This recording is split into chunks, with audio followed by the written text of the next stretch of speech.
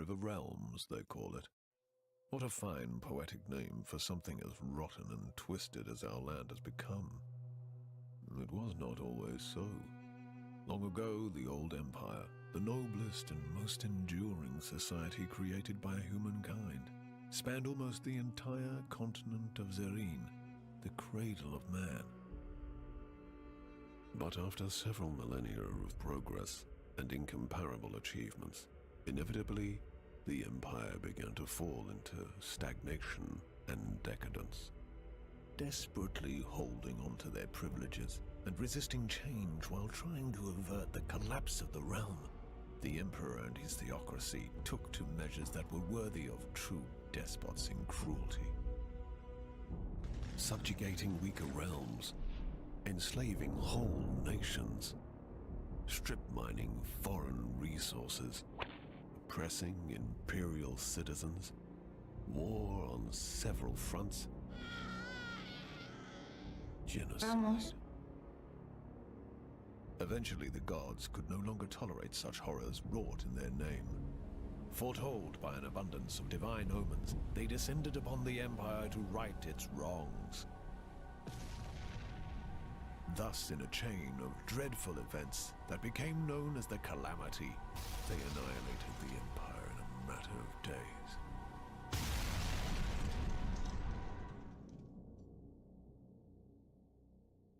The gods then finally saw what they had done in their anger and confusion. It is said that so much grief and shame filled them that they were broken and they left this reality, never to return. The continent and its inhabitants seemed dead, but at length survivors began to crawl out of their hiding holes and faced a land that no longer welcomed them.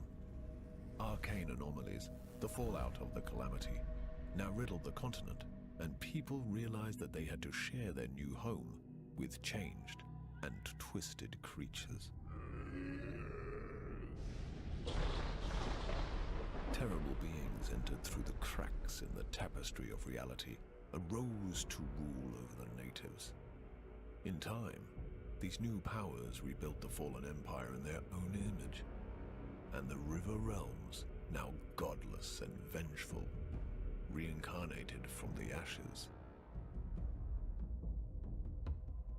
The inhabitants of the land, such as I, now eke out a living under the crushing rule of the new empire.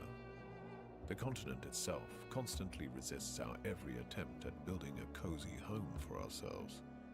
As travel is dangerous, many ventures specialize in transferring cargo and passengers over bleak and deadly leagues of land.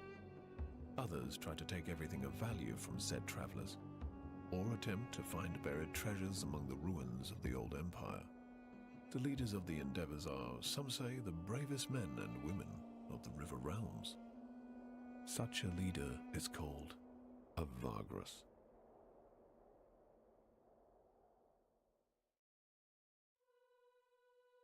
Welcome to the River Realms.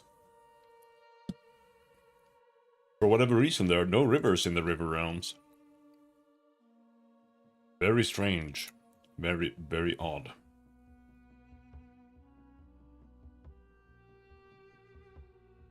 Very strange.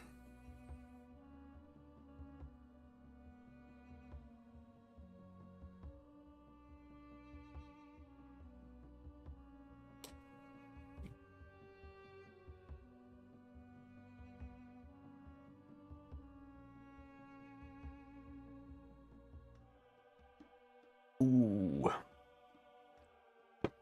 Ooh. All right. Let's continue. Let's continue.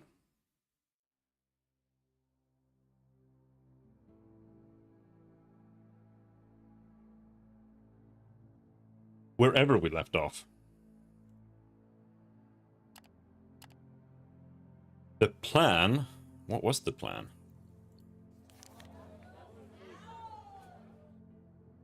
Selling the iron, I think. Yeah, we were going to Crystal. That's what we were doing. We're going to Crystal.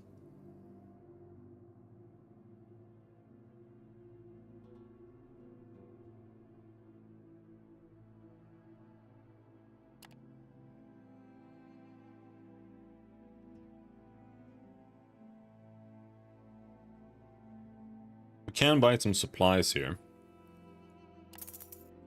Let's do that. So, what next? Bright kelp is the best thing to buy here, usually. But, I guess, let's rest.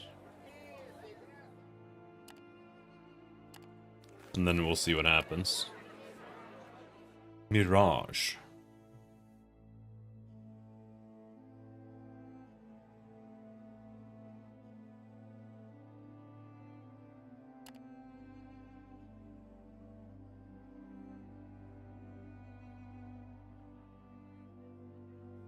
How many people do I have? 22 soldiers.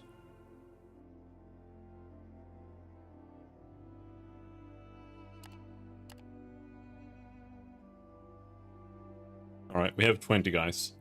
I wonder if this is like kind of the setup that I want, like forever. Like I don't actually want to necessarily grow more than this. I'm not sure. I think it might be kind of like that. Like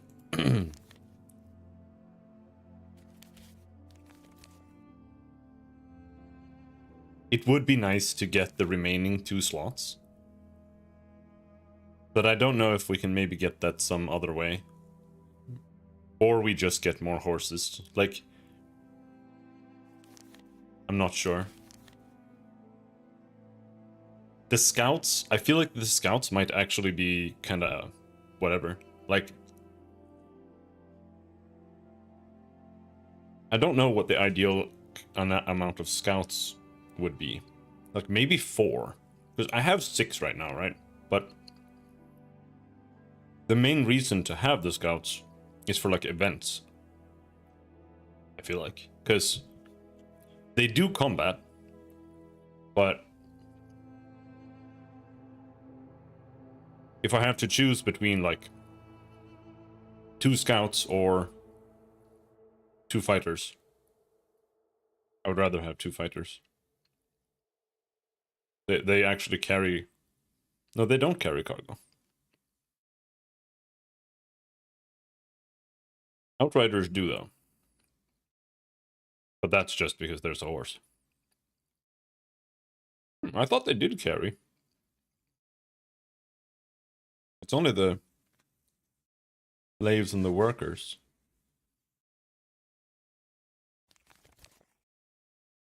But yeah, ideally, having all of the slots would be preferable. But I think we could do without as well.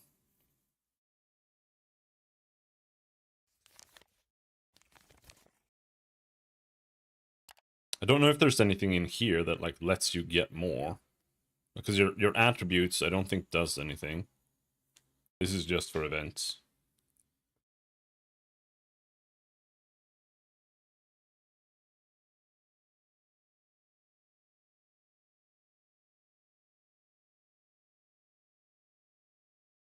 And I don't think there's any skill that actually increases it at all.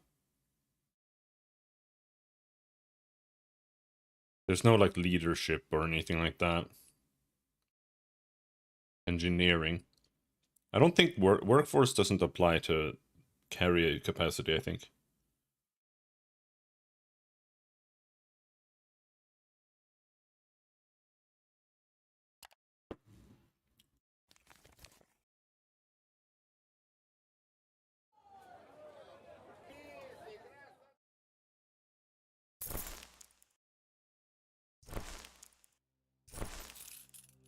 It's just not worth keeping in your inventory.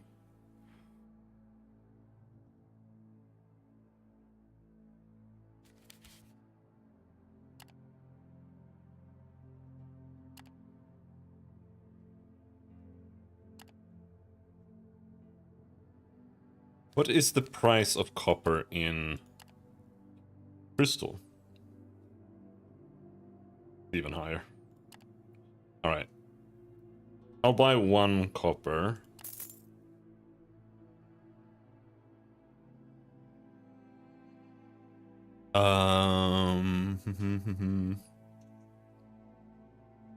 We had a quest here.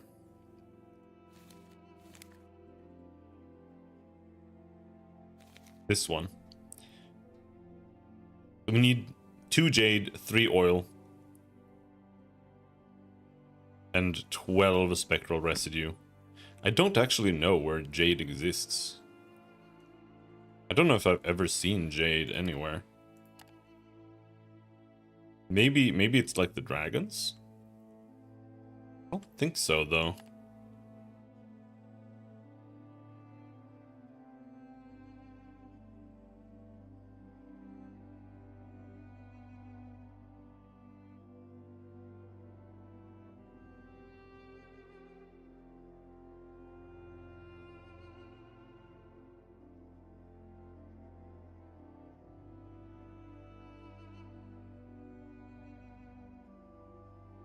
I think I would like this.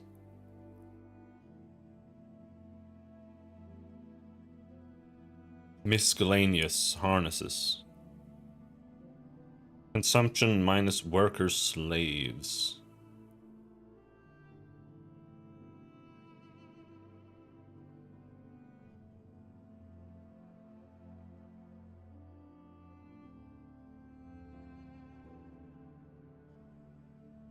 I feel like the stash shouldn't count as something that I have. Because you can just swap it in, right? Legionnaire tents are cool, but I wonder if we should try this.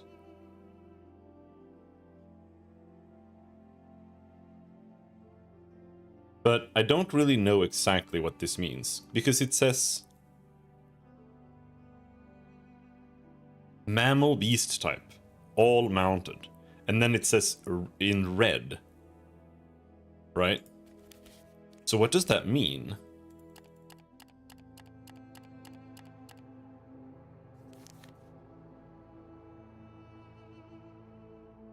It's still in red. Mammal beast all mounted.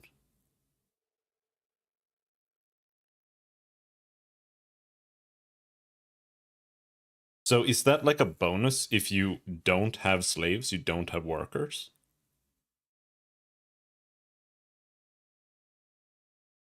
Does that even make sense? Like, maybe fighters don't use up workforce? I don't think that's true.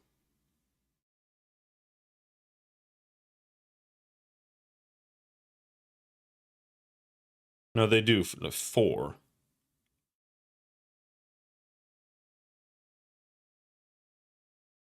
This has to be, like, I don't know.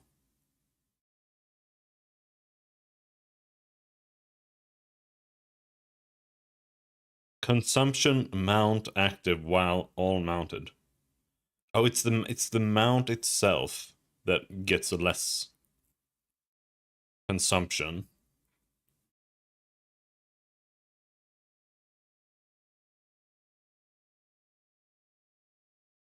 Specifically when they're all mounted, I guess.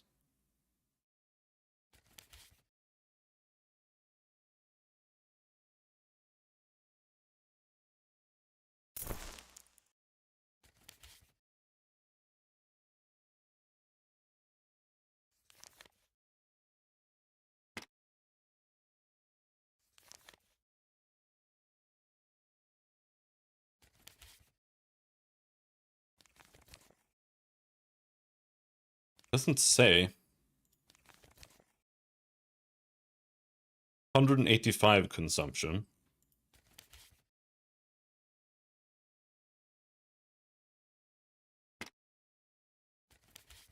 $185 consumption.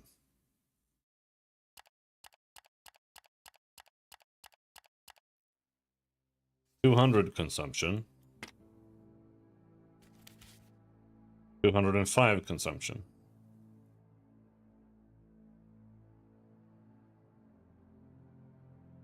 That's garbage.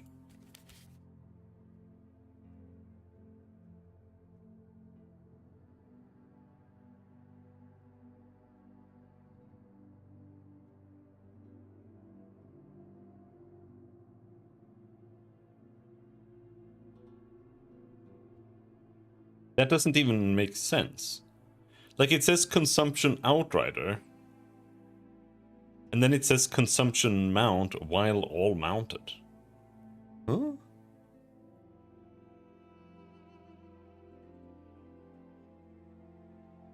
Like, that would be 15%. That would be like 30.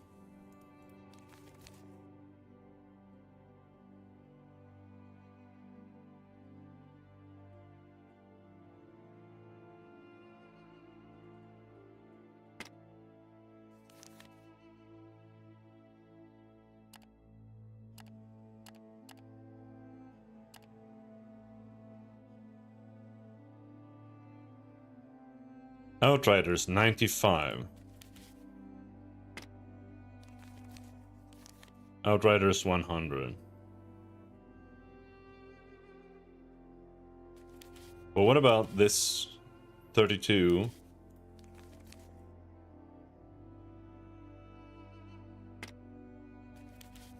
$29. It's kind of big.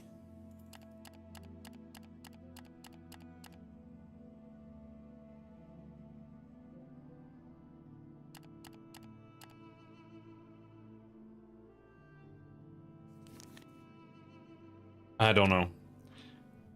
I don't think it's that good. Plus 8 combat strength. Like, I don't know, maybe tents are better. Or something.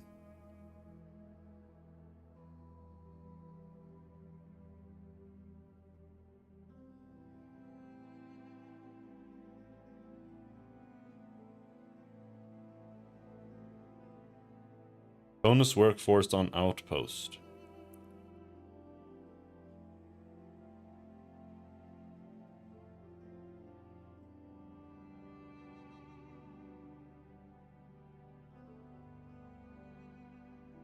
But I also don't feel like there's like that much else that's actually better. Other than hunting, right? But that's only when we're hunting. It would be better to just like switch that in when there's a hunting situation. Pretty much.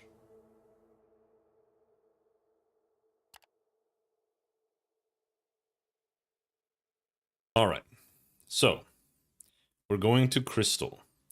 Which kind of means Torzag's shelter as well.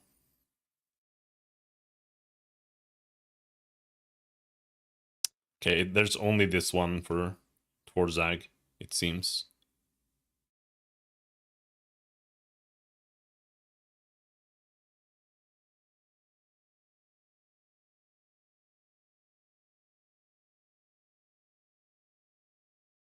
Let's take that. Conquer for House Venari. Near Mirage. Mirage is here.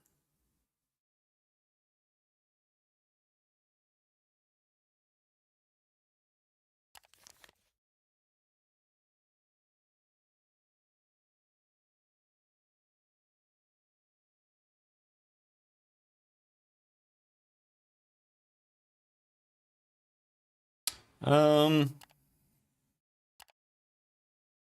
don't know, maybe we'll skip that.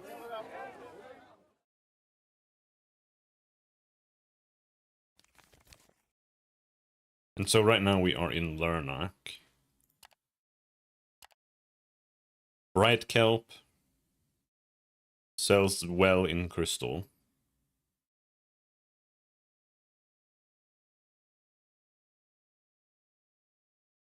So does Chitin.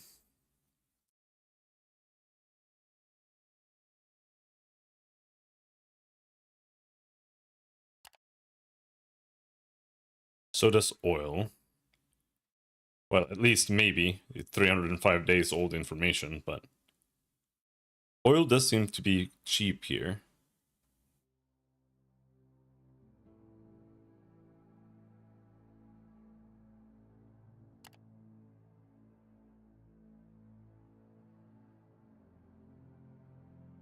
I do need a little bit of oil.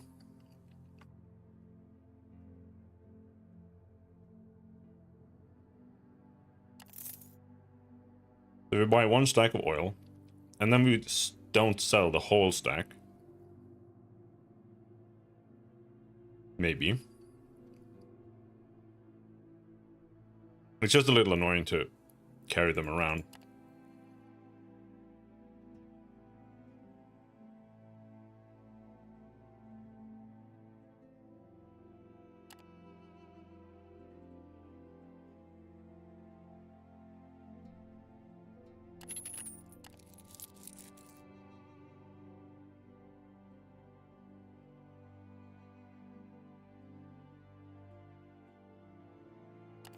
Maybe something like that.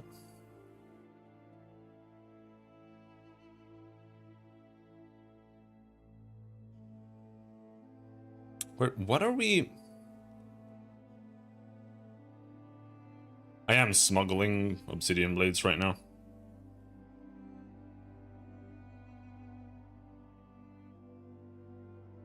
So I should probably have the hidden compartments on just in case.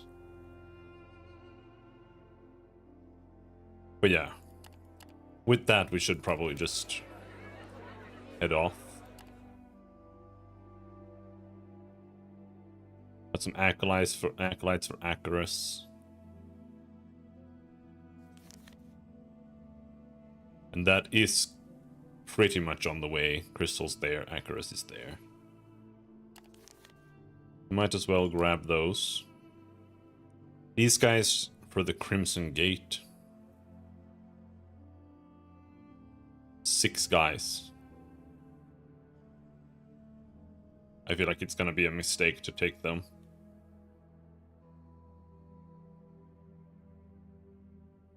But sure. Partially defended, yeah. Fuck.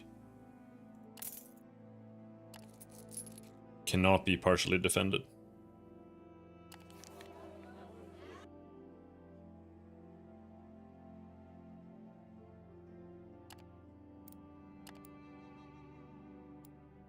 Didn't find anything.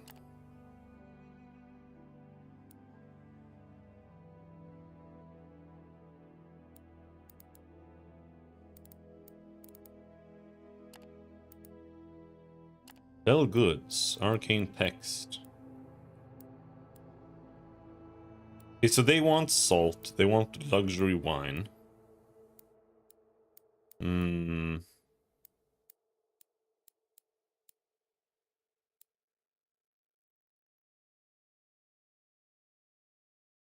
Larnac. 8 salt.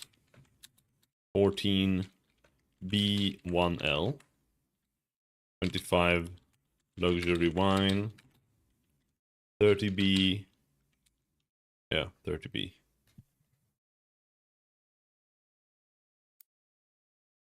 These are ass. This isn't even particularly good. I feel like this is just for reputation.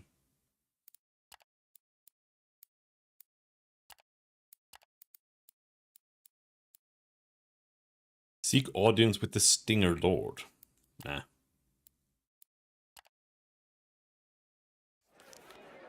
Let's head out.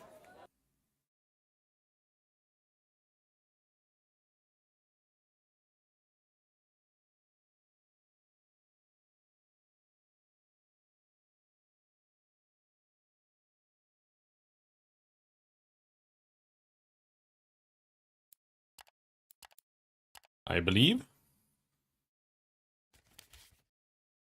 Right, so we want to go to Crystal. So maybe we go up here.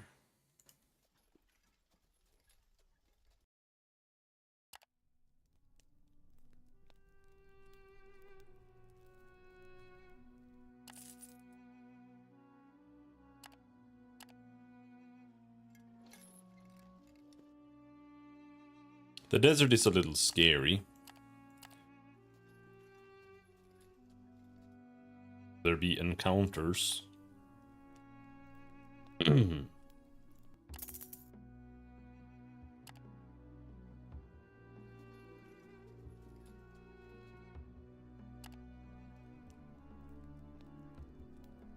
So, how good are the hunting dogs?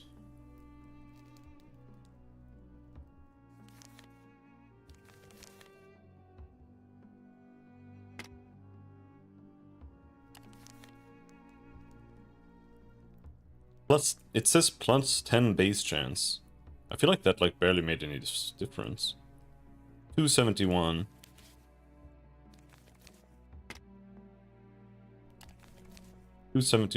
What? There's no difference. Maybe it's bugged. Maybe it doesn't update. 271. Hunting base chance. 271. What? What do you mean?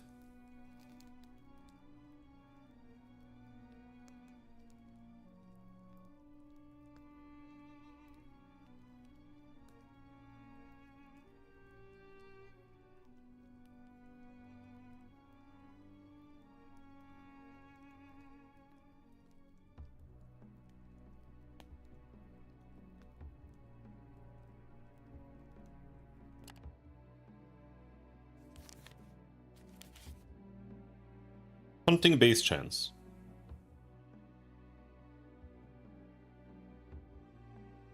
Is this a bug? Like...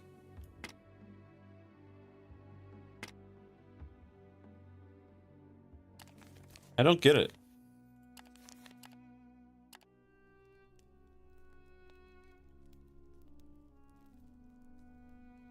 $16.71, 10.3. Wait, it changed. Didn't it? 10.3?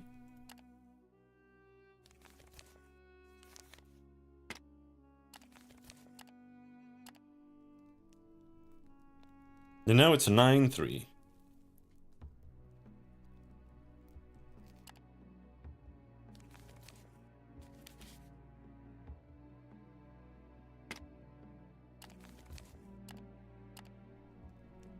Now it doesn't work.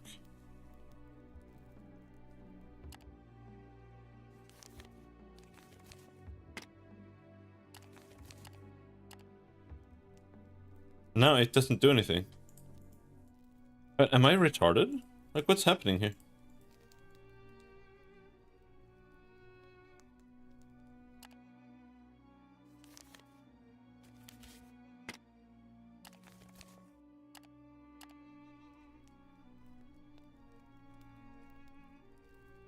Why was it 71? For a second.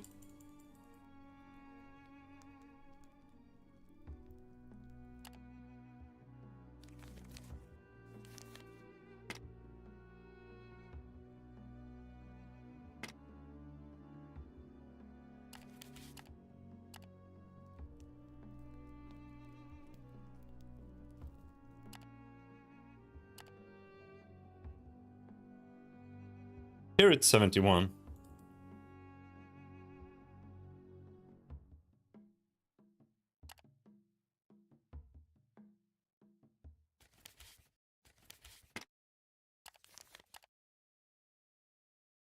Here it's 71. It's like it's not updating or something. Like I don't know. I think this is super weird. Oh.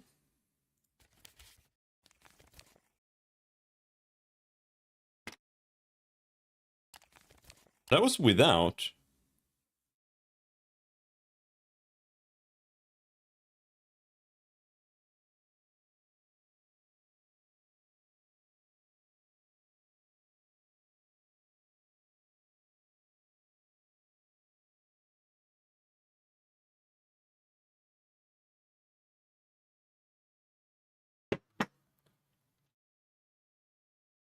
Hunting dogs do nothing.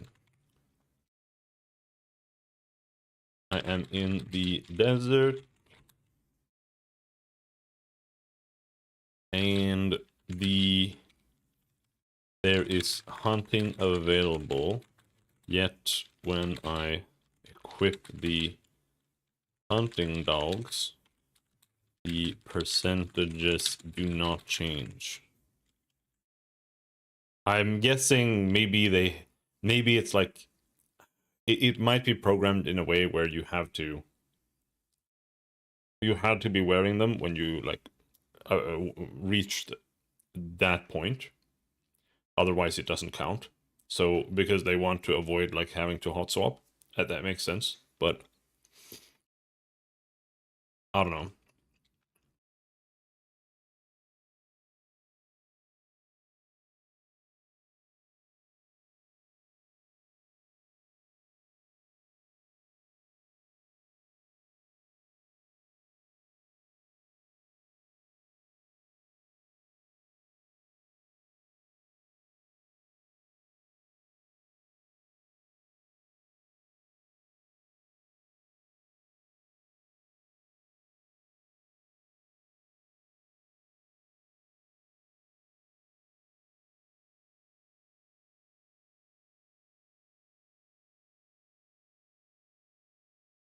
The camp menu,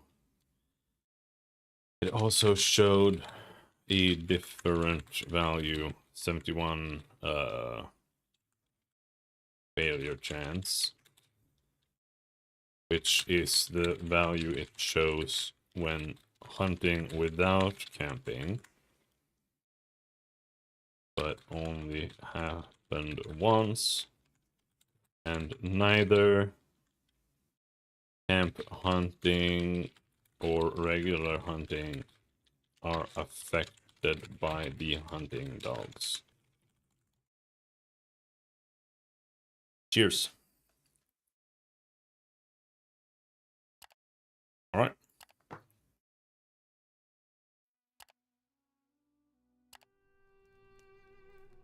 Now it says 71.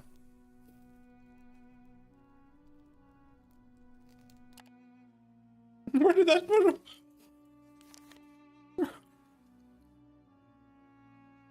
But the funny thing is, the 71 is bad, and now it doesn't say 71. Bro, what is this based on? Now it says 71.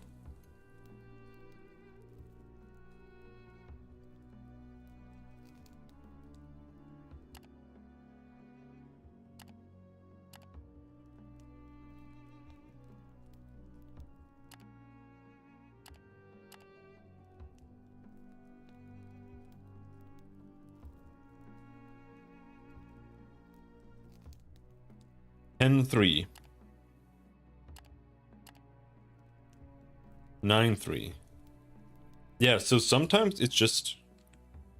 Yeah.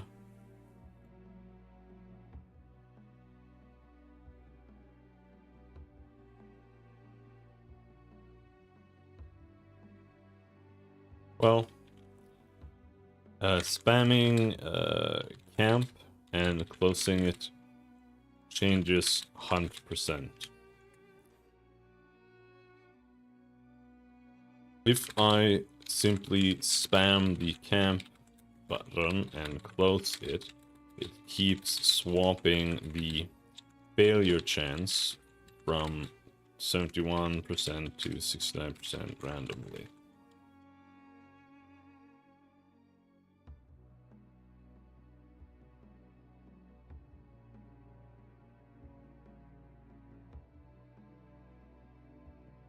That might have something to do with like them using some RNG and like basing it on current time or something. Like, I don't know, I find it weird.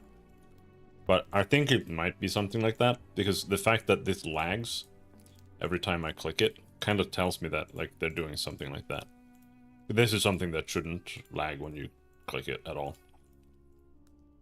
Kind of weird. Anyway.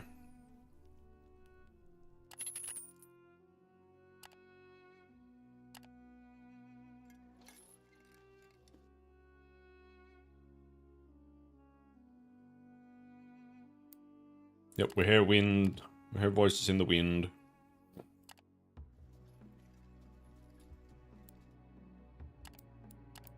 Something ought to go wrong. A trusted comms of yours informs you that some of the cargo has been stolen. It's not too far-fetched to assume that the bad mood and general poor morale is to blame for such a lowly deed. Either a cowardly act of revenge, or a desperate one to make profit on the side. No matter how hard you search for it, the stolen goods are never found. You stole a fucking iron? I'm going to fucking murder you.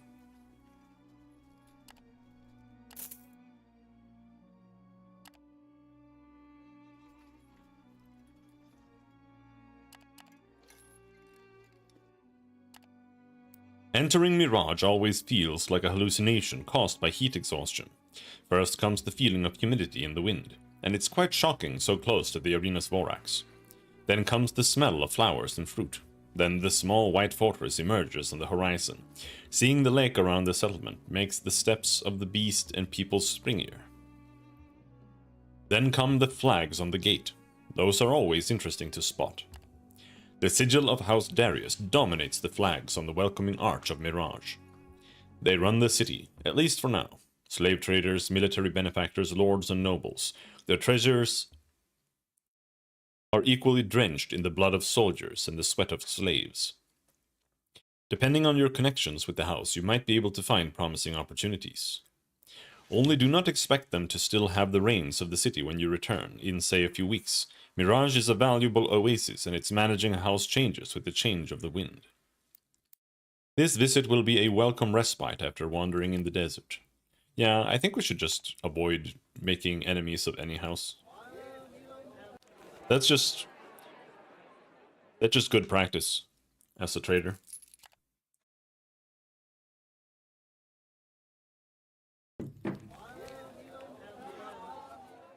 Oh shit, they have cheap supplies.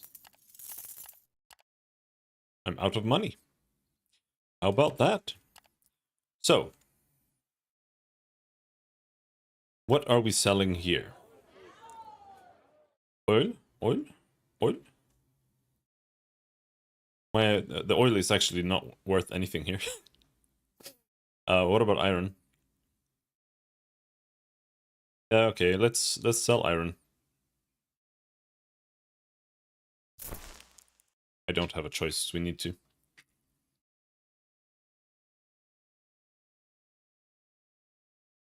But I don't know if we want to sell all iron.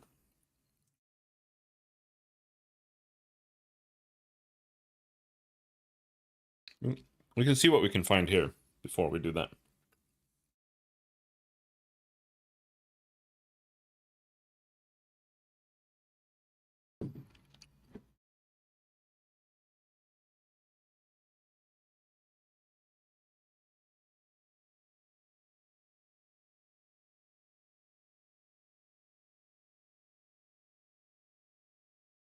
Fruit ripens in the orchards of the inhabited oasis under the scorching gaze of the desert sun, irrigated by the blood of the fallen, who in the name of their trading house fight a war for the rights to Mirage's bounties. Such a battle can never have a clear victor, however, a truth that escapes the countless Venari, Okwo, and Darius agents, who throw away their lives in the conflict like so many mindless drones. The sun watches indifferently, while the carrion birds grow fat around Mirage. The trade station. The main square is not much more than an open space between sandstone buildings, albeit covered in white stone. A whitewashed temple-like structure with a pillared front. With a pillared front, there is the center of operations for the trading association that manages Mirage. There is a family that makes a good living from changing the draperies and other signs every time there is new leadership in town. House Darius is currently in charge. An old dark-skinned man in a white tunic smiles serenely in a chair near the door. He tells you that there is a limited opportunity to meet anybody from House Darius. They are interested only in a few specific trade goods and wares. We need silver, obsidian, and copper in considerable quantities. If you have any of these, we will take them. We might not pay you the best price, but you will be held in high regard by House Darius. Who could ask for more? No, I don't want to sell you my 8 copper. 1 silver. The fruit market. The fruit market in Mirage is an open-air affair. There are several large tents without sides to allow a good look at the goods. The buildings around the square are built from yellow sandstone, and the large forum in the middle is covered with white marble in the imperial style. Actually, there's not that much fruit on display. There are a few merchants offering fresh, mouth-watering apricots and other stone fruits, but the majority of the people here are to sell or buy in bulk. Slates and parchments change hands, which signify amphora full of harvest. The pace is quite tranquil, instead of the heated cries of auctioneers, smiling people in light robes talking calm, even tones. There are even locals who can and are willing to enlighten you about the affairs of Mirage. This does not mean that they will not con you if you let them. They will just do it in a friendly, easygoing manner. Buy fruit. This is the place for it, right? The sellers quickly clarify that you cannot buy fresh fruit to sell it somewhere far away. It is not an issue of monopolies. They say it just goes bad very fast.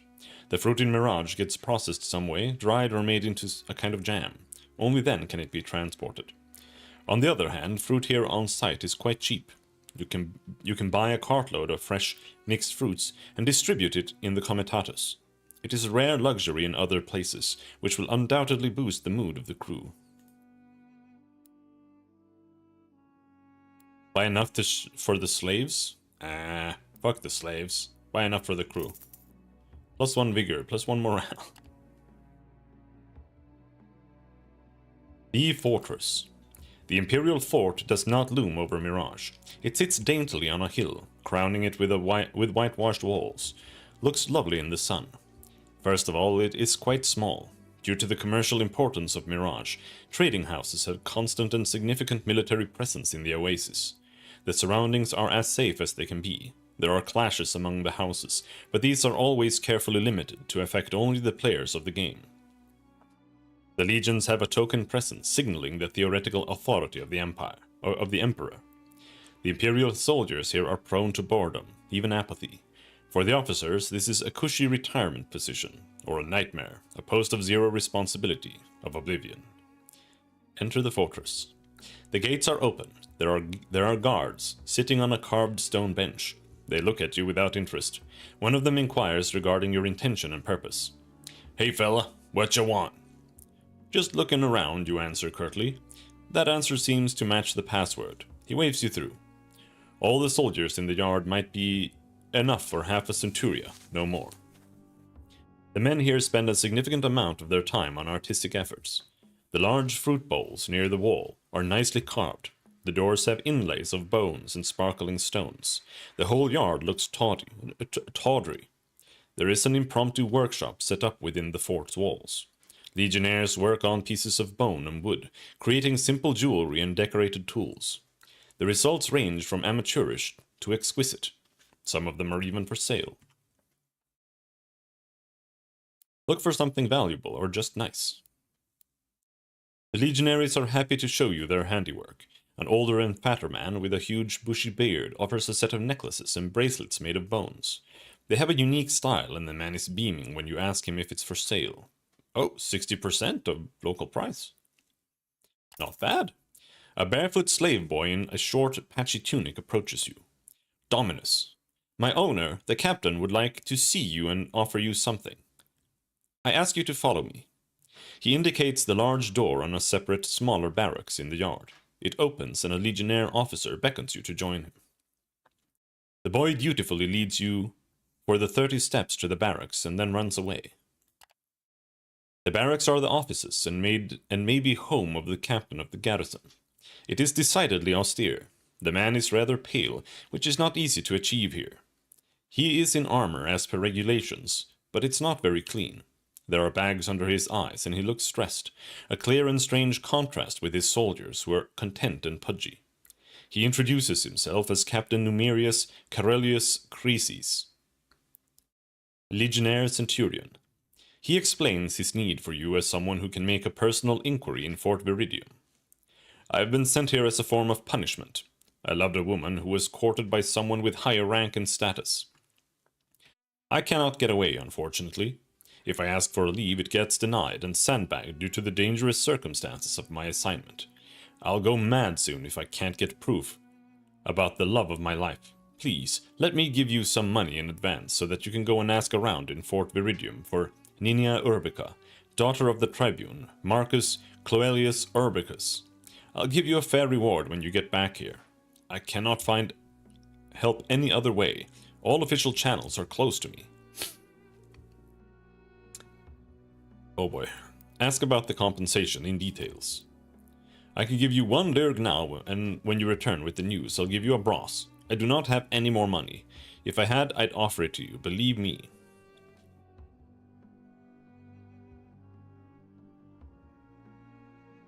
That doesn't cover the trip into the tower.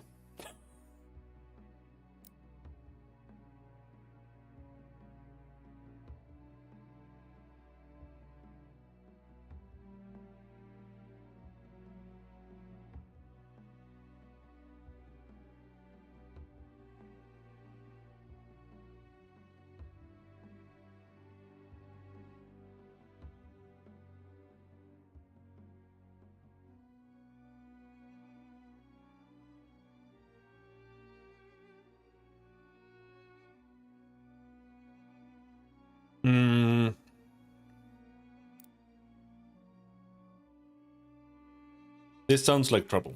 I also feel bad, like, there are a lot of quests like this that are like,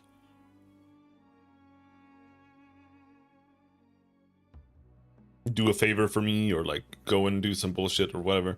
And I feel like for the most part, they don't necessarily make a whole lot of sense for me to do. But I feel bad like not actually engaging with them. But I think we're gonna turn down. I'm gonna stick to my guns. That actually removed the fortress.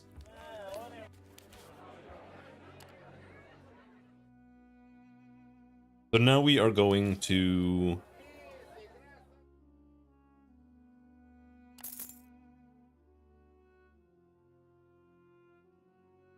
We're going to Lumen. We are currently in Mirage. We're going to Vagrus. We're going to Lumen. We're going to Torzag. And we're going to Crimson Gate.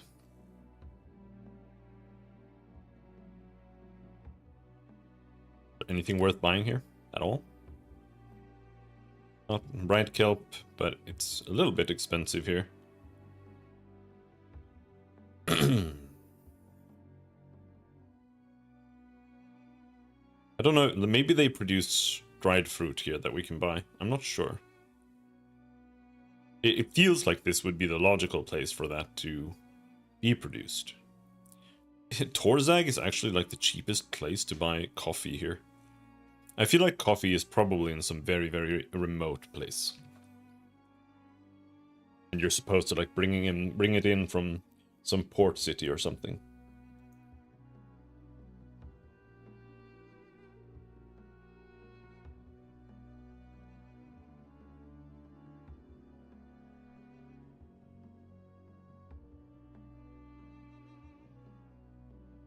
Dried fruit. 5.9. Yes. But it's kind of cheap here. Now the question is... Drusian Quarry.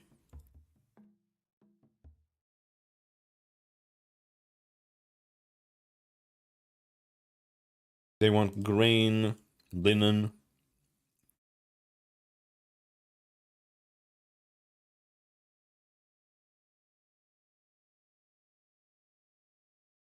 Port Viridium wants... chitin?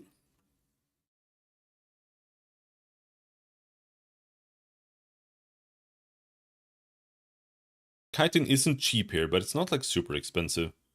One stack would double my money. But it's in demand, they're not actually selling it. They sell dried fruit here. That's pretty much it. Spices? Let's see. Spices. Kind of cheap here, but not really. It's not. It's not even kind of cheap. It's just less expensive. While dried fruit sell for 7 each at the Crimson Gate, but that means that we have to maintain it all the way to there. I think the bright kelp here is part of this. Yeah, bright kelp and chitin to Torzag.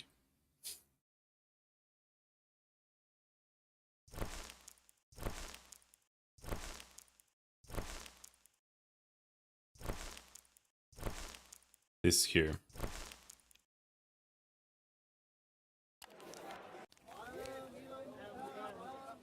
So chitin is in demand here.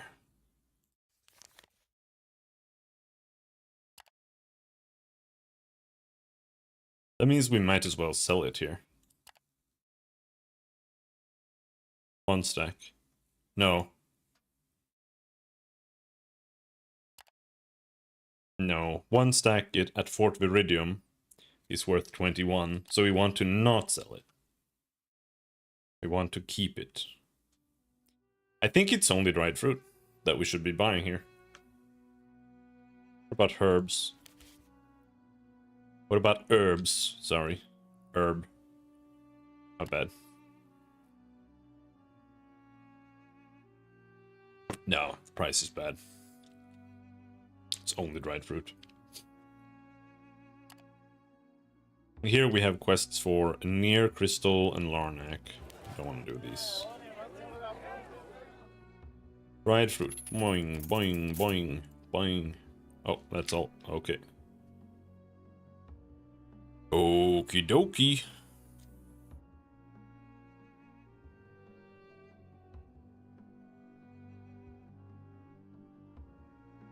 Oh shit, they want 45 linen.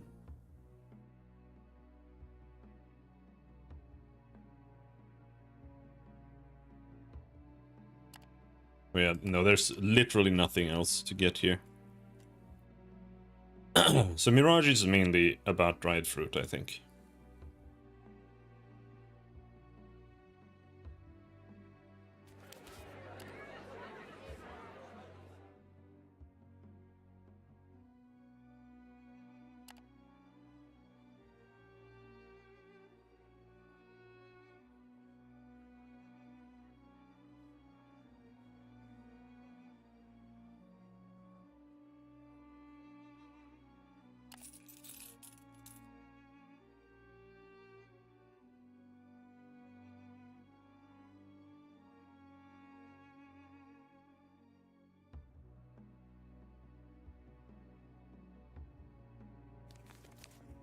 Okay, so Crystal, you just walk through, you walk in there. You have to walk around after that.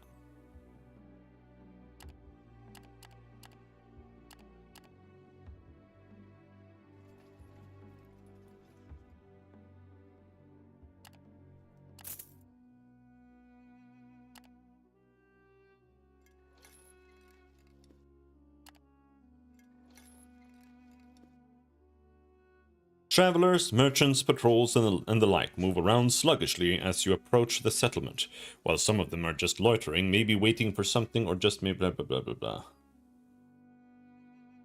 Yeah, they're whipping guys. Like the whips, I'm ignoring. I don't want to get involved with the church.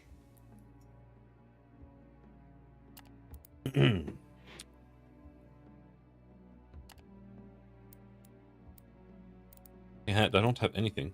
Sell him good quality tools. He could use those. Yes, I have 2. Just did it immediately. I can use these for many years to come, Vagrus. Show me his tools, and I can tell you of a craftsman. That's what my father used to say.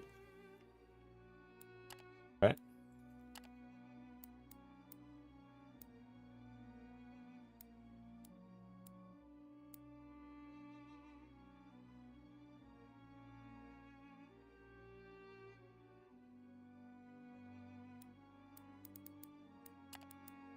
I don't feel like he's actually worth crafting with.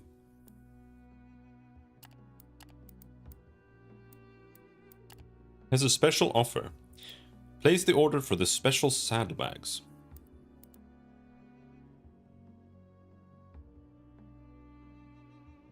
So I've been thinking, Vagrus. Dekrai Khan scratches his beard. With the new tools I got from you, I could craft something special. My people have a long tradition of hauling wares on their backs, and the techniques used for their cargo saddles could be implemented for your mounts as well. I need some saddlebags and some leather, but once I have those, it's only a matter of time for these unique saddlebags to be made. Alright, let's make some saddlebags. Assuming that they sell hides here. They don't fucking sell hides here. Great.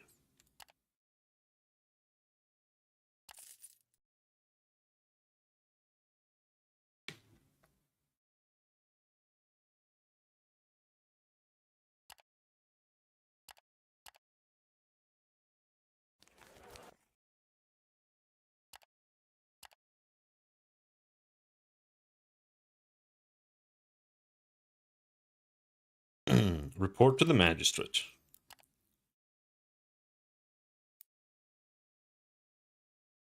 You state your name, it takes 3 seconds. Yeah, he doesn't care. Visit House Okwo's camp. We've been here before. You're not important enough. They don't like me. Yeah, that's fine. So here you can buy Flavo crystals, and that's it.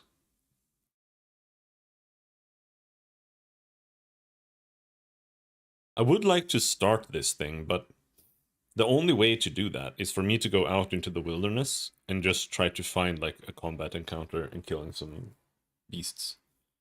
But I feel like the chances of that happening is very slim.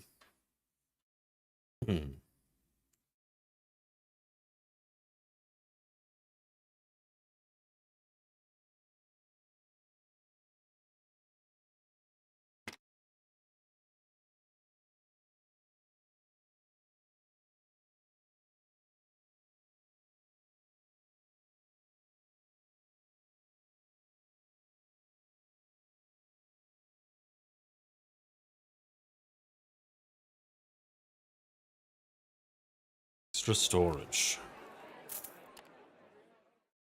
They want to go to Lumen, Torzag, Iosian Quarry. That's south here. I don't know if I want to go there. That's it. This one is so out of the way.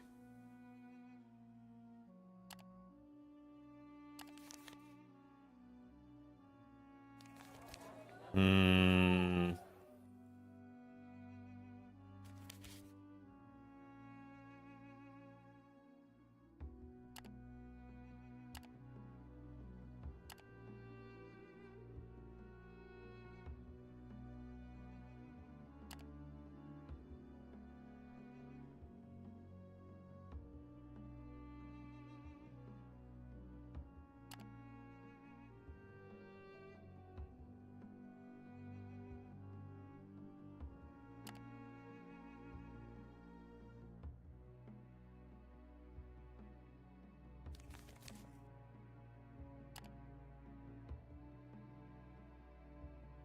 Bronze is actually quite valuable here.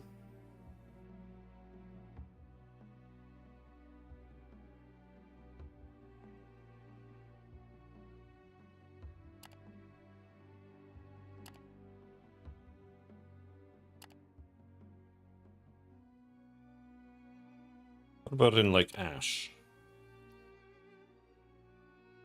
Yeah, metals are actually really valuable here. The plan was to sell the iron here, so maybe we just do that. Sell the bronze and the iron. I need to keep the copper. Now we're super rich.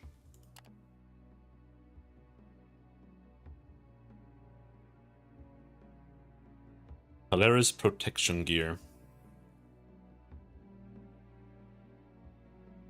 Heat shielding crystal.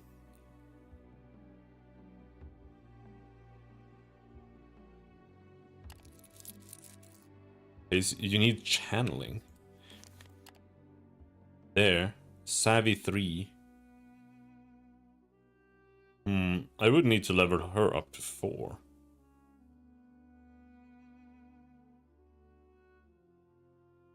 And you need to do her quest to do that. Okay.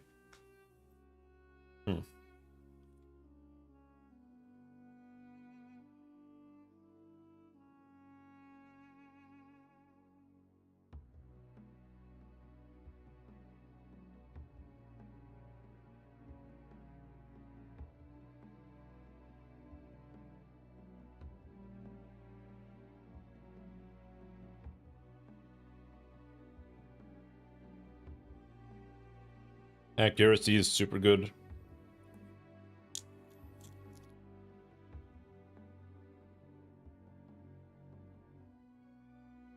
I want this one. This one gives you, like, regen.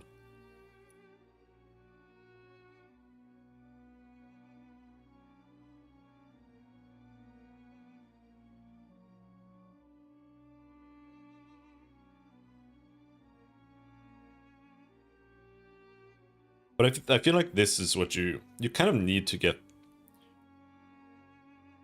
this, I think. Like, you should get your one main damage ability, and whatever gives you, like, vitality, and your desired defense type. Like, Renkylon, I would say I would normally just want to have him on evasion, because he has 40% evade.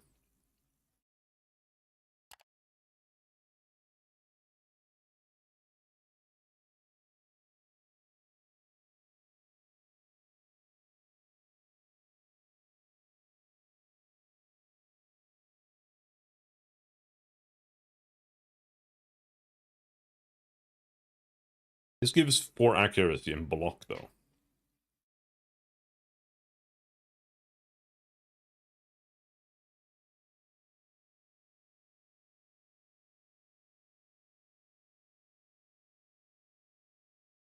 This one gives 2 evade only. 2 evade. This is 2 block. Plus 4 accuracy, though, is really good. Evade, all res. All res.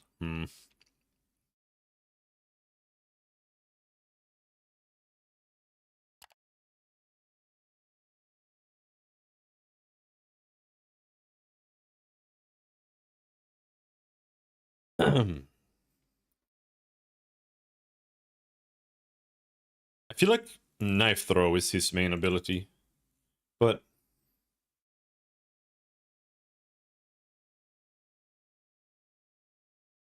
you can use this from the front row.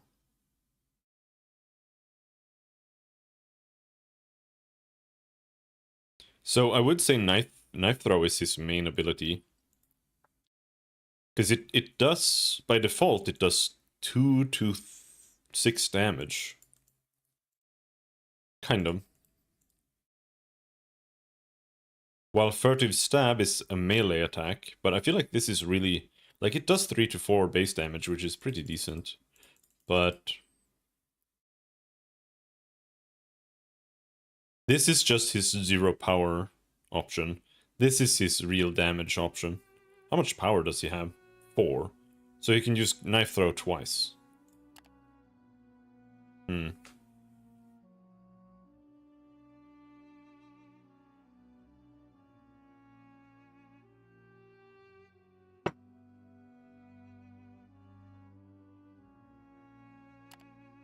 Okay.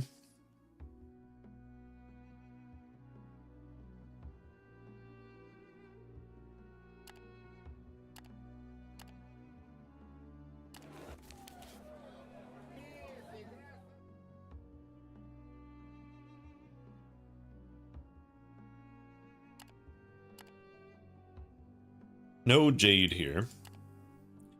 What about flavo crystals? They sell in Avernum, Ash. Oh, they do sell in the Crimson Gate. Alright.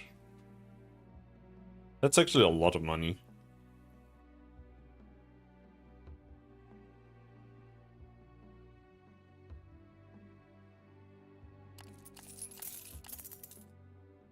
We just load up on all of their flavo crystals.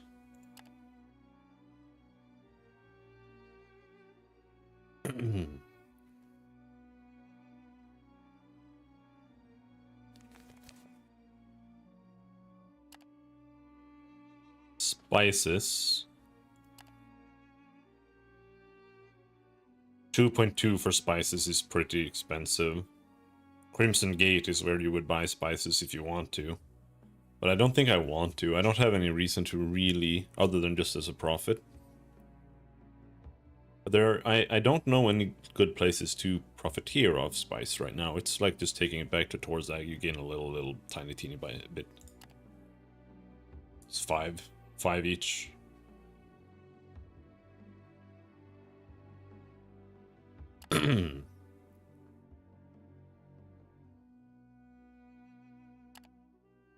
More Flavo crystals. What did I buy them for? 13. Ooh. It's a very good price. Alright.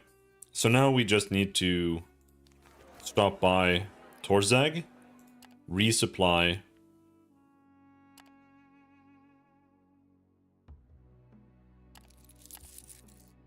and do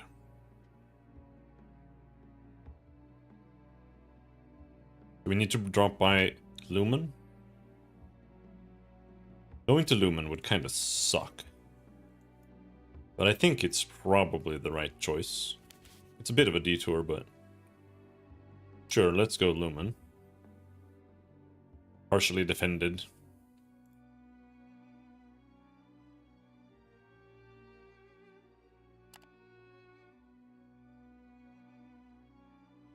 Which means we can't really march much.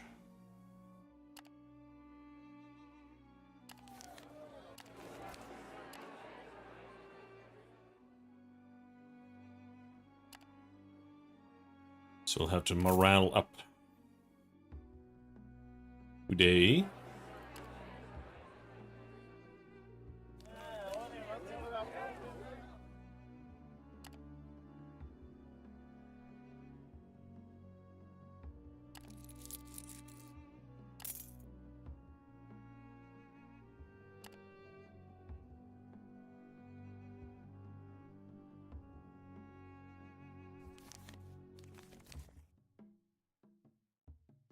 What does the map look like? Over here. Can you walk through here? Do I need to go around this way? Not sure.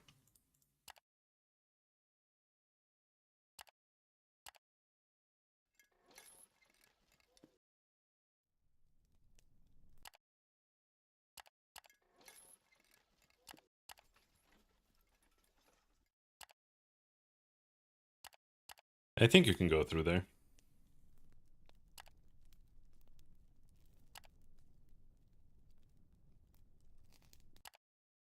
Now we have to whip our slaves because they are getting uppity.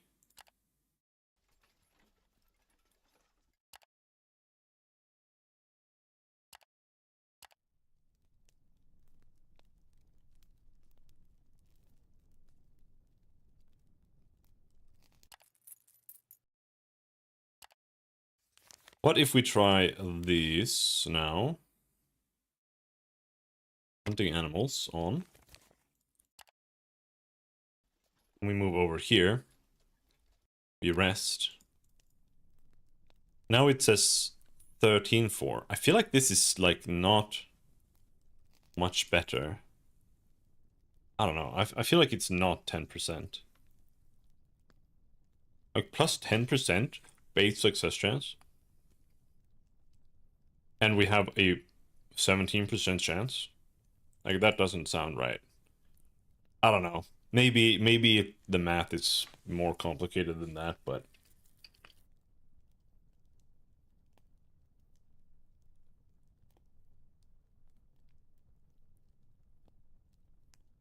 that's not a great percentage.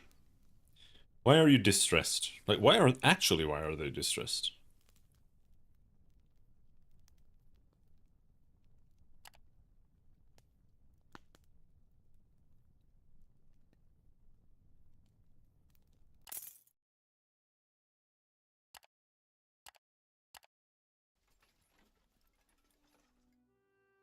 Oh, there is Lumen. Hmm.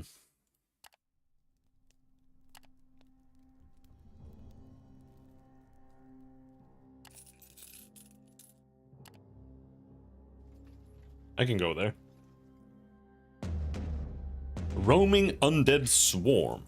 Unfortunately, no ghosts. I don't think regular skeletons give you what I need.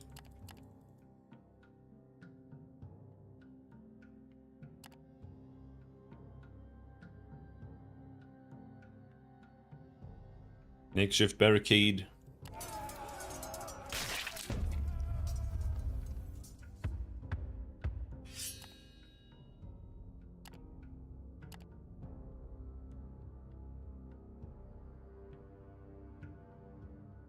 I don't really know what the difference is between these. Grit damage, morale lost in case of defeat.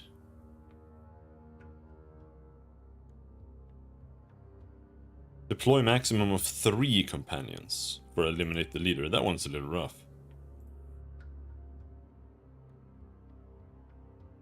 Don't you think? Hold them off. Deploy maximum of 3 companions.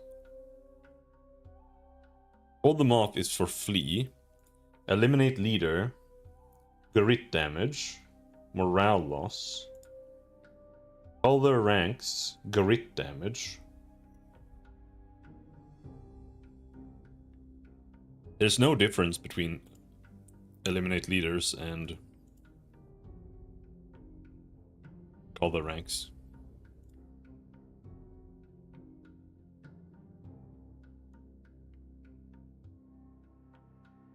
Maybe because they don't have leaders. None of these count as a leader. That's like for like a hero character. Because this looks like it would be a leader, right? But maybe it's not.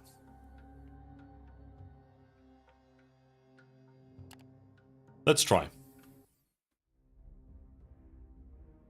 Why do I only have 3 characters? Where's Ren Kylon? This is a ridiculous encounter.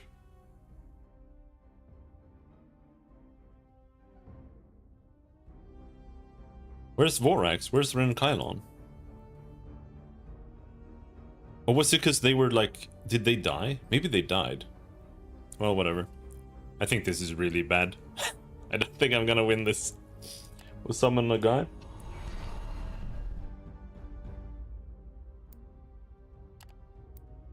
Blast this guy, finish him off.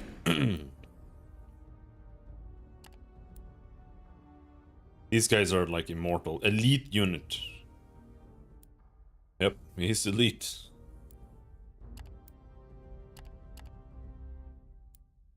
Oh no. Does he have bleed? Can he take bleed damage? No? He's immune to bleed?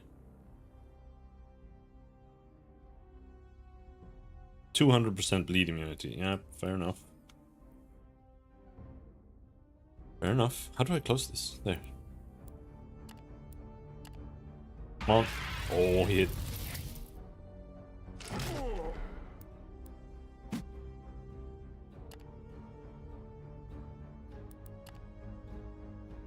No, we should have dodged there. I don't want her to take damage. Now the undead pretty much all have bleed rest, I think.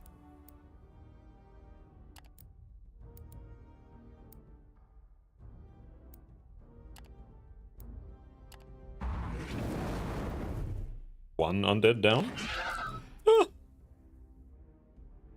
The issue with the summon is that it like eats up every, like all of your shit, like instantly. Ah, shouldn't have done that. Because he's in the back row, he's hard to hit. Like, what would be my 60% expected damage, accuracy 60, 75. Yeah. Minus 15% hit chance is real bad. Crit. He has a 30% crit chance. Ouch.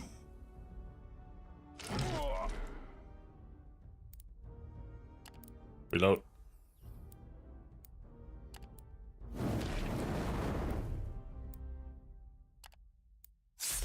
Oh, crit. I don't think we'll be able to kill this guy, though. I'm out of power. Oh, and they're strategic enough to...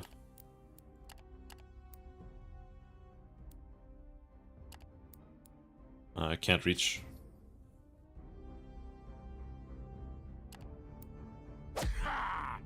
Fuck you. No! Oh, you bitch.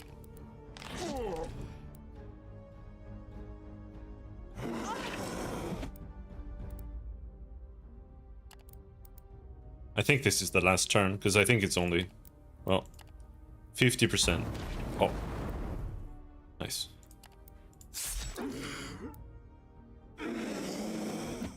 Like, I thought it was only 4 turns. He's down. There we go.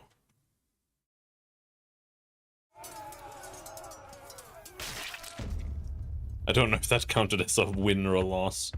Borax lost loyalty. Renkylon lost loyalty. Nadir lost loyalty. Okay. Why?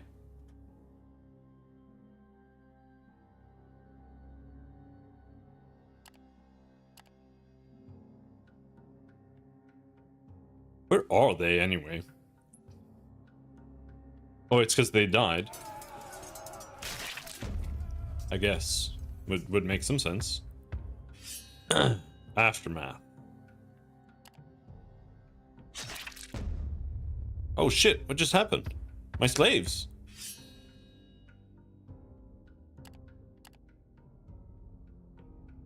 We have a near dead vigor. It's really bad. Ouch. 5 mounted guys, 3 scouts. We gained 760 supplies? Oh? For killing undead?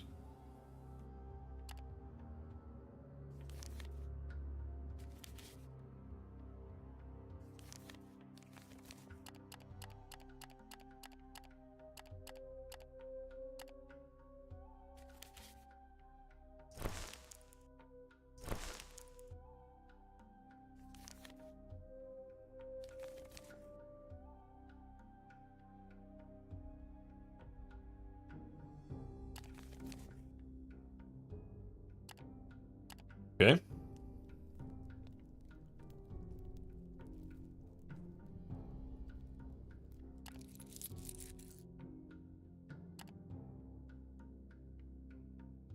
The Comitatus is enjoying an evening's rest during its arduous journeys, and so are you. While you're trying to relax, Renkylon walks up to you. The Dark Elf stops a few paces away and looks at the sky without uttering a word. It is clear that he has got something on his mind, so you ask him if there's anything wrong. He frowns. Well, not wrong, as such. It just seems my past keeps catching up with me no matter where I go. May I have a word? You assure him that you are all ears. Renkylon sits down in front of you, cross-legged, then produces a parchment from underneath his leather armor. He crumples it in his lithe hands, evidently unsure of how to proceed. You encourage him to speak his mind. When I joined your Comitatus, I had no intention of letting my bygone affairs interfere with our professional collaboration. Honestly, none at all. Yet here I am, and truly sorry about the fact, too. He holds up the parchment for you to see. I got this from a courier in the last settlement we have visited. Urchin just straight ran up to me and pressed it into my palm. Brat must have known who to look for. He strokes his left cheek absent-mindedly. Anyway, I've been mulling over this message ever since, until finally coming to a decision. You ask what this is all about. Once again, Renkylon waves the piece of writing dismissively like he's about to throw it into the campfire. An old mistake of mine, he snorts. That's what this is about. Prince Lakor of Devon's Dark Elf colony wishes to employ me on behalf of a debt I no longer owe him and his family. There's no obligation to do as he bids, as I am not in his service, yet it might prove profitable. I made up my mind to take the job, but wanted to ask you if you'd like to partner up. He just released me. Okay, fine, we're interested. Renkylon is not usually prone to showing emotions, but right now you can tell that he is glad to hear your decision. Let me tell you about the mission then, he says in his usual quiet voice. As you might know, or not know, that's not the matter here. Prince Lakor, the sovereign of Devon's Dark Elf colony, holds an old grudge against another Evan-Dark and noble family, namely the Varrock dynasty. It recently came to his attention that the Varrokai are exploiting a gate to Everdark in the north of Hargad Tool to ambush Komitati, going from the Dragonlands and back. Now, Prince Lakor has no love for the reptiles, but he won't let the accursed Varrokai gain any advantage either. My job would be to scout this entrance to Everdark in order to gain knowledge. Your job would be to assist me, mostly by taking me there. You assure Kylon that you are on his side and give him all the help you can muster. The Dark Elf thanks you, then leaves you to enjoy your evening's rest. North of Hargad Tool. Here.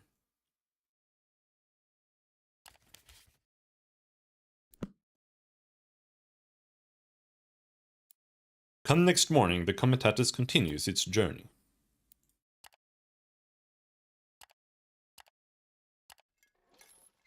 Can we get to Lumen?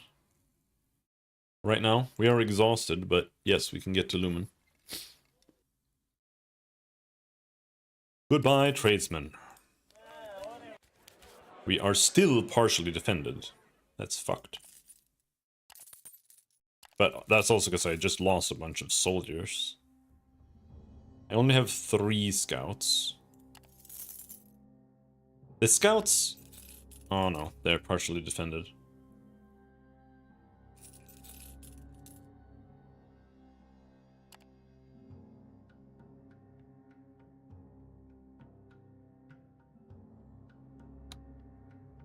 God damn.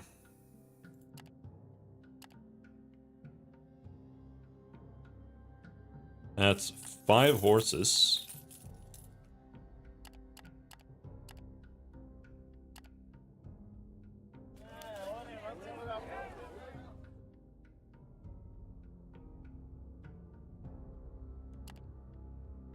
This is for Torzag.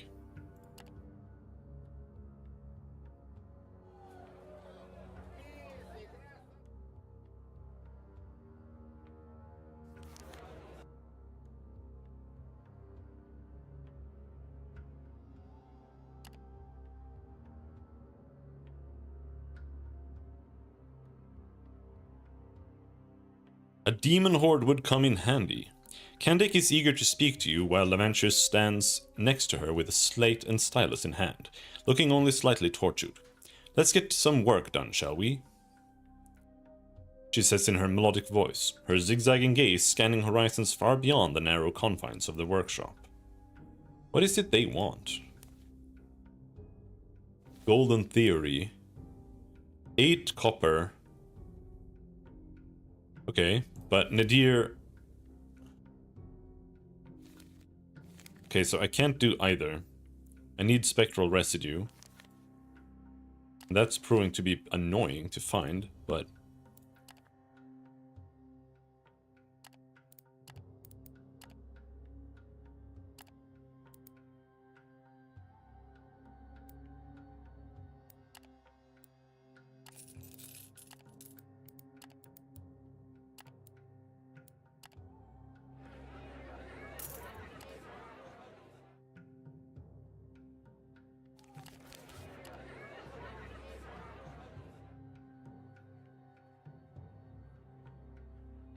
Unruly slaves. Let's whip them.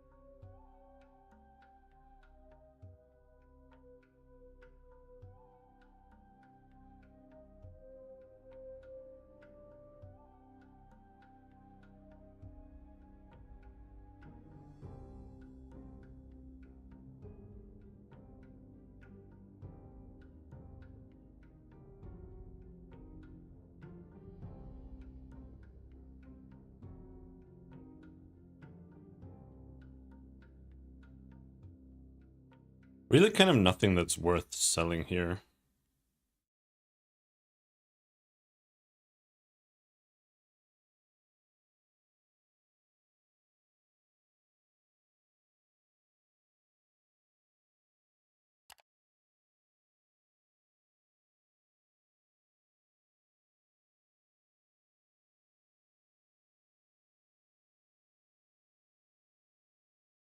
And it's just that every single mission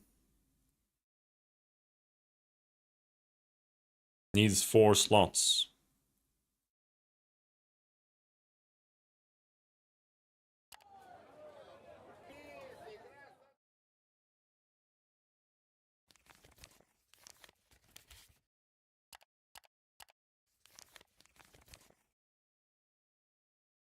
This is the only way I could get 4 slots.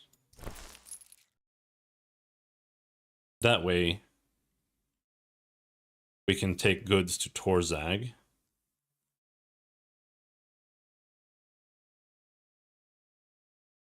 This isn't a very profitable run, but it's still better than trading, I think.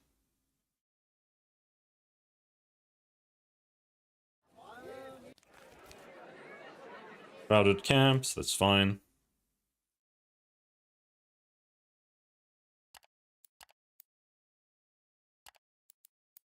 Purchase Scrying Orb. Here, this one. This gives power, and power, it gives conduit. And it's not that expensive. I think this is just really good. And I think I should have this for combat. Vorax is basically useless without this. But I don't like Vorax. At least not like as a combat character. He's absolute ass in my opinion. He's like a tank, but he can't do anything.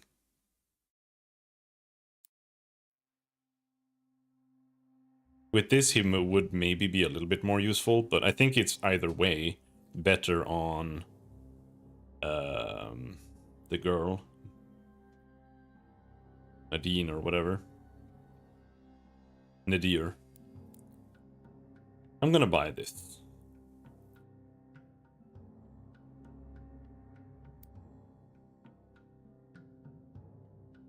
This one is also good, but fuck it. Now, does she have anything else? A small energy crystal. Not really.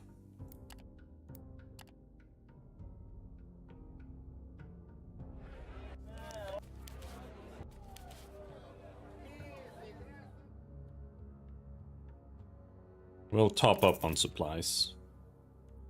But that's eat.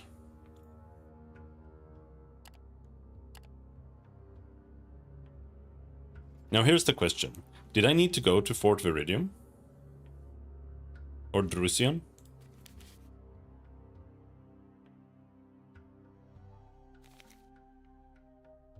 Vagrus Quarry. Torzag. Torzag. Torzag. Crimson Gate. I don't think I had anything there.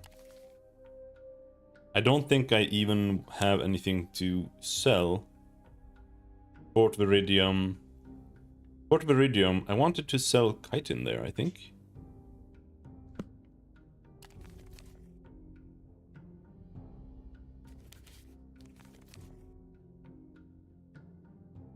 Yeah, one of these stacks was supposed to go here. That's fine. Let's head there then. Today.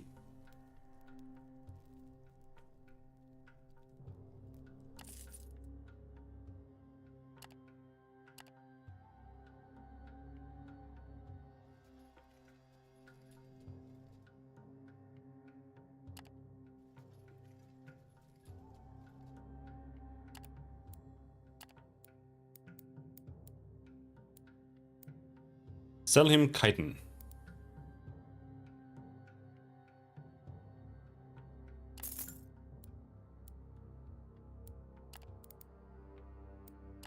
Now, we also have... Oh, I can't. You can't look at your stuff in here.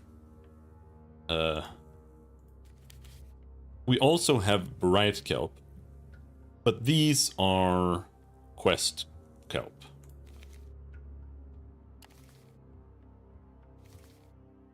Yeah. We don't actually have that.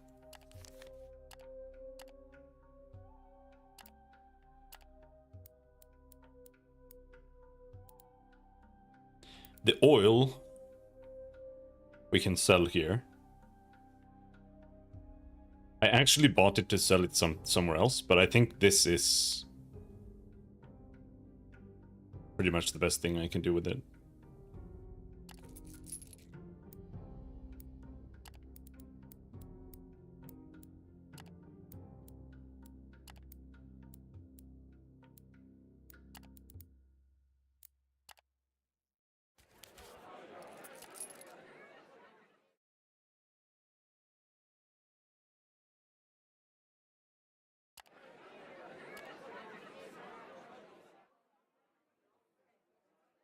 What are you distressed about?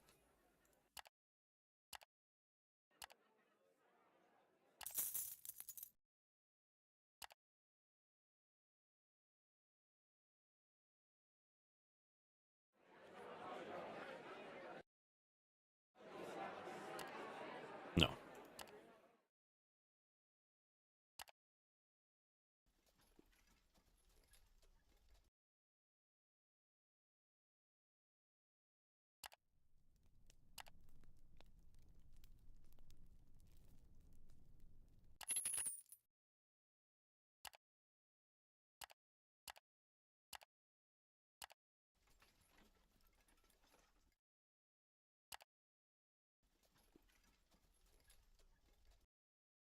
Acolytes of Ashcool leave.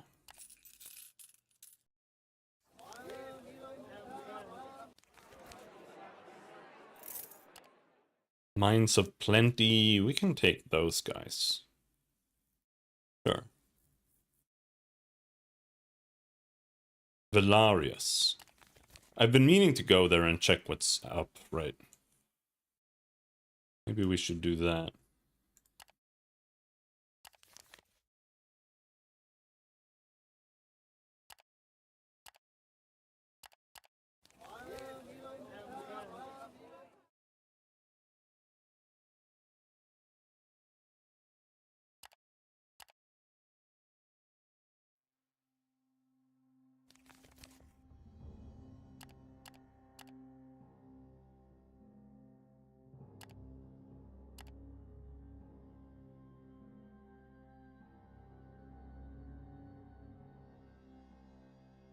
The obsidian I would have to sell in Crimson Gate as well.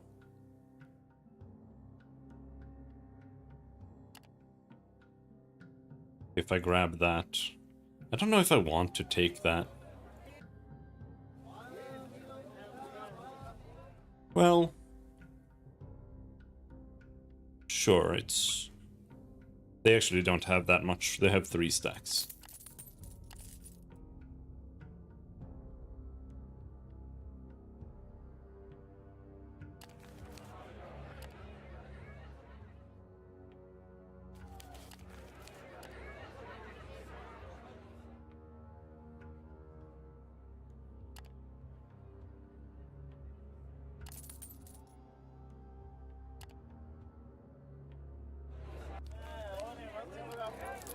We only have 3 days of food. I have to buy a little bit, I think.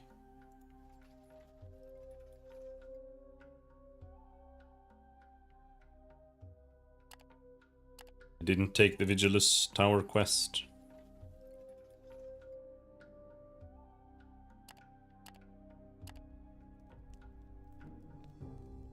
You actually lose morale sleeping inside like that. Compared to just camping with extra guards. The only thing you get is more vigor.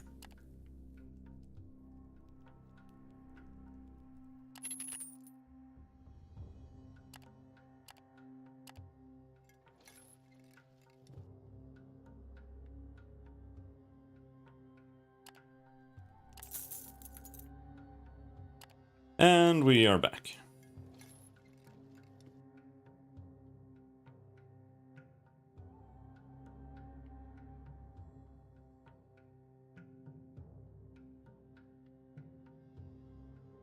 Pay the road tax. Oh, what the fuck?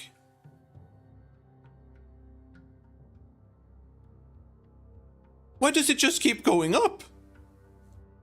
22? Fuck me.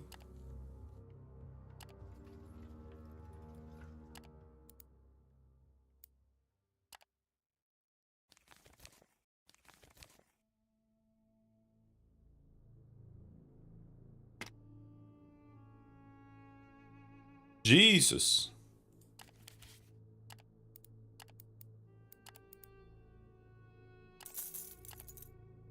Workers leave. Orzag shelter. Okay, we got some money. Now, Acarus Quarry, Arkan, Ventulium, Lumen, Pernac, Arkan, Lumen, Mines of Plenty.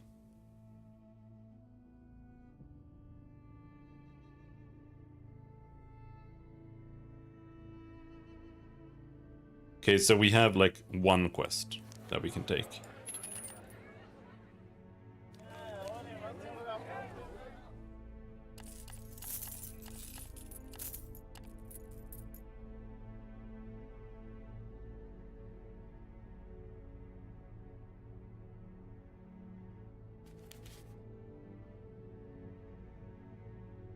So, Torzag.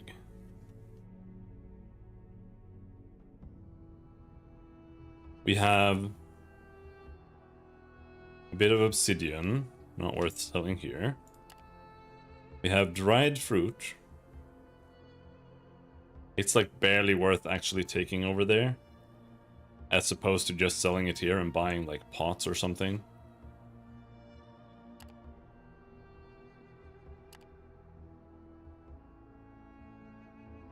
Crimson Gate. Mines of Plenty.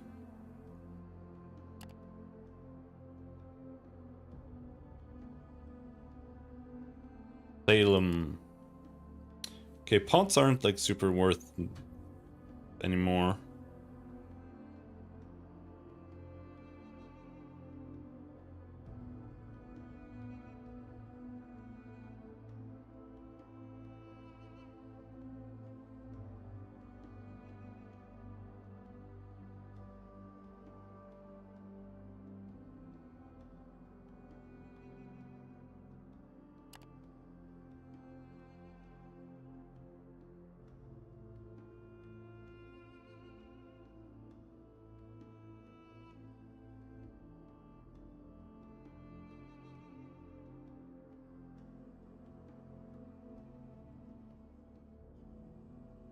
Beer.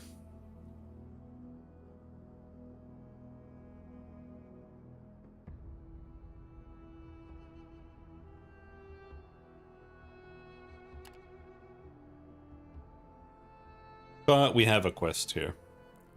Procure for Rathanak Alliance. That's the only one.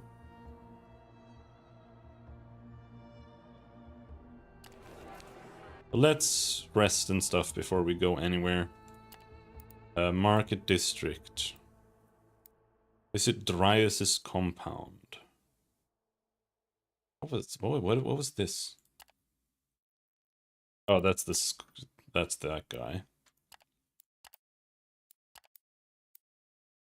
Tanned hides. The Kalrish nomads always have something interesting to see. You only have time to finalize one deal before the wares change hands. 20 hides for 50% of local price.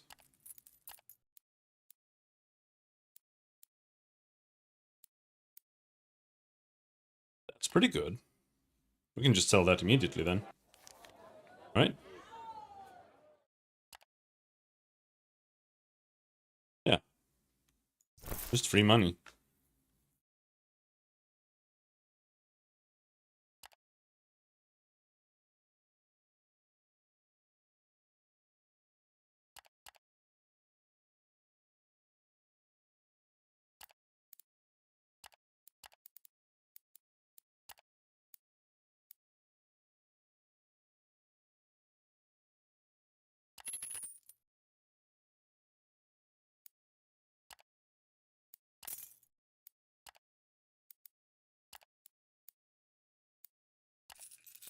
I need medical supplies. Still haven't used antidotes.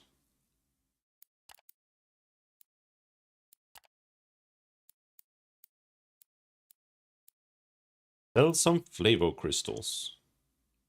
Available every 10 days. This is a good price? 90% of the local price. Doesn't that mean that it's a bad price?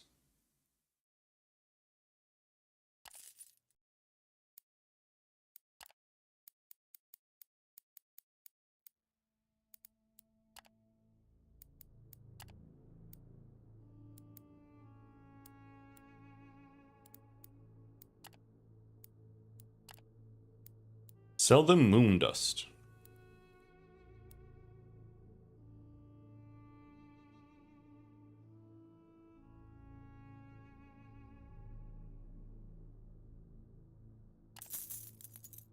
+8 loader skilled. +8. +8. Nice.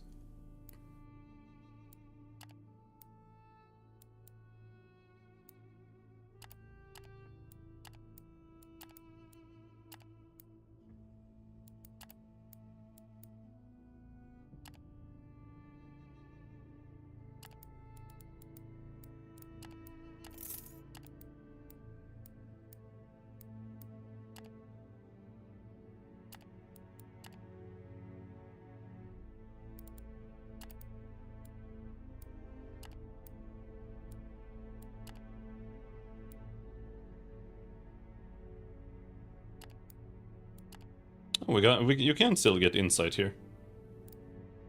All right.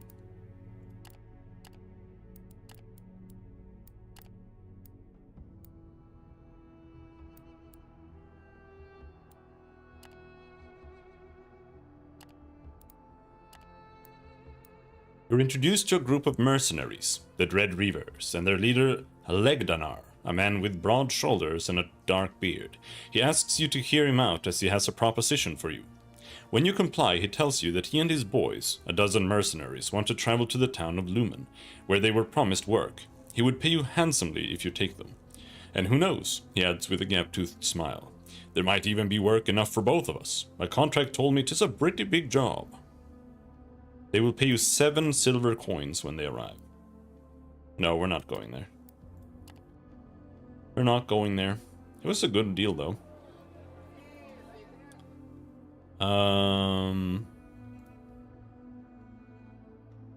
But yeah, let's take a nap.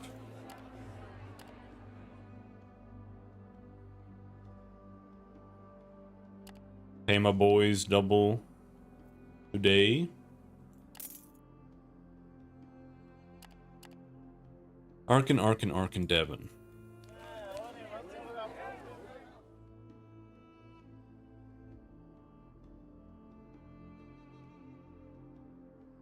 Distribute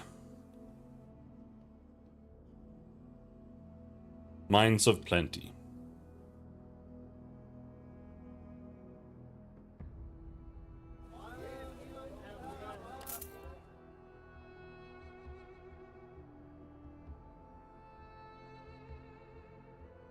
And I'll bring some beer.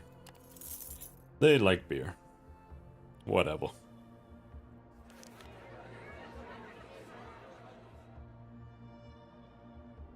I want to fire some fighters. There, sure. Good enough.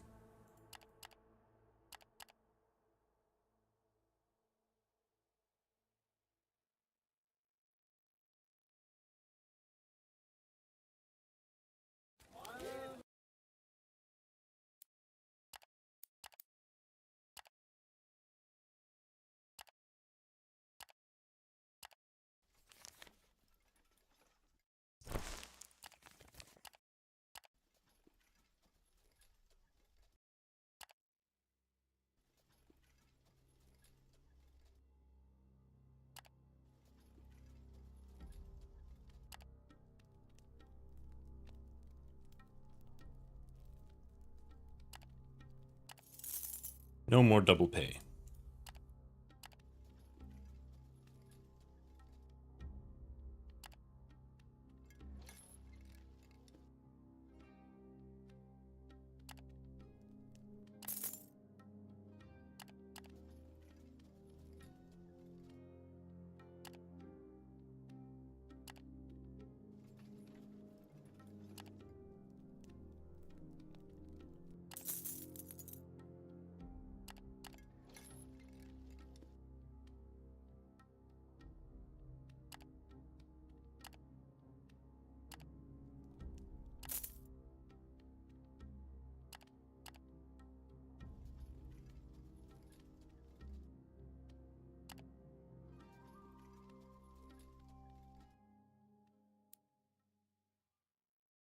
Comitatus arrives before the Cyclopean gates at the top of the steps after a long and arduous ascent. Stop and let the soldiers perform the inspection. Yes, yes, yes.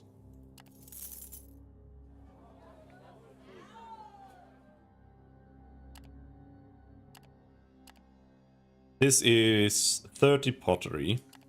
So this is where I wanted to sell like everything, right? We have the mines of plenty. Dried fruit is worth much more in the mines, potentially. So we don't want to sell that here. What about the flavo crystals? They go here. All of the flavo crystals go here.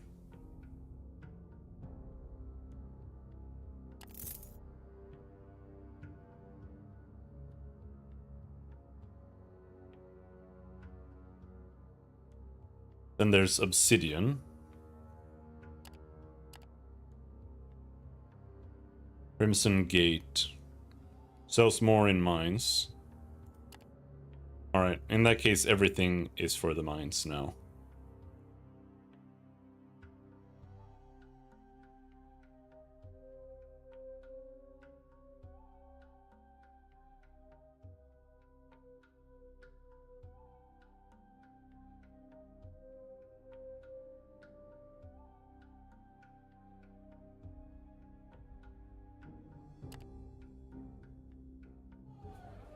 Otherwise, we pretty much just seem to have some quests back for Torzag again.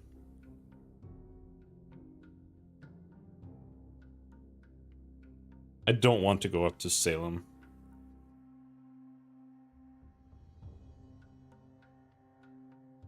I want to go back to Torzag.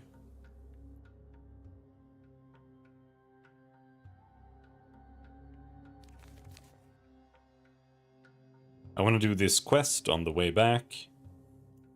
And I would like to visit Velarius, see what the fuck's going on there. And then I want to try doing hunting quests for the church.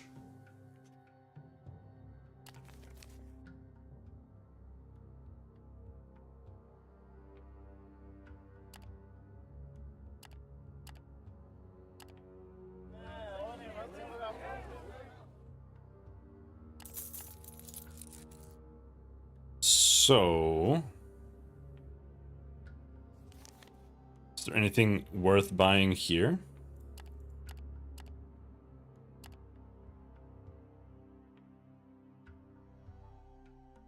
Pots.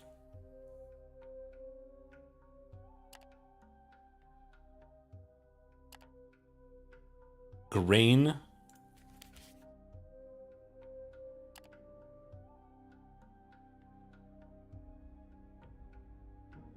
Those for 10. These cost 9. It's not very good, is it?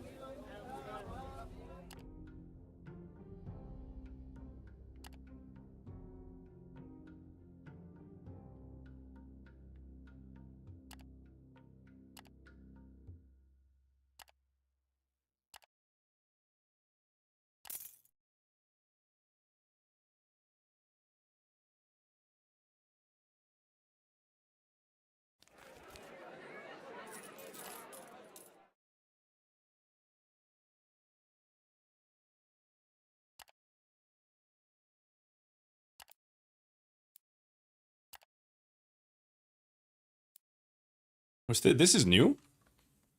Ask her about the Scythicness Covenant. The Covenant has always seemed elusive to us at the gate. The officer rubs her chin. You'd best contact them at the salt mining town of Salem, where they have a base of operations. You ask her about the Covenant's interests and agenda. Their true calling is knowledge and magic. In that, they take after their masters, the Dragon Lords Doran Mathar of the Blue Brood, and Gorfimbul of the Opal Brood. Admittedly, there is talk at this very garrison about the Scythicness undertaking clandestine operations abroad, but I tend to disregard this sort of gossip, at least until I see proof of the contrary. One thing is for sure, the Covenant has a firm grasp of the salt business up north. I'll send a formal message to their representatives, there to let them know about your trade inquiries. +10. Scythicness Covenant. Oh, okay. We have no info, nothing. Yeah.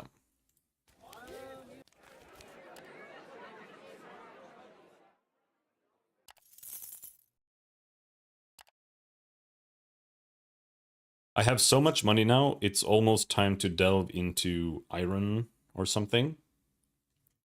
But I think for like doing what I want to do, I have to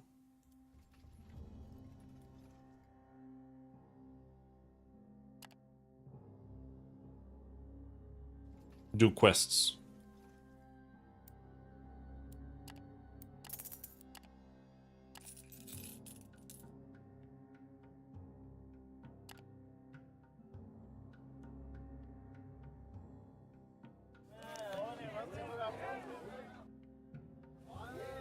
All right. So we have 1 for Torzag, 75 wine for Torzag. So these are for Torzag. Everything else goes here. Obsidian goes here, right? Like, we can buy the jade here. Yeah, obsidian is worth a lot here. Rain. 4. 4.9. It's the same price, bro. We're really just buying it for 4.9? Maybe I'll just keep it then. Fruit in demand. Yeah, here we're basically quadrupling money.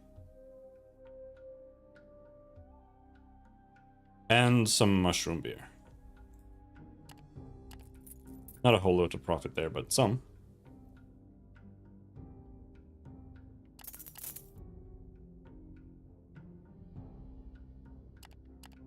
And then we need jade. How much jade do we need? 2 jade. So once we have that, we only need spectral residue. I feel like it's super expensive, but fuck it.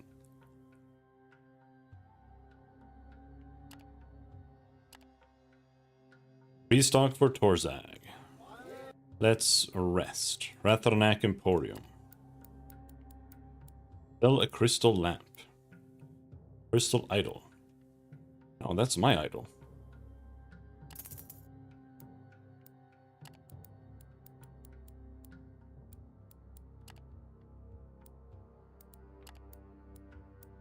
Dragon bone.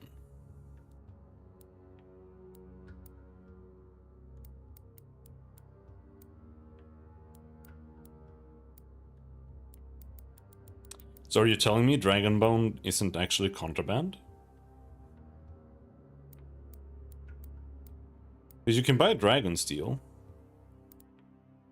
I think it would be contraband.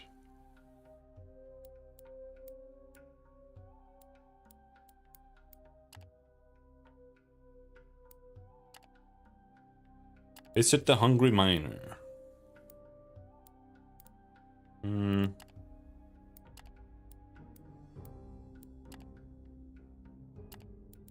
Bottle of Makrothar's whatever.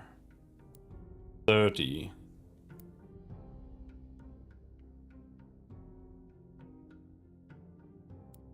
Sure. The bottle you purchase is shaped like a dragon, its tail wrapped around its body with a glass stopper in its mouth. The slightly orange-colored liquid in it looks clear. You wonder what a great hero, such as Makrothar, would think about becoming an inspiration for an alcoholic beverage, instead of something purer. Such is the fate of some heroes, it seems. At any rate, the bottle is yours. The Ratharnak compound.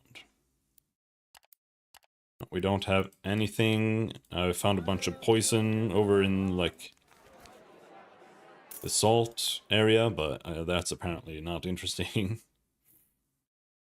Larnak. No.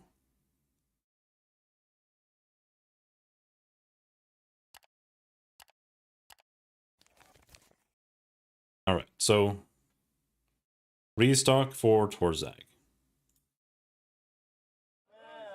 And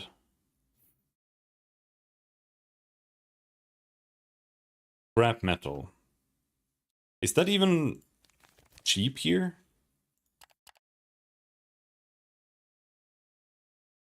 $31. It's kind of cheap here, but it's not like actually that cheap. I like doing that. What about silver? Do we become a silver merchant? Mines of Plenty, 176. Salem.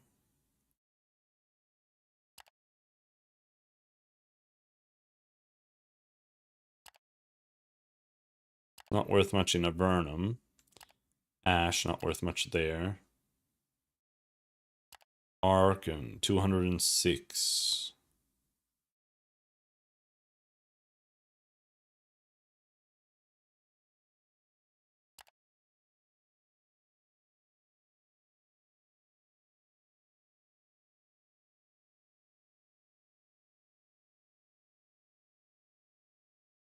Okay, yeah, here. Wait, hold on, I was reading wrong.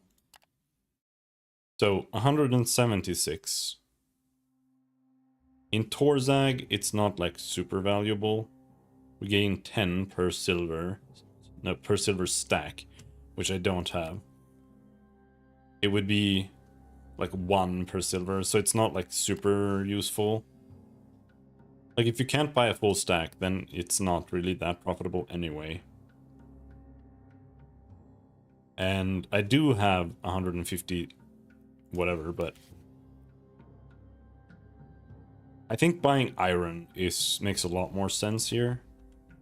Iron for Lumen, or iron for Devon. Yeah, iron for Devon, we can get 20 for a stack. And we can afford 2 stacks.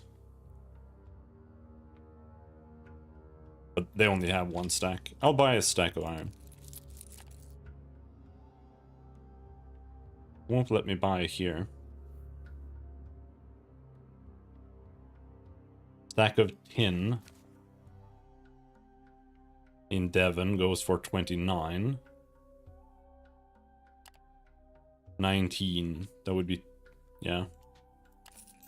But if we do something like this, and then we relax, because I don't want to fill up my entire inventory. Or maybe I do. It does open up a bit by just traveling and eating food.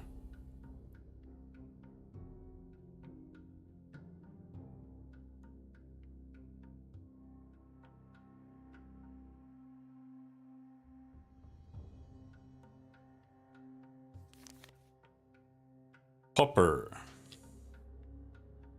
Also in Devon.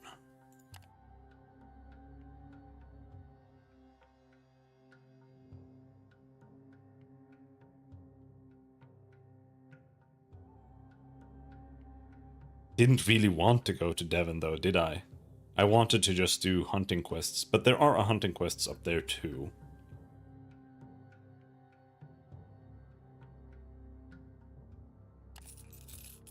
Sure.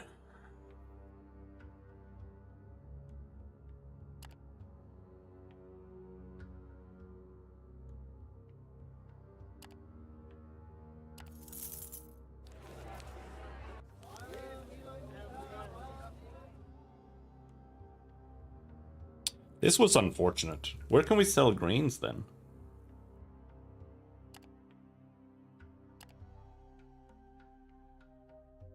Devon. Torzag. Honestly, yeah, Torzag. Surprisingly.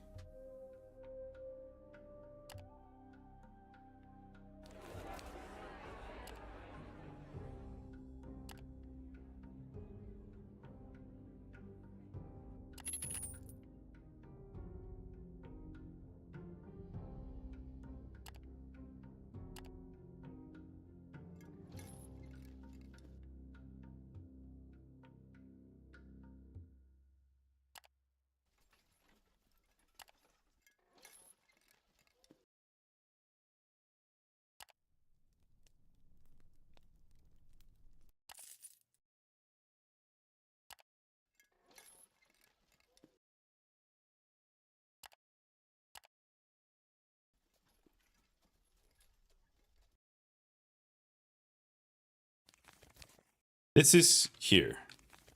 So now we would like to just travel across the mountains here. A little bit worried about that, but should be fine. We'll save first. Just in case. So I do kind of prefer playing.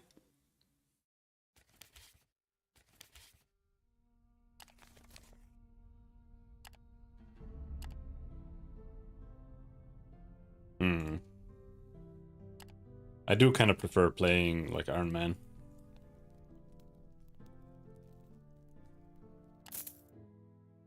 But now this is an issue here, right? We have to scout.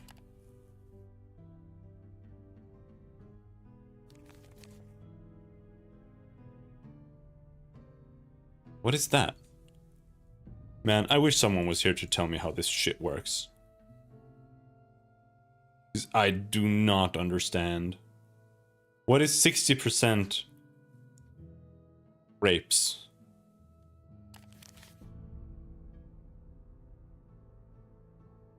What is green? 60% green. I just don't know.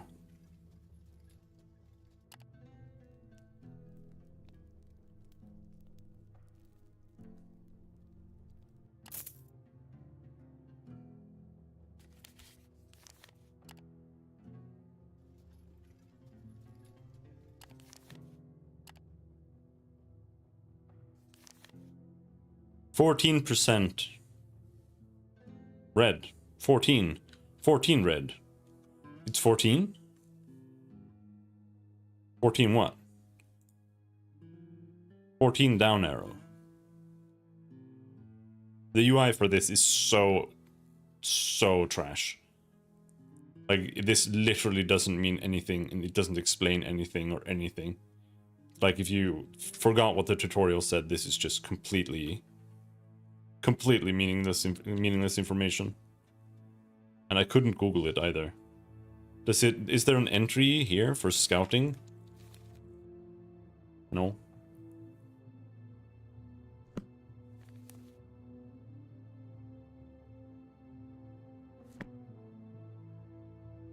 I don't get it.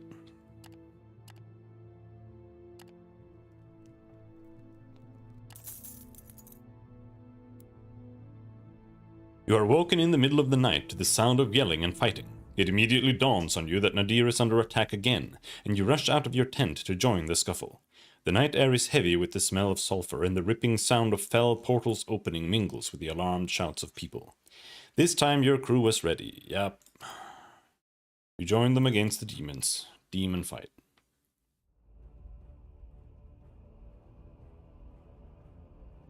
Oh, we can use 6 companions. Wow. Okay.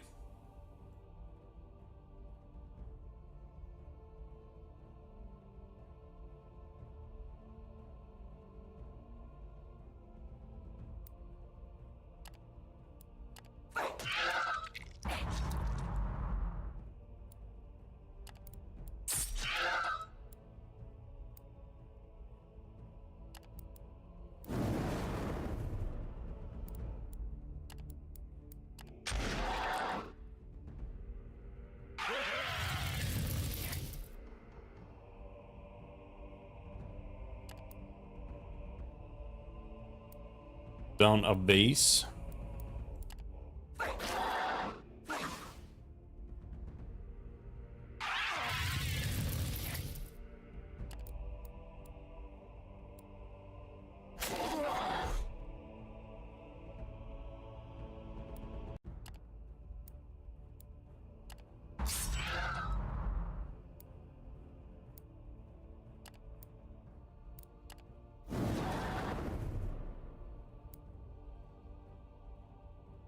Like, I put down this with him, and now he's useless. Can't do anything at all.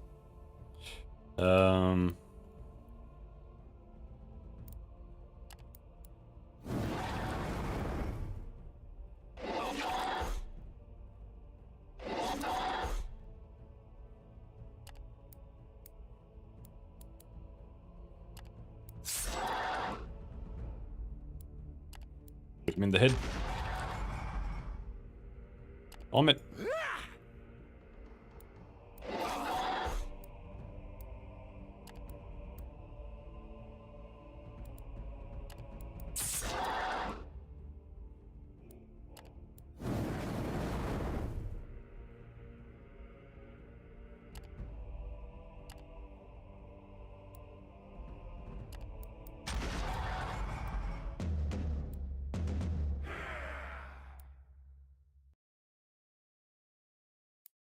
Yep.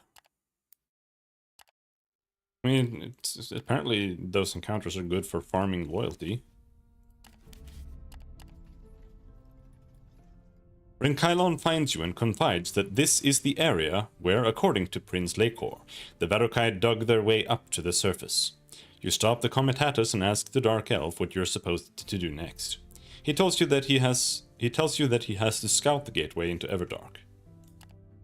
Your scouts swarm out to comb your surroundings while you wait.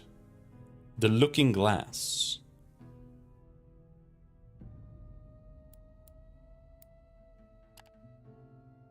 A quarter of an hour passes before the scouting party returns. When it does, one of the scouts reports that they have stumbled upon a dark opening, hidden by thorny briars, which seems to lead into some sort of underground cavern. Good, Renkailon says. From now on, this is my job. Let me descend there on my own. I'll be back in 2 hours or so.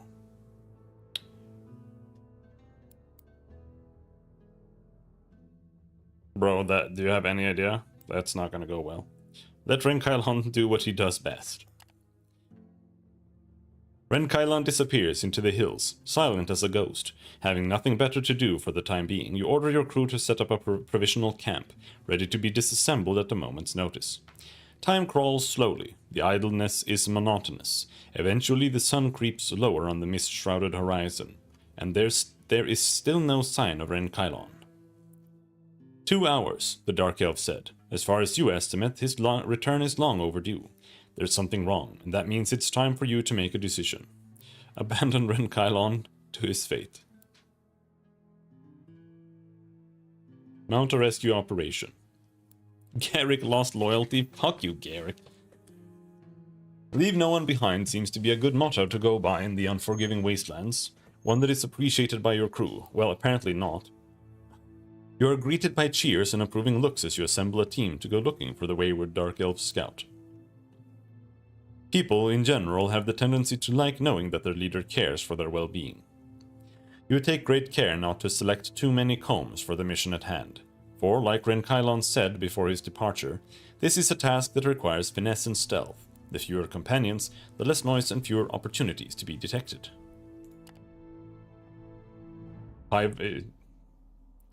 Up to 5 party members. Oh no, they're injured. Okie dokie. It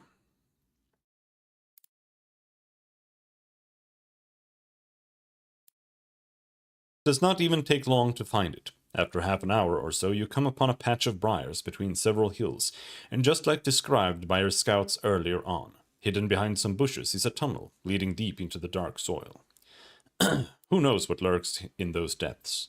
Wait for a while and see if anything happens. Descend into the bowels of the earth. Ever so carefully you enter the cave and delve deeper into its darkness. Soon, the earthy tunnel gives way to a corridor hewn out of solid rock, with the ceiling being supported by wooden beams. Your company turns a corner and almost runs into 2 dark elves clad in uniform black armor. These must be sentries of the Varokai. They have not spotted you, so you order your combs to take them down. It happens quickly and without a sound.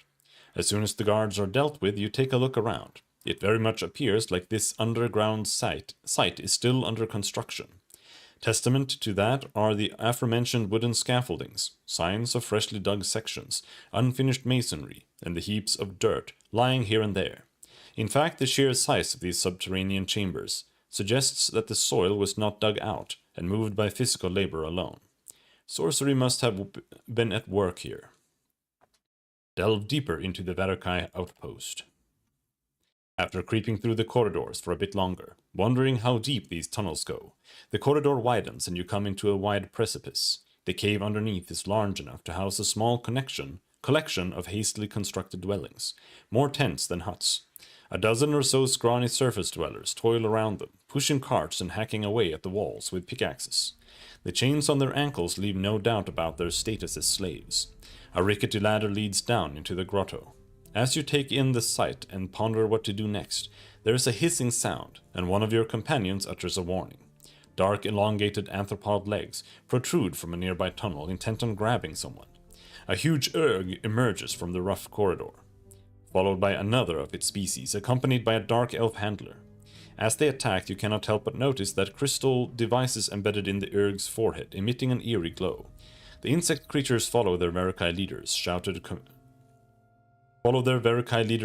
commands in rigid concert. You have to fight them.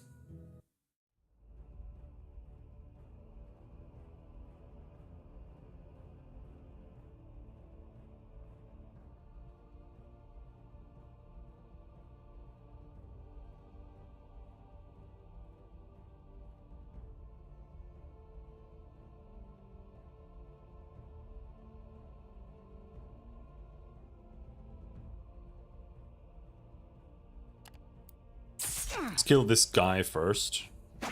Maybe that affects them.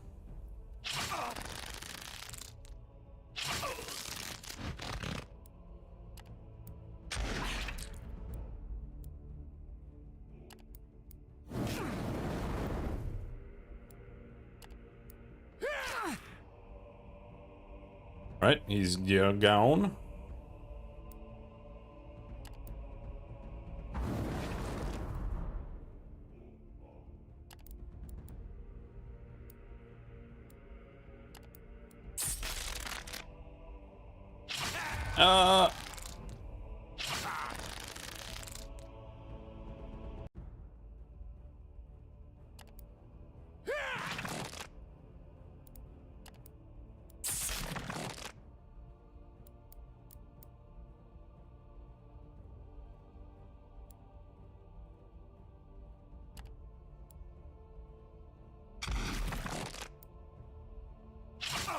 Oh.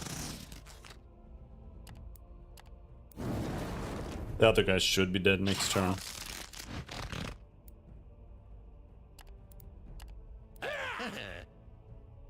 Yummy!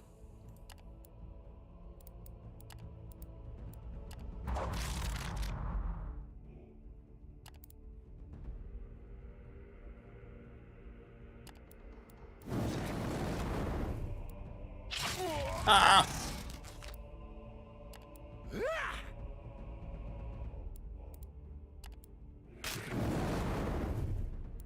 At least they're easy to hit.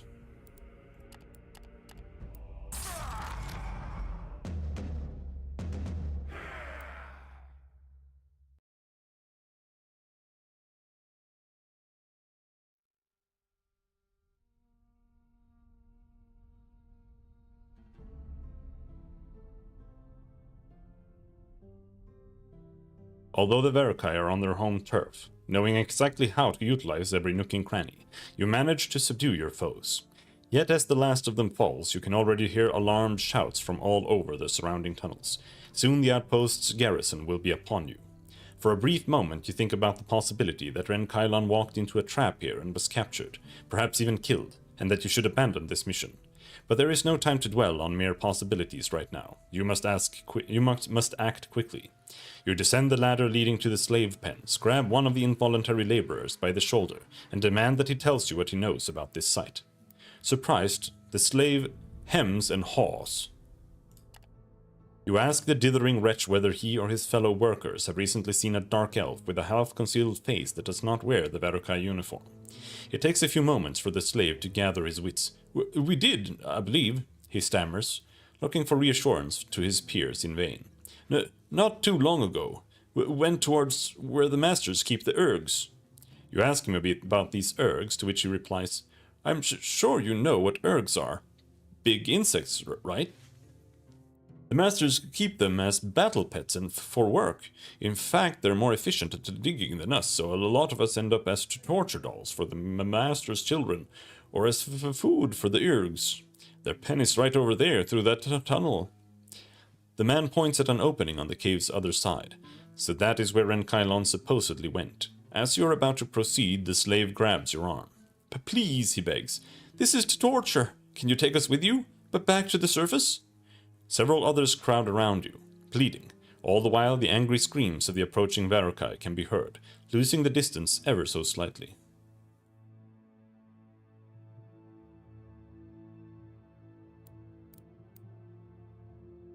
Free the slaves and tell them to swarm out into the tunnels in the hopes of creating a diversion. After breaking their chains, you advise the slaves to flee into the surrounding tunnels from where the sound of the approaching Varukai can be heard. You assure them that your people are fighting the Dark Elves even now and they can assist their escape. Desperate as they are, they believe and obey you without a single question and flee in all directions. You duck into the tunnel that supposedly leads to the Urg pens. The corridor you enter is fairly straight. Following it, you soon spot a pale bluish light that gives you a heading. Disregarding any junctions, you head on to emerge in a spacious chamber, divided into several subspaces by low bone fences. Within those confined nooks, you see numerous Urgs. All of them have crystals embedded between their feelers. That is where the ghostly light was spreading from. But of course, these Urgs have a shepherd too. A Varukai handler is also here, and upon seeing you enter, he immediately turns to attack you, sending some of the tamed creatures forth. Dude, I can't do, like, another encounter. This one is gonna be, like, borderline. That's a big one. How am I supposed to manage this, dude? I think the combat is, like, almost always too hard. It's so difficult. Because the characters are fucking garbage. Like, they're genuinely horrendous ass.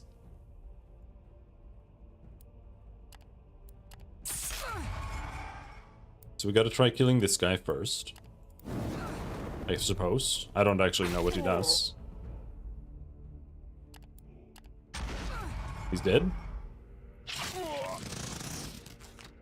But once my frontline goes, like, that's basically it. It's ogre.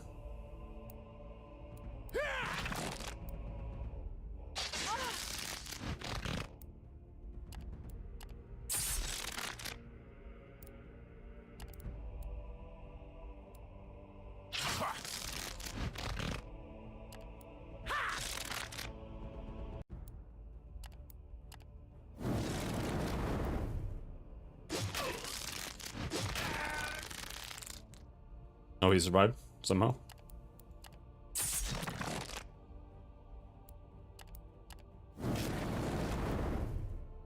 This is gonna be so fucking close. Oh, thank God.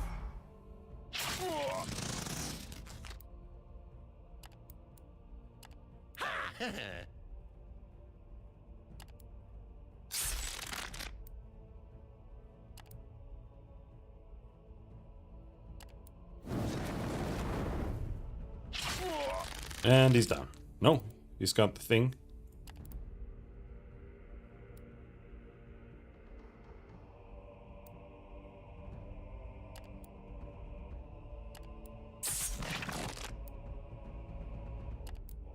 Keep blasting. That's all we can do. Oh, crit.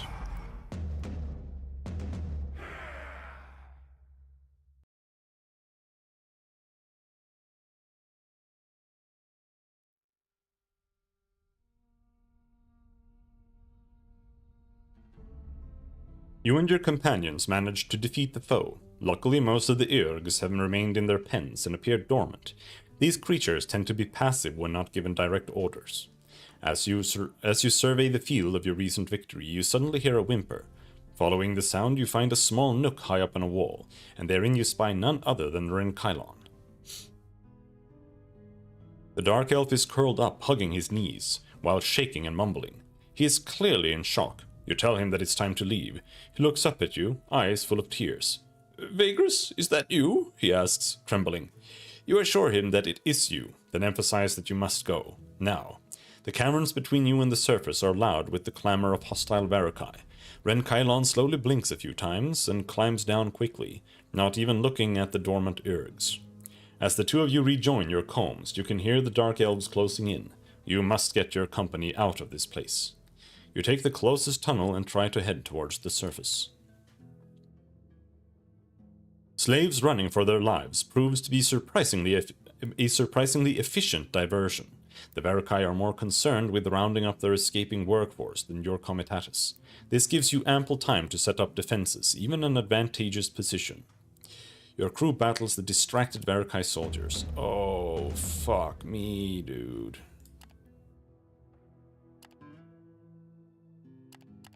Oh, I actually get to use these. Oh, thank you. Thank Jesus Christ.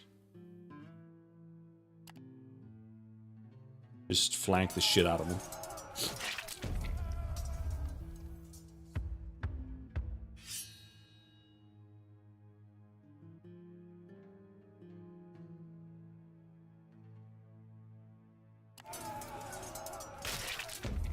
Thank Christ.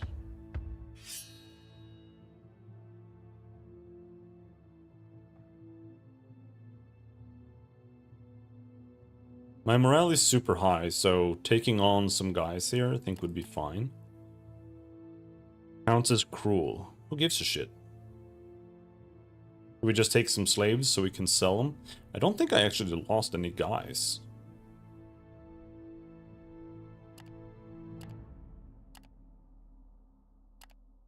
Sure, take him as slaves.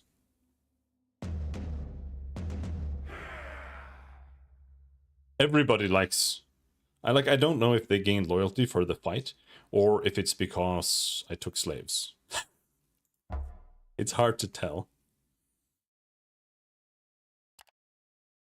Amidst broken limbs and severed insectoid appendages, you claim your victory on the battlefield. The Vagrus lost almost all of their ergs and suffered enough casualties that they retreat for the time being, and do not harass you while you rearrange your lines and move away from the Everdark entrance. You take a moment to check up on Renkylon. The Dark Elf is visibly shaken, but when you ask how he feels, he just says, "I'm fine, I really am. We'll have to report something to Lakor now. I'll tell you what occurred inside later. Just, let's get as far from this place as possible." Then he rearranges the hood on his face as he's wont to do. You push the comitatus to make haste and get some distance between it and the Everdark gate before you give the order to halt. Dusk creeps in on the land, and you have to stop for the day. You're confident that the Vagrus will not pursue you, not in their defeated state anyway. You set up camp for the night. Once the decision is made, you retreat to your tent to rest. This whole Vagrus expedition was exhausting. You briefly wonder whether rescuing Renkylon was worth the trouble. Upon sunrise, the comitatus continues its journey. Alright, we gained some insight.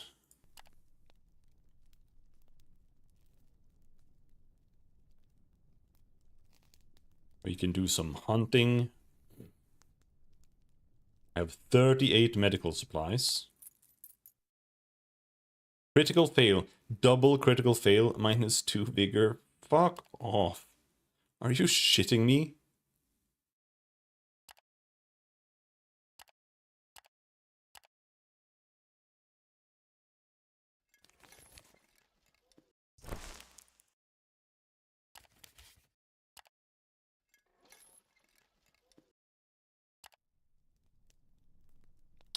Okie doke.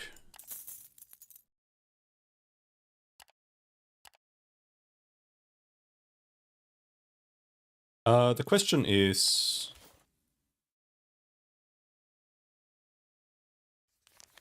You can only talk to them while resting, right?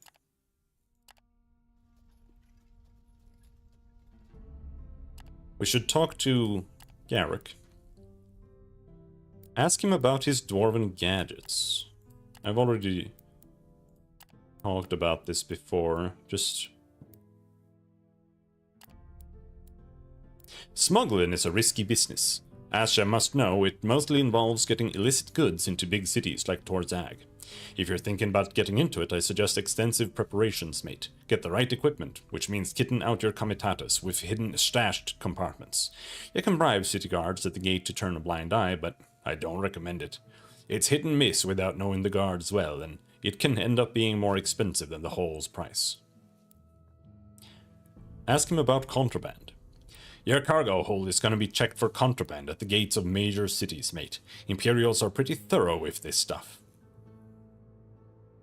They will be looking for obsidian blades, bugweed, dragon steel, and dragonbone mostly. You can get away with selling those elsewhere that would fuck with your profit, and we don't want that, don't we? Make sure to hide that kind of stuff before you get to a city gate. You ask him where you can sell contraband, and the dwarf scratches his beard. There's always gangs for weed, but with the more serious stuff you need the collegia, which is less likely if you do business too often with the gangers.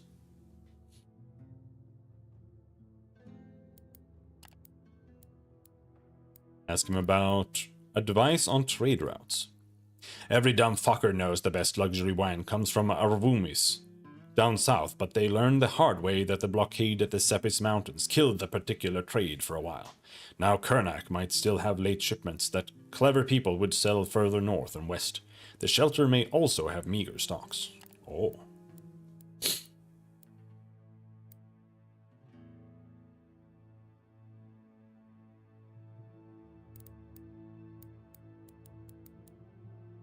Ask him about his plans. The plan is, Garrick trails off for a moment, the plan is to get back what is mine, sooner or later. For now I gotta figure out how I'd go about rebuilding and busying myself. Offer him your help in regaining his smuggling business. The dwarf raises an eyebrow upon hearing your suggestion. Oh, hold on. I really don't have Persuasion 3 or Evaluate 3?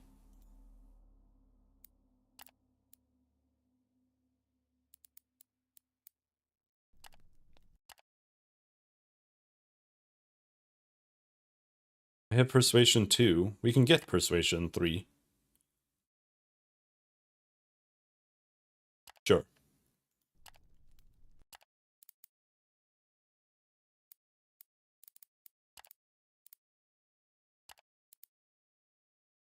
Oh, I need both? Well, fuck you.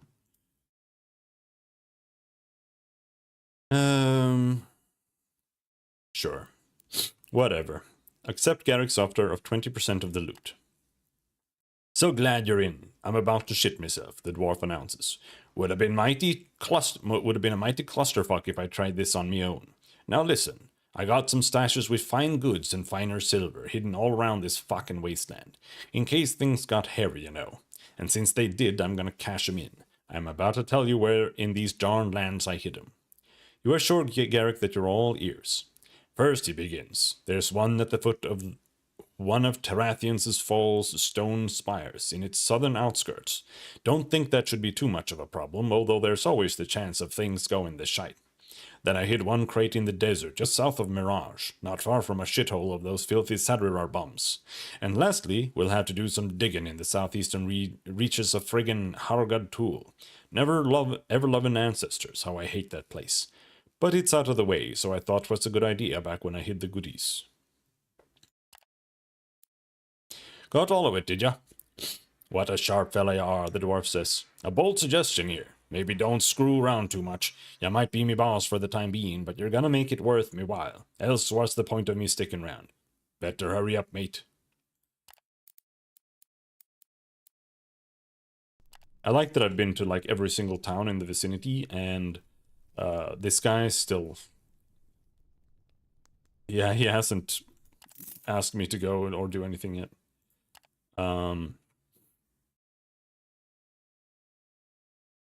The Comitatus prepares to rest for the night, and you're about to unwind from the day's toil yourself when you hear soft steps approaching your tent. It is Ren Kylon who pulls back the fold. The fact that you heard him must mean that he wanted to be heard. We must speak, he says. You can tell that he is serious, so you invite him inside. Moving fluidly as ever, the dark elf sits down before you, cross-legged. Back when we were raiding the Varakite tunnels, he begins, and after you've got me out of there, I made a half-hearted promise to explain to you what occurred inside. Maybe now is the time, if you would listen. The time might be indeed now. Tossing aside your dinner, you assure him that you're listening. He clears his throat, fidgeting with his hood. So then, you might have noticed that I was somewhat shaken after you rescued me. That was because I somehow lost control. Everything went smoothly at first. Once I crept in, most guards and all, and all the slaves thought I was just another low-caste Vagrus passing by on some errand. I had to revert to sneaking only once I was further in. And while crawling through an abandoned part of the tunnels, the ground gave way. This whole thing here, like, the guards and all the slaves thought I was just another low-caste Vagrus. This doesn't really make a whole lot of sense. Like, all the guards would know each other. Like, let's be real. It takes like 2 days. Even if they're all, like, don't know each other, it's like... It's such a... Unless it's like some massive operation with like 200 people or something, you know? Then sure. But, I don't know. I don't think that really usually makes sense. Because, like, just coming from a small town myself, like, everyone knows everyone when there's, like, a small operation or a small area.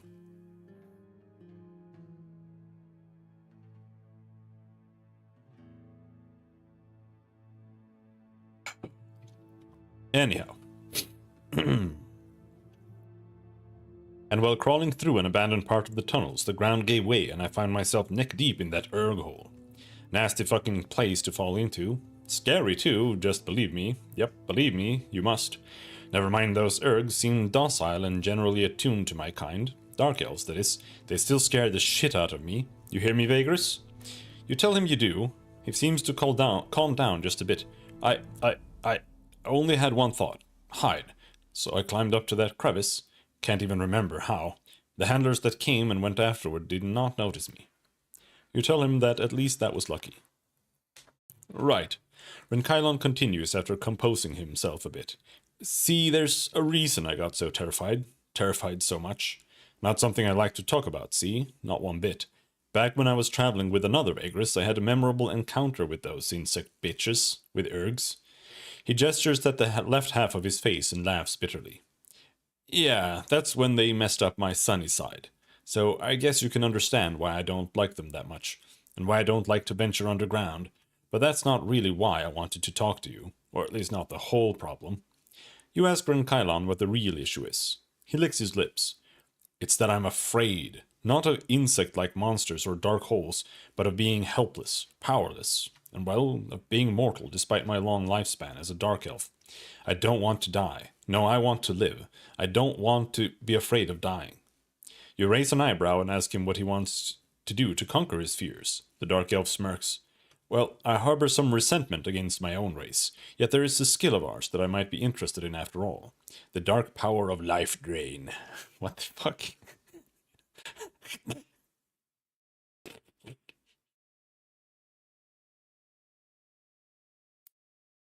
Ask Renkailon what this power entails.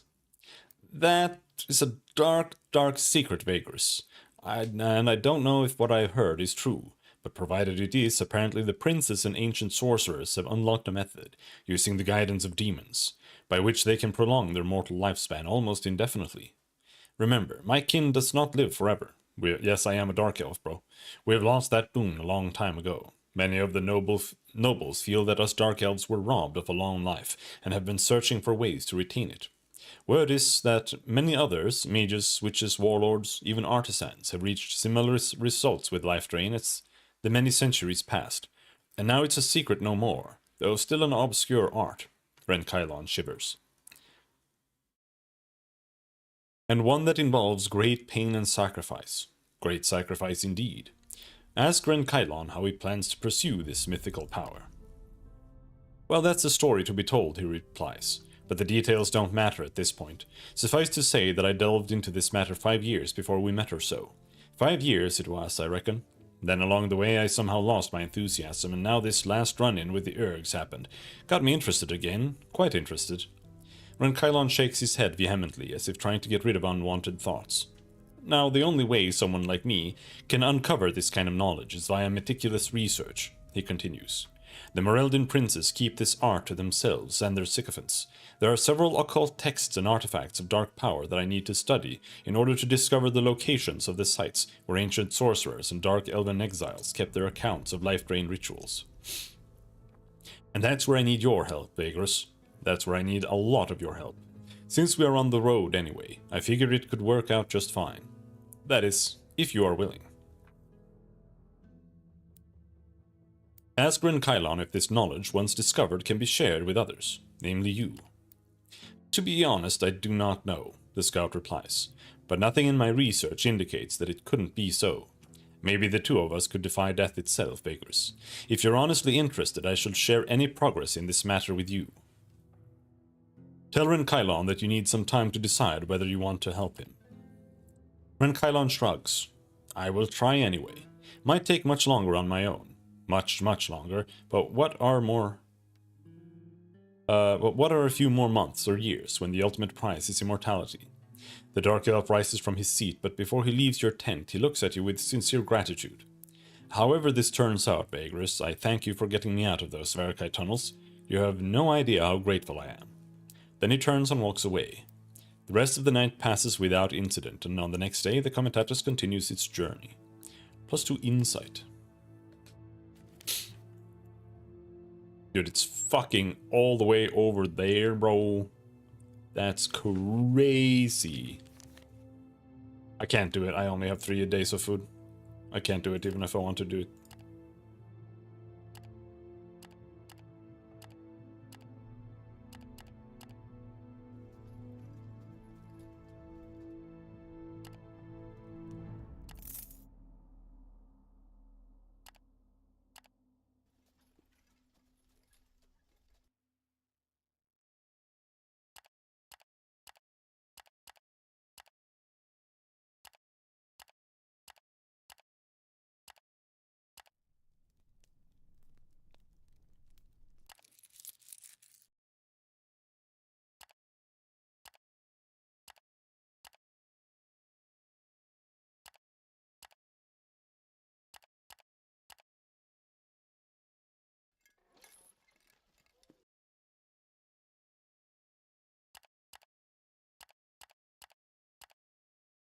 Move there.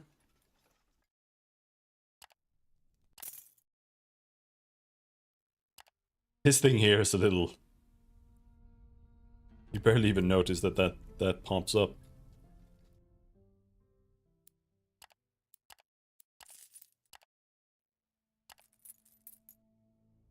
Turn in, turn in.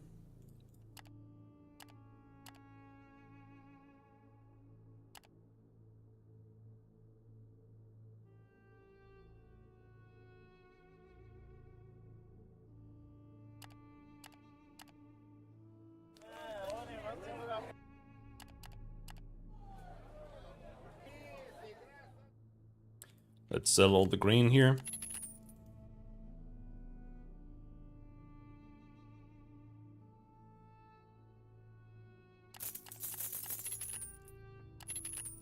And the rest is for Devon, basically. Free chitin.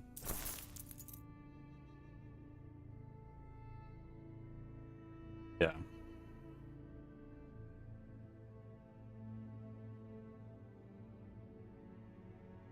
House Okwo. Loader's Guild. Ooh, smuggle goods. I think.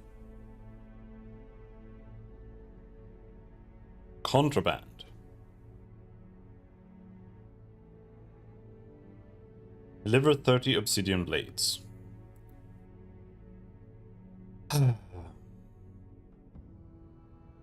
Just annoying that I have this already, so...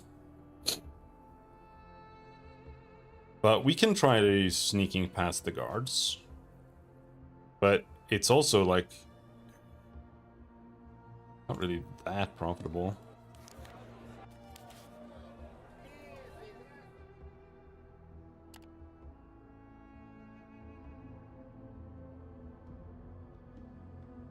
You can buy obsidian blades, but I want to sell obsidian blades. Does that never ever unlock ever?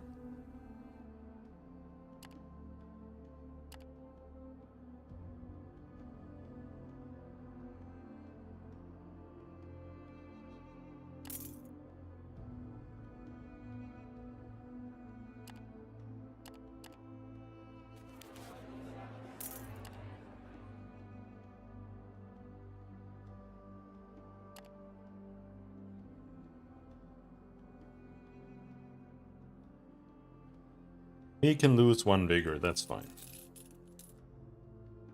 Oh, never mind. Oh no, yeah, I think that was just the normal vigor loss. Workers for Devon.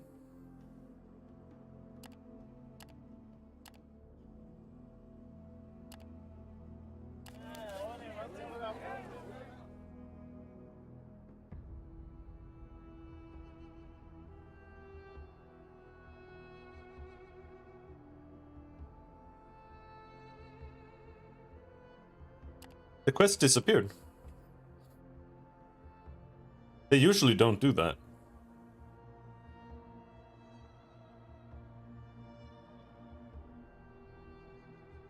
The Devon quest disappeared. That's sad.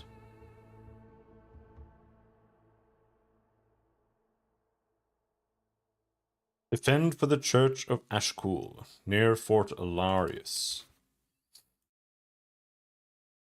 That's down there again. We could go and do that, I suppose.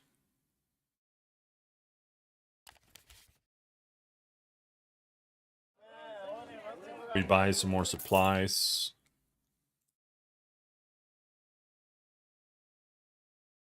Near Fort Larius, 161. Defend your target.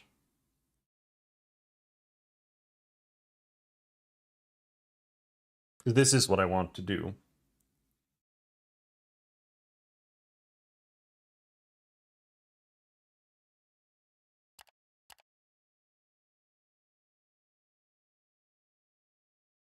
Sure. Near Fort Larius.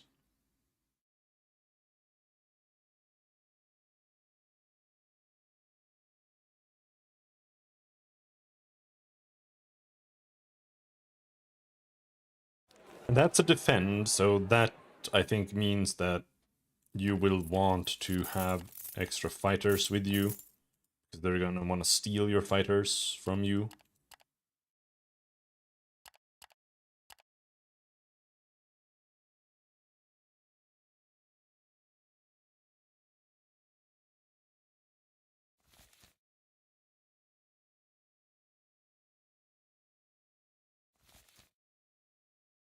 "15 fighters to make the fight easier." Holy shit.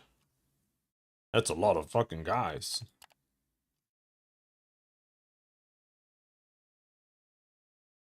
Sure, we can do that.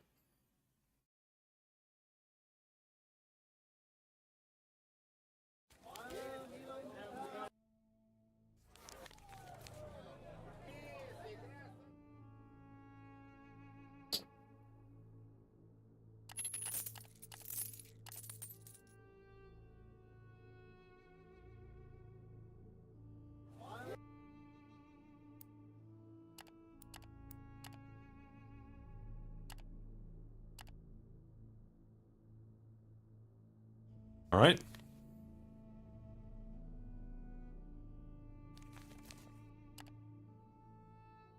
What is this piss? Does that come from camels? It comes from horses or lizards, I think. Mainly. Can you go this way? Kind of?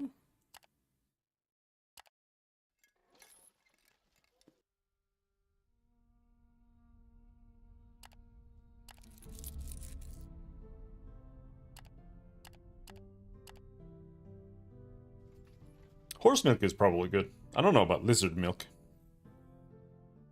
Lizard milk may be the most vile thing I can think of. Why? It's just milk. Comes from boobies no matter what.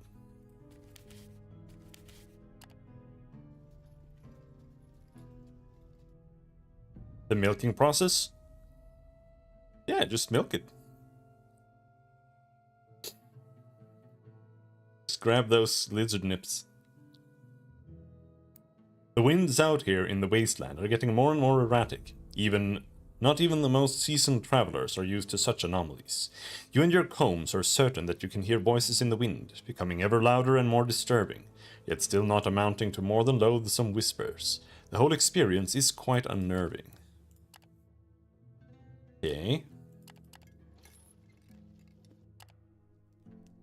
We are fatigued.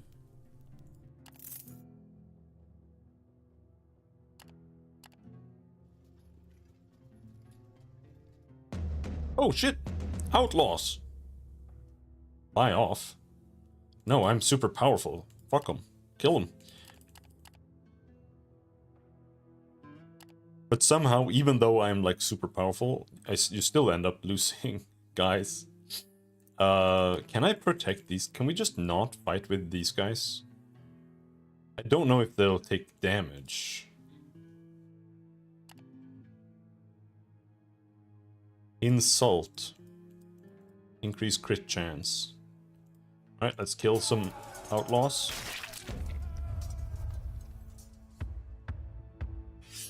Hunt them down. Lost scout. -1 morale. Yeah, we can recruit these guys. I feel like that's the better choice here.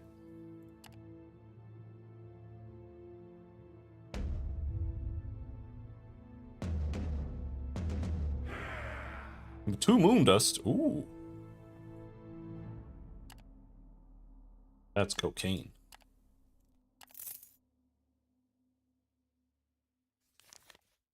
We're heading here.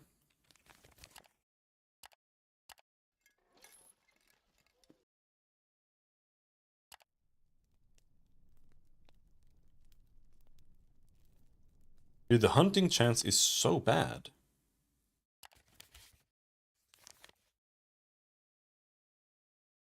Does this really not work?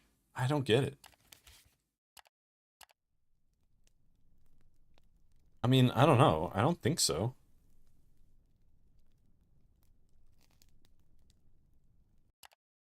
Slaves are submissive, but let's whip them anyway.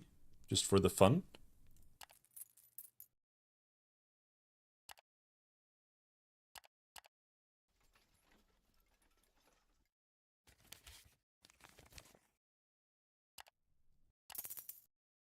Fuck.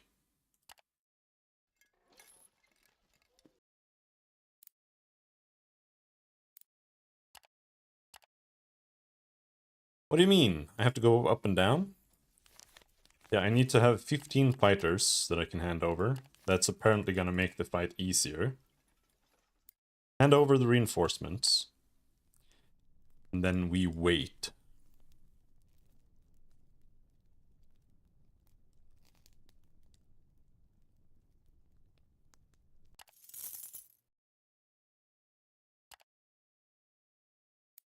Oh, they gave me 300 supplies? The undead shamble onward. Oh shit, I forgot to actually get a blessing. This could be bad. Like if this would have been spirits, I would have just been dead.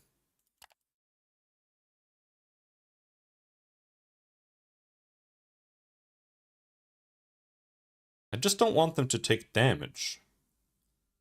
But, I mean, sure.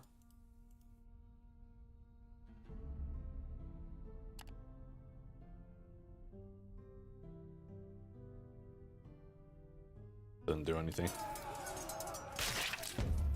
My scout!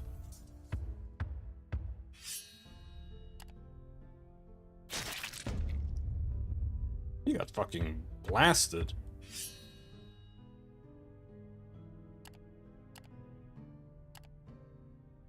Heal! Heal!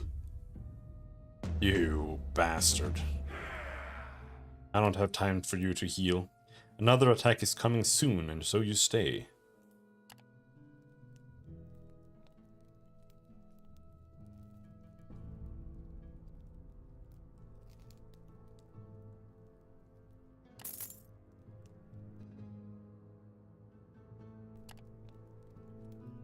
What do you mean?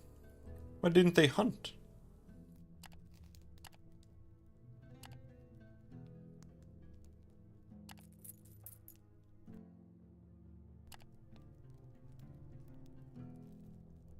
Wait, what is happening?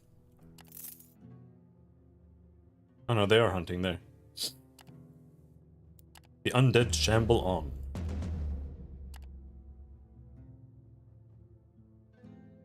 Alright, kill him.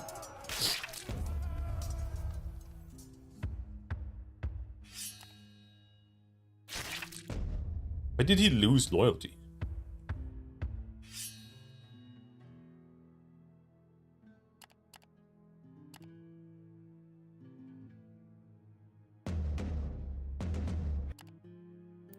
You have completed your objective.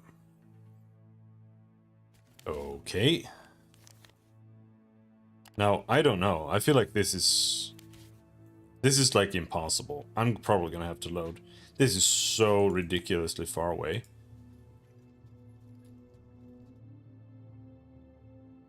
The reason for it is difficult to pinpoint. Perhaps it was an intricately shaped rock you saw. Or was it the odd but catchy tune of one of your kongs whistled this morning? The delicious food you ate at your last stop, or maybe it was that hour of lying awake thinking about the future before going to sleep last night. Whatever it was, you feel more inspired to work and travel than before. It lasts for a while. You gain inspiration. We need to leg it.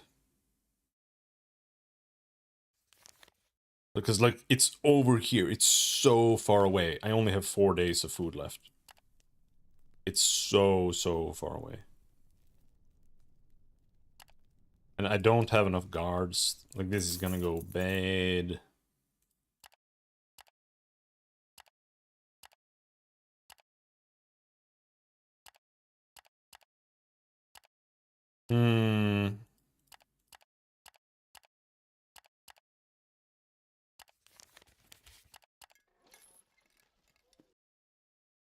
I don't know, like, maybe Fort Larius has supplies in it? I know that it's just like a bandit hideout now, though.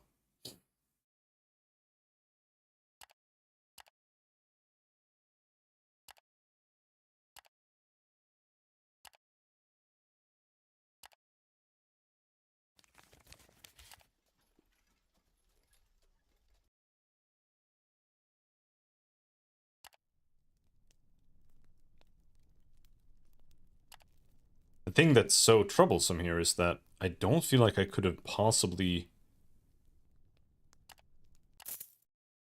prepared better. Like, my inventory was full. You have experienced rising disobedience among your involuntary workforce lately. Why? Something is bound to happen. Slaves are in part responsible for preparing... Yeah, they're fucking up my food. Punish them severely. Punish them. Yes. Fail. Your ploy fails. Alright, let's punish them here then. Be happy. Yep, now they're submissive.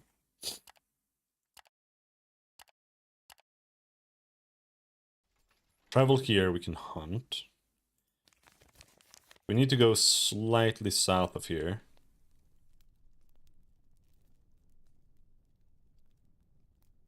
But my scouts are all dead, so I can't properly hunt anymore.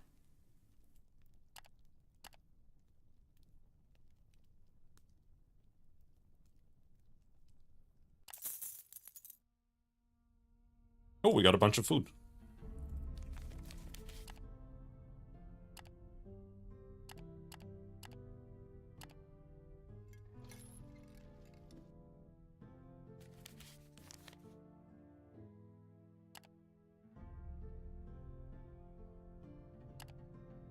Now the annoying part here is... Okay, so where is it? It's somewhere in here. Gruftas? Man, I don't want to fight Gruftas.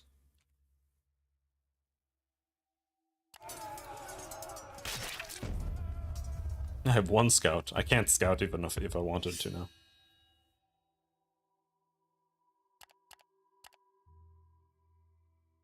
Oh, he made it. Come on. Gruftas dropped nothing. I got nothing for fighting the Gruftas. Very cool.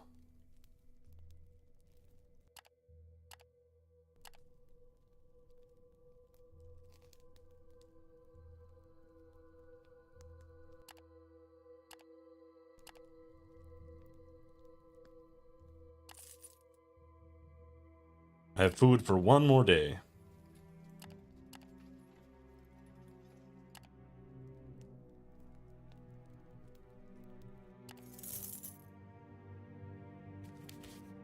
Man, it wasn't there. Oh my fucking god.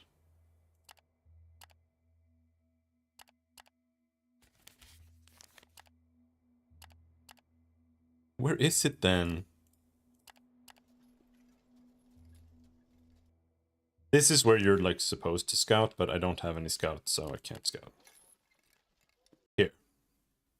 The Comitatus creeps along the border of Hargadtul and the wetlands. The plain slowly gives way to softer ground.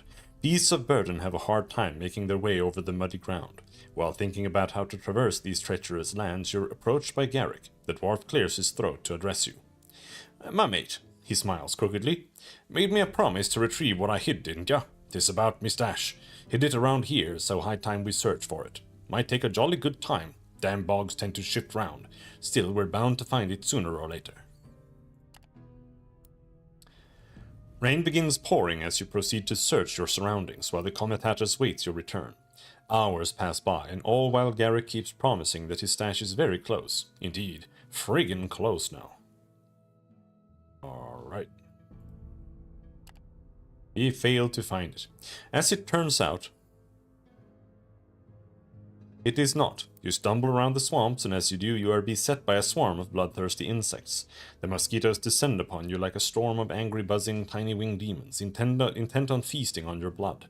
As you swat them in vain, you cannot help but think about the various diseases they might have infected upon you, and your combs.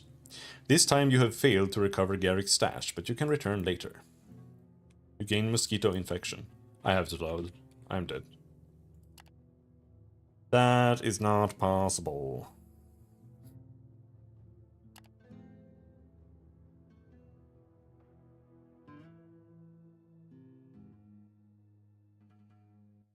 Or maybe the one with the other one. Maybe this one.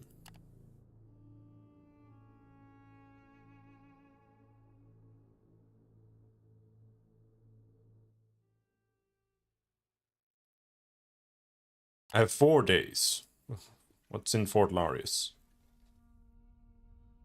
The fortress of Larius has stood at the center of these forsaken plains for many centuries, manned and vigilant until its tragic fall during the Orc Wars. It has been a hollow, wind-swept, weather-beaten ruin ever since, though not without the occasional raiders or liberated tribe to settle inside its crumbling walls and shattered battlements. Whoever sets up shop here must want to avoid attention from surrounding powers badly enough to move out to the middle of nowhere. Approach Fort Larius.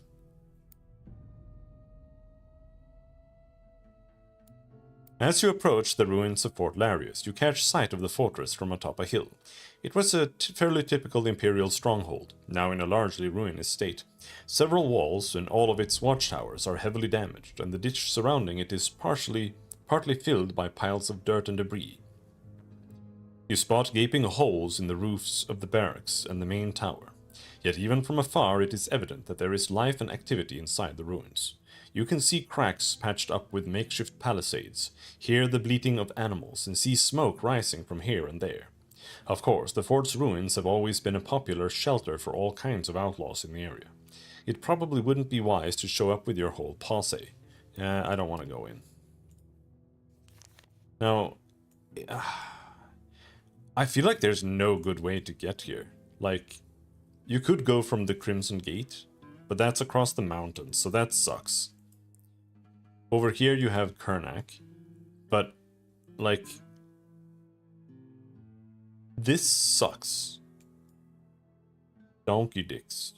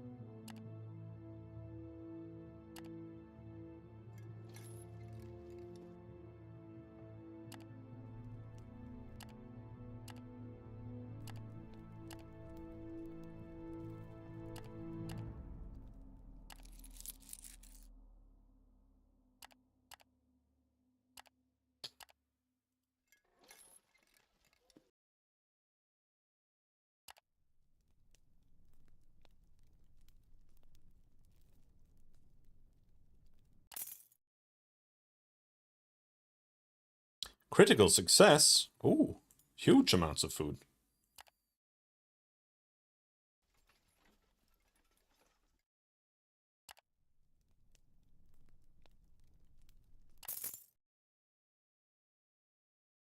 But it costs a fortune to do this as well. It's not good.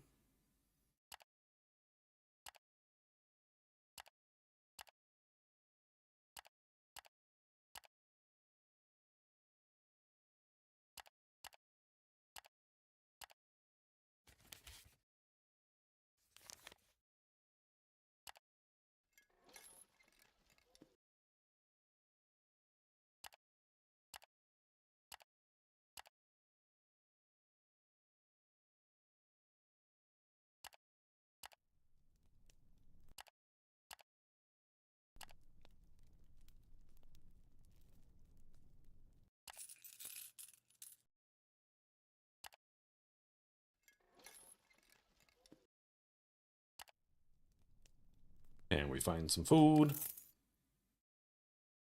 100 food. But that's not even like a day in reality.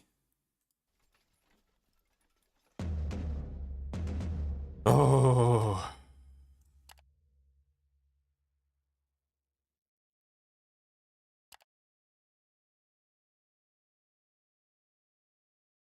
Oh no, I can't build defenses.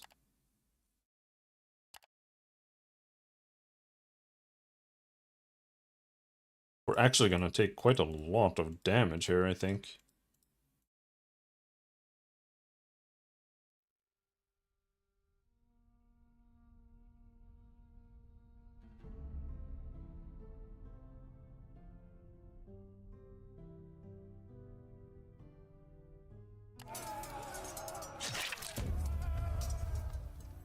Oh shit. No, we critted them.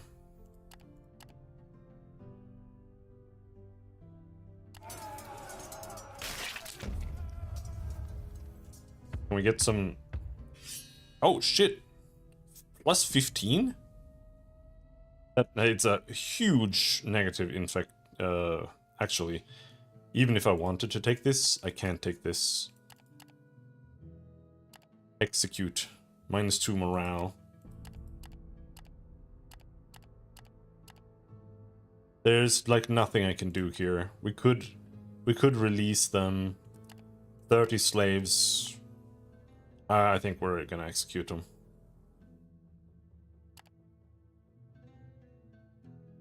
Might count as malevolent, but I don't give a shit.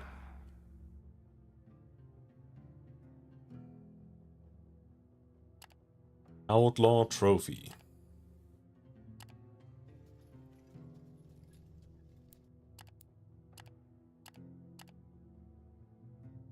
One days of food. Yeah.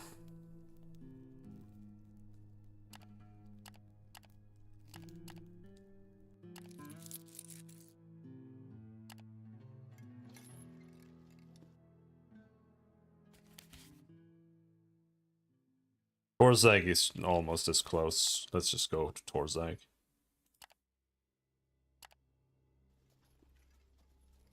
Everyone's distressed, but I have no choice. Double pay. Chill out.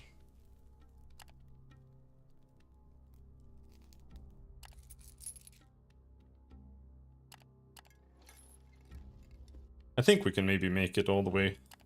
Yeah. Let's just head in. We're home. Holy shit, that was so ass.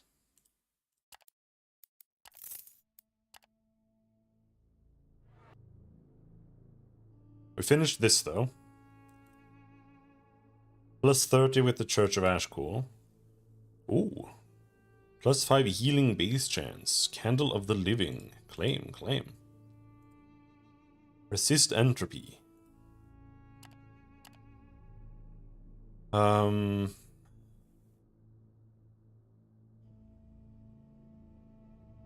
Supply run, supply run. Eliminate near crystal.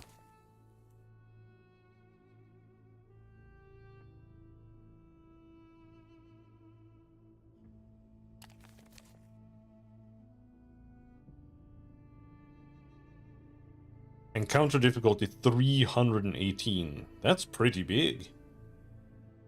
But it feels like, well, eliminate. That might actually mean that we have to fight them full power. Usually if it says defend, it's like it's meant that you're supposed to bring some stuff there. Feel like.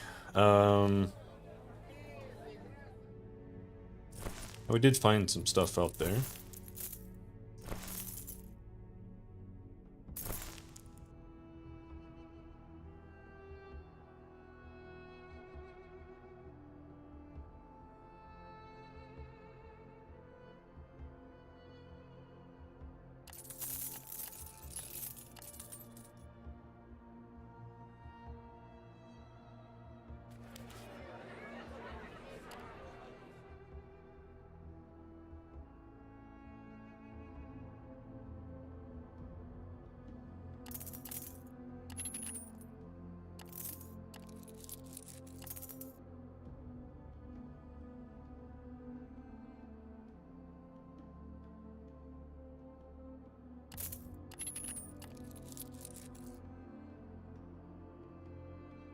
Actually, I do need a pretty big workforce.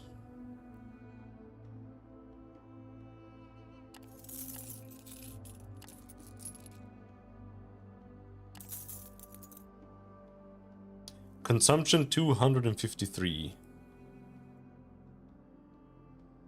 These guys want to go to Devon within 43 days.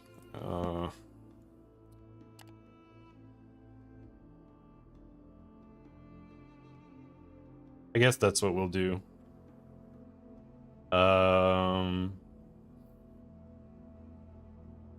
This here quest near Crystal is worth 86.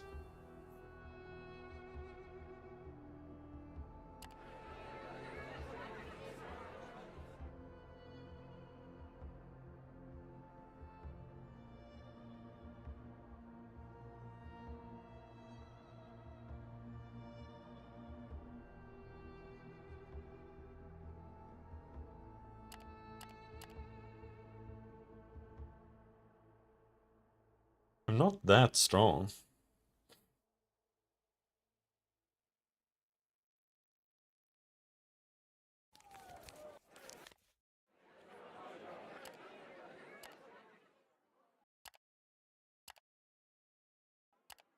Silly slaves.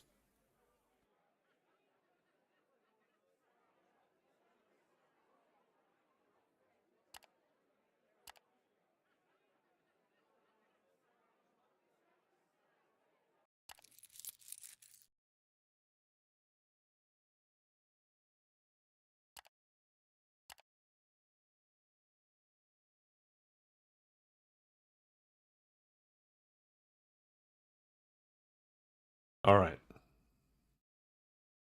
We can try doing this one near Crystal.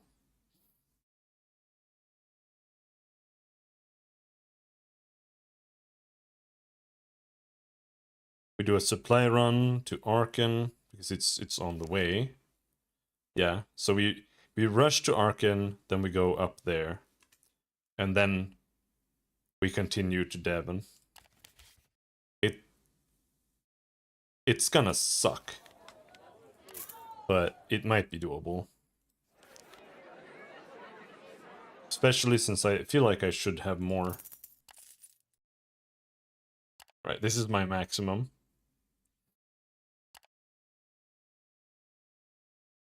So that means we can take a supply run to Arkan.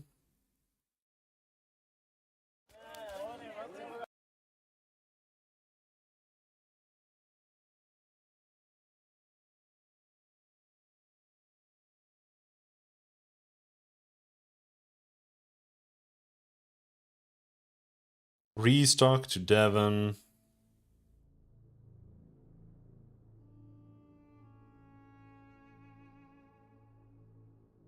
Yep.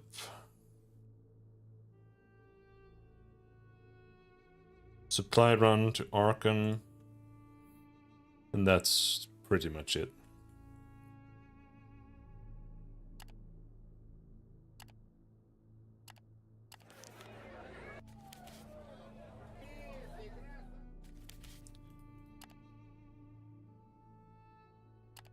What can we bring to Arkan?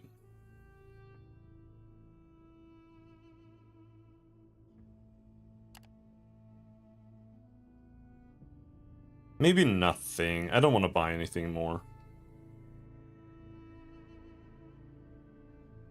My inventory is low already.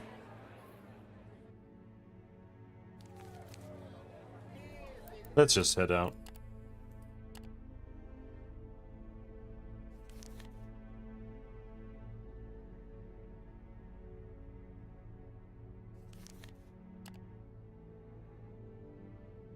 The question is, where is the smartest place to cut through to Arkan? I feel like it's not here.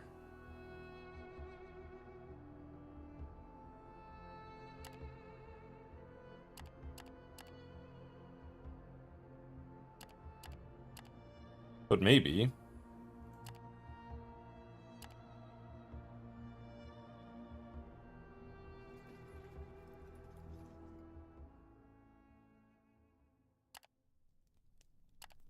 Post extra guards. Makes them a little bit more submissive.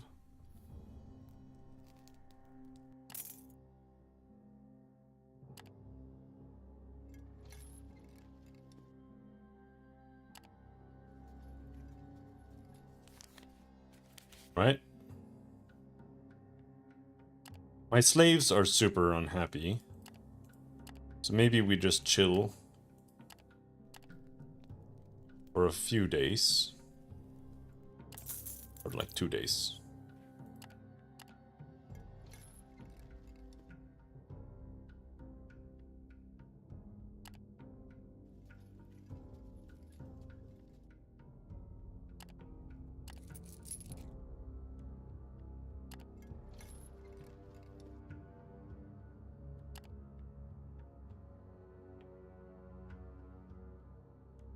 There.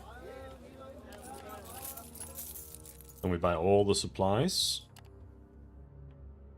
And then we have a Carpenter's Guild to Devon.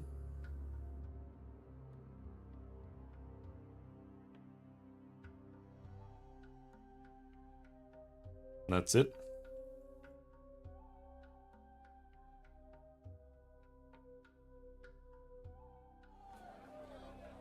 That's it.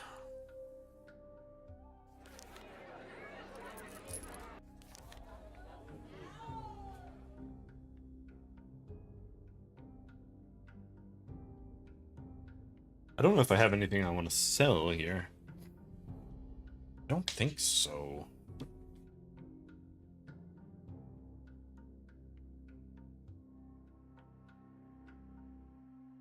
The iron.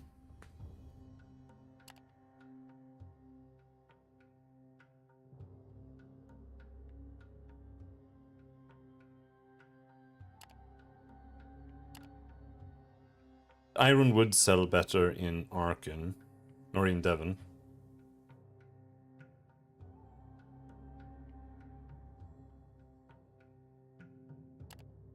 But I think maybe, let's see.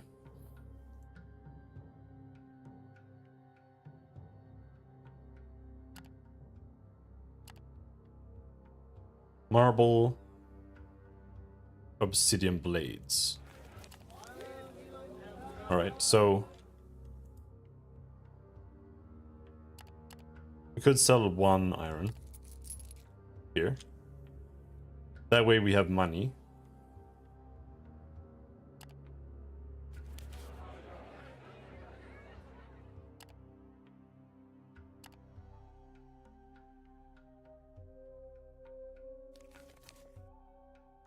I didn't get blessed again.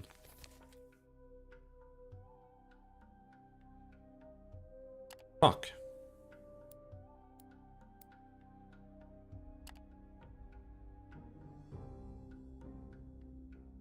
That could be bad.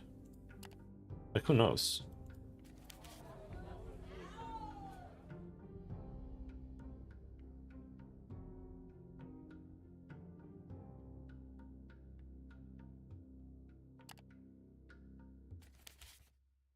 We need to go there.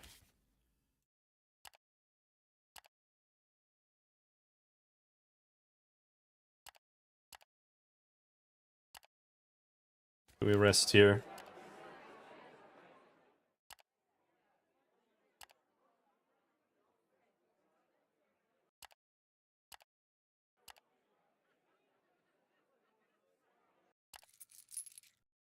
Maybe we do.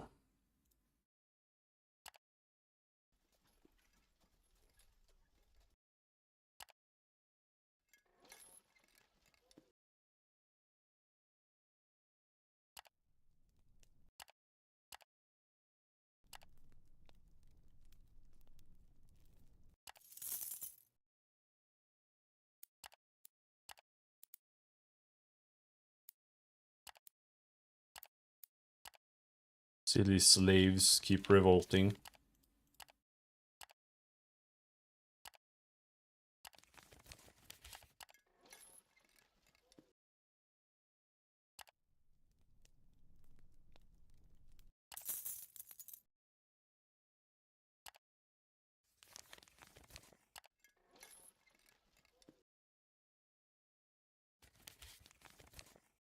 Alright, so it's here somewhere.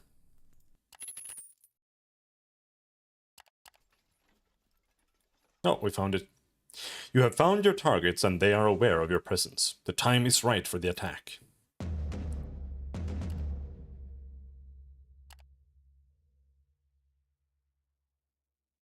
Alright, I have a huge advantage.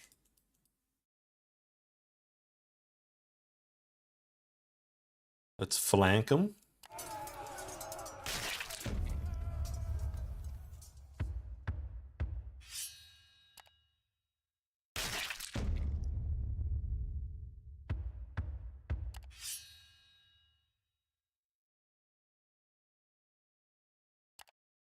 Give me loot.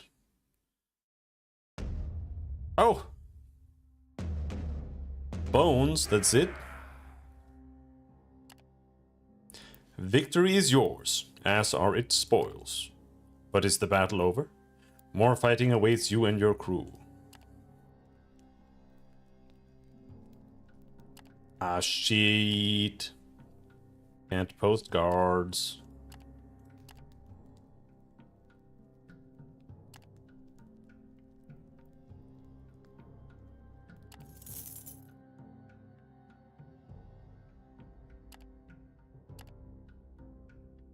Wait, what? What, do I need to find another encounter here? Is that how this works?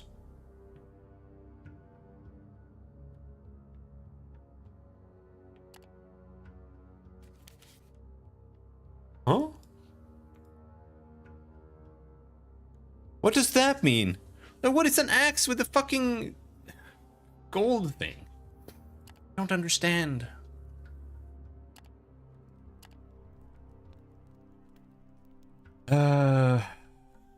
Is there no way I can just like send away some guy into the wilderness?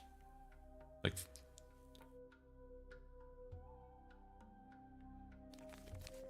nope.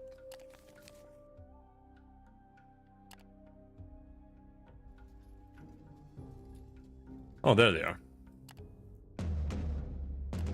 Alright, high chance of success.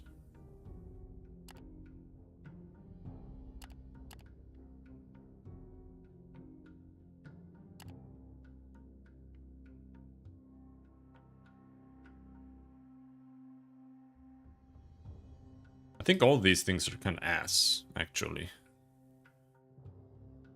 Minus 30 flee, minus 15 grit.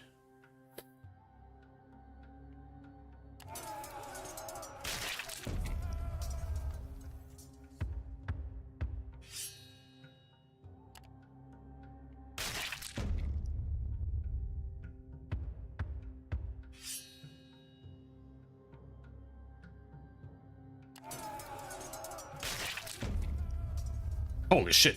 Fuck. I lost 8 fucking guys. But I did send my workers in on purpose. So let's see if it panned out.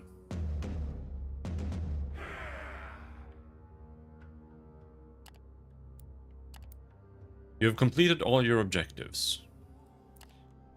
Oh, Thank God, yes. I did it on purpose so that I could have enough guards to actually protect my camp. And it worked.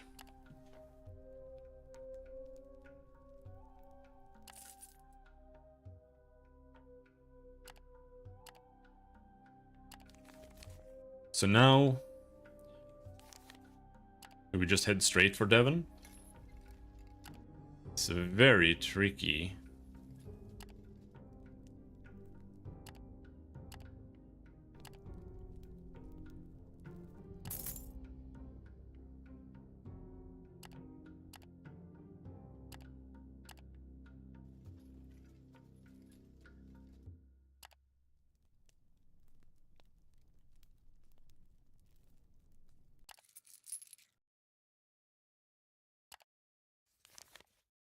The scouts, I feel like...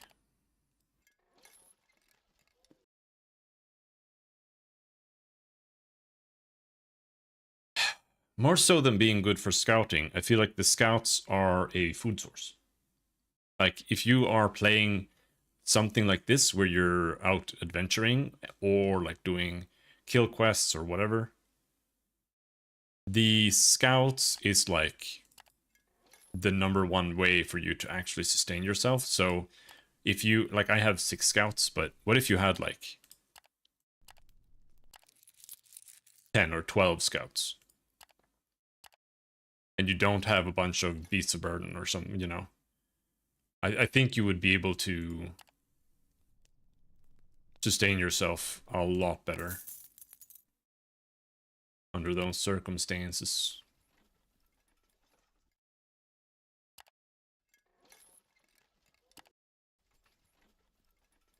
Alright, Despis, good night. Take care, man. Sleep well.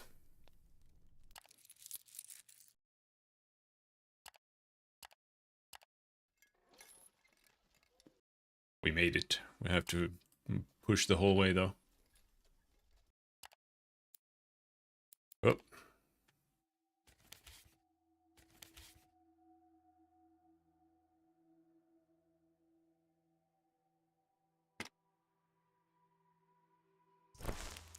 We have 1 obsidian blade here that we need to get past the guards. But 1, I think, is pretty much always... because it says 100, so we would have to roll 100 for it to potentially fail.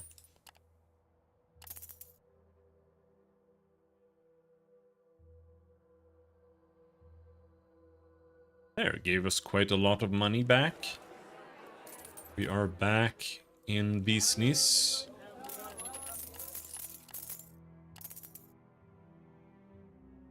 So what about bones? Are bones worth a decent amount here? Devon. I think so. It's one of the higher. What about like Sun Rock or whatever? Yeah, I think it's all really pretty good to sell here.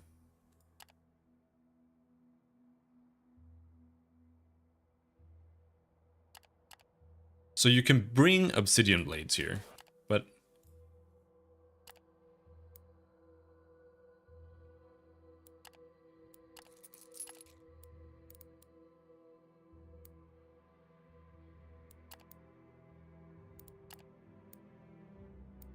sell the moon dust.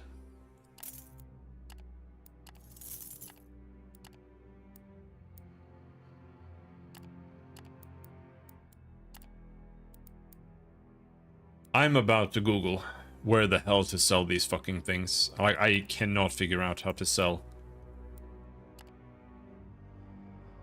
Like, what the hell?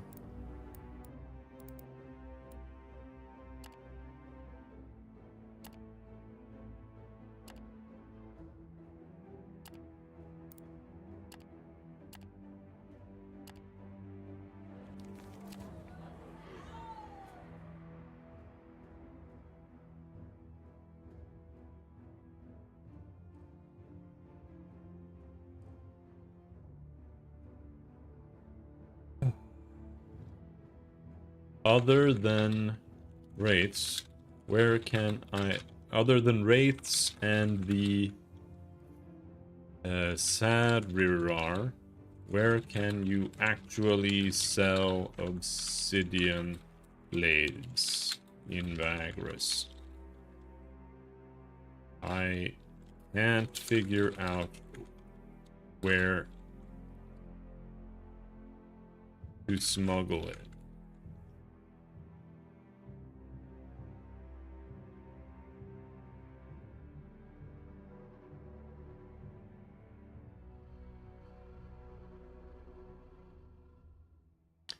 Garrick's business.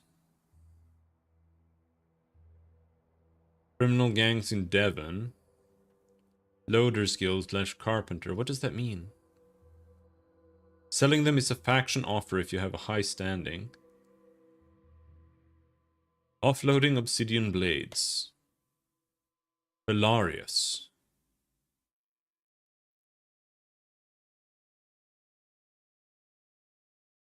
Criminal gangs in Devon.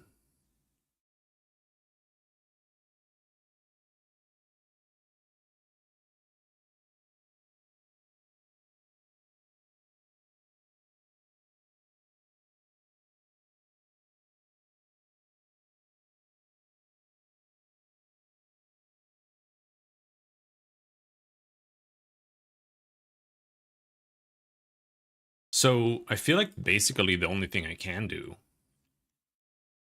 is just go and sell them to the Sedrirar. Which isn't really, you know, I don't really feel like I'm smuggling. I'll be honest. I'm just selling them to some fucking hobos out in the desert.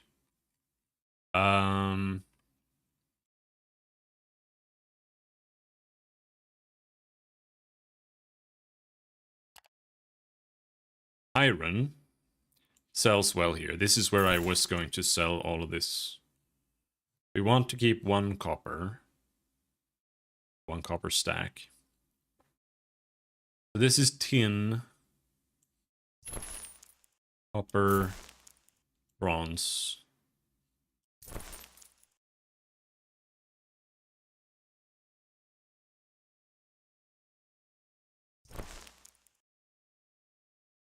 All right. So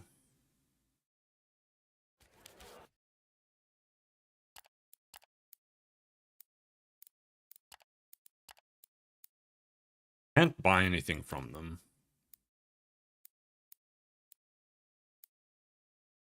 Sell trophies at the bazaar.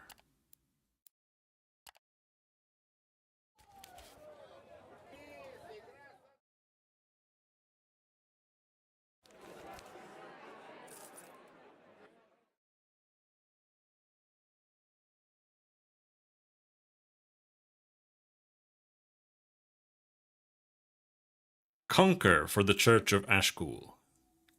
275, near Ventulium.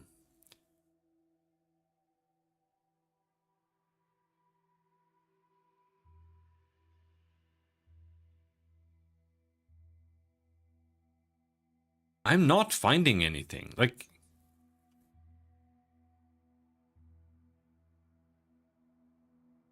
rescue. Rescue your target near Sun Rock, near Ventulium. There are 2 near Ventulium.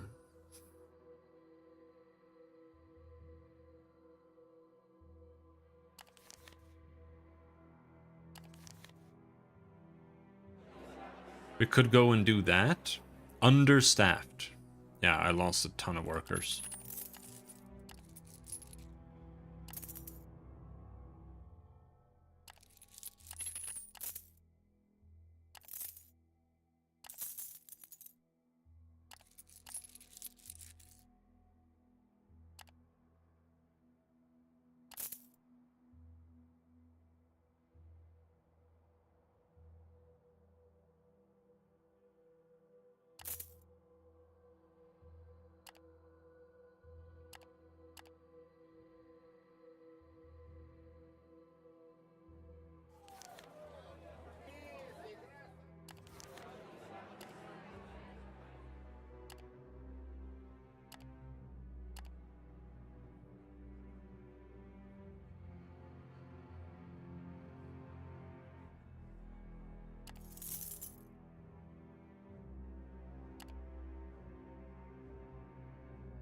am understaffed.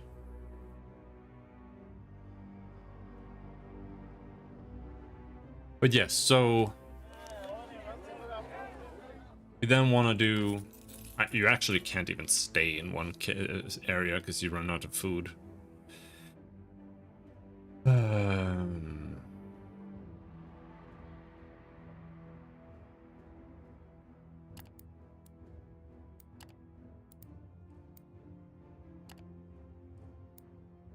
You ask a friendly death priest to tell you about the king of the underworld. They are quite used to these requests, so he immediately shifts into a lecturing register.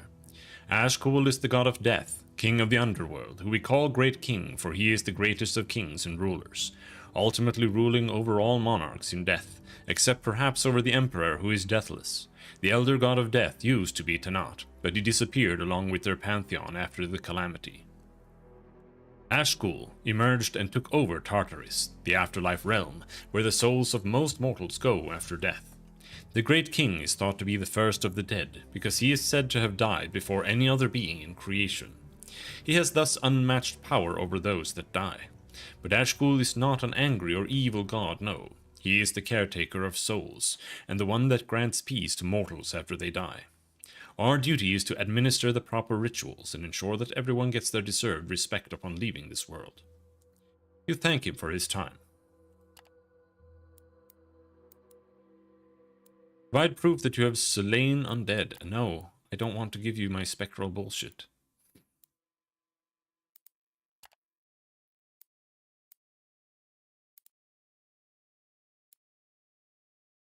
Contract of binding. Have yourself and your crew blessed.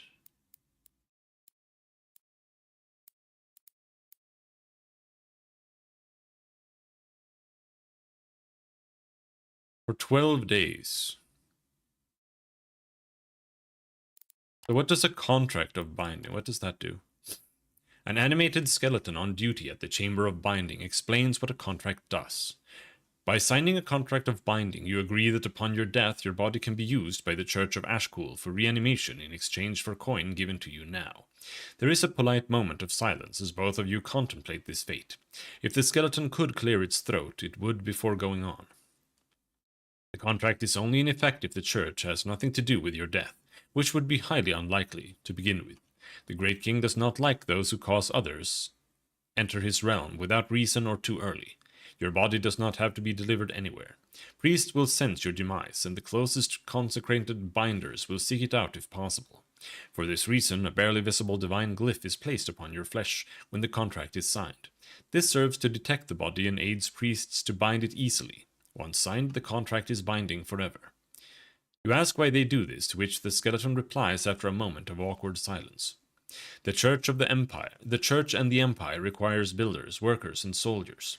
Under binding, the discarded bodies of citizens are regularly reanimated to perform mundane or unpleasant tasks until decay takes them, and they are no longer of use. It can be seen as a service to the Empire and the Great King. Ashkul teaches us that though proper burial and rituals are important, a body is only that, flesh that carries the soul. Thus its use is sanctioned its use in sanctioned ways like this to his liking. It is different from rogue necromancers and, the pause is almost dramatic, accursed undead. You contemplate all this. So, are you willing to sign? You will 1 brass for my fucking body? You ask if you can sign away the bodies of your crew. Refrain from signing.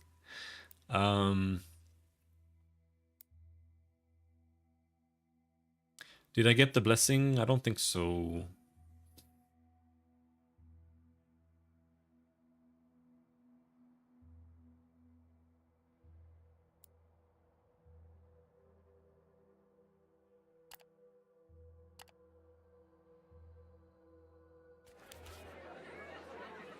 No.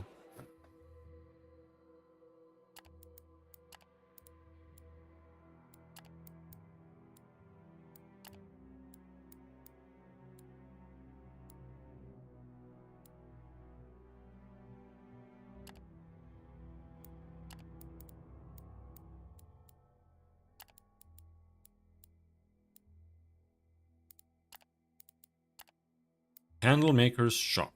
Die Hard.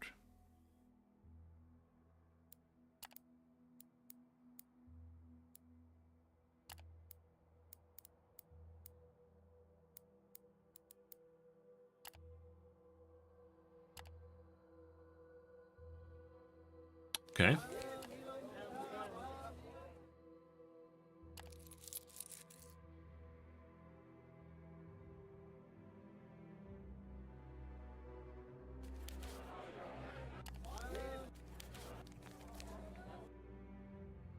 We are heading to Arkan, kind of, so we could do a run.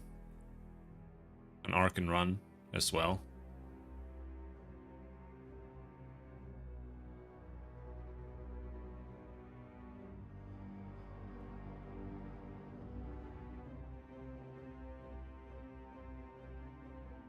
And this one is this is a rescue. Conquer. Rescue. Oh, we can do another one? Wait, what did I just do? Rescue near Ventilium. Ventilium.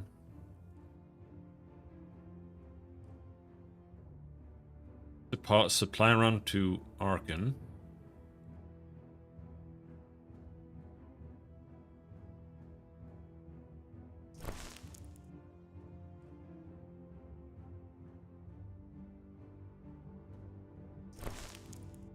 All right.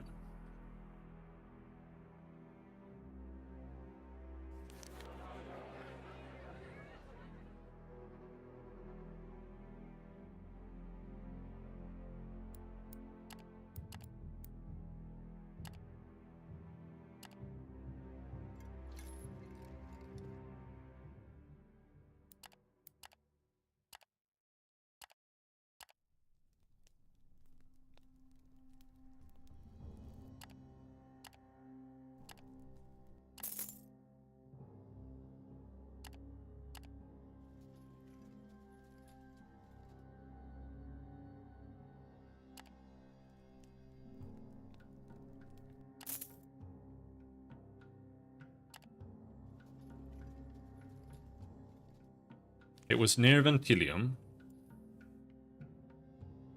We go to the right one there and then down to Arkan.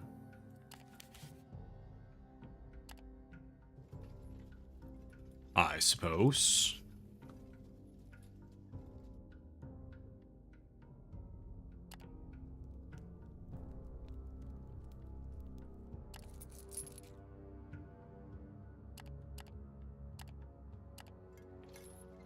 Why did they become broken? Come on.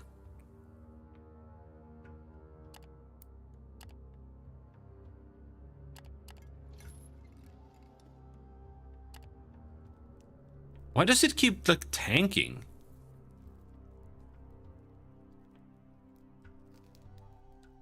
I don't understand.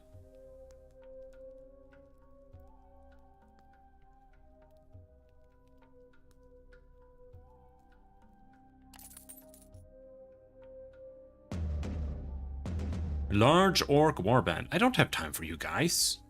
Buy off.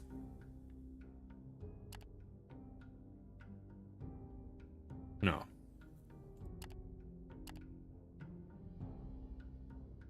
Oh, it's crowded camps that keeps draining the morale.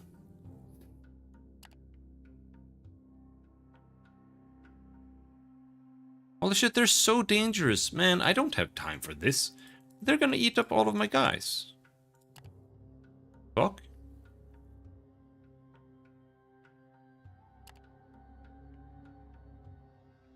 We're gonna have to do, like, Cull. I'm gonna have to fight these guys. I suppose.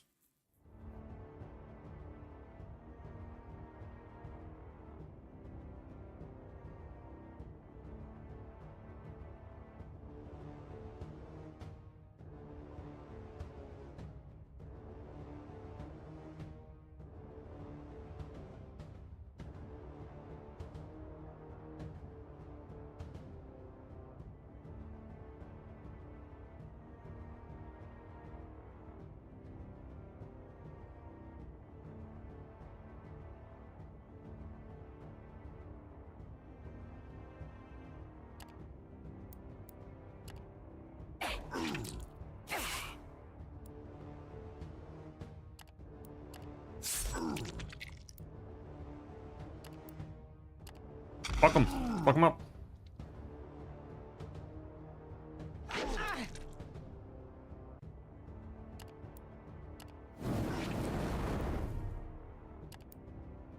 put down a pot.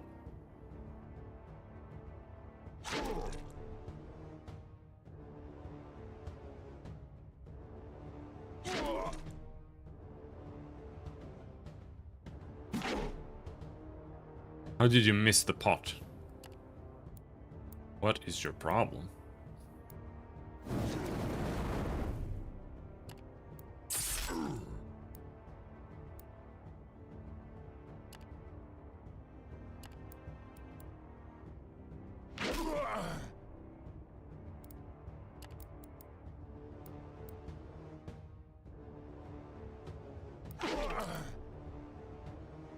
Uh-oh.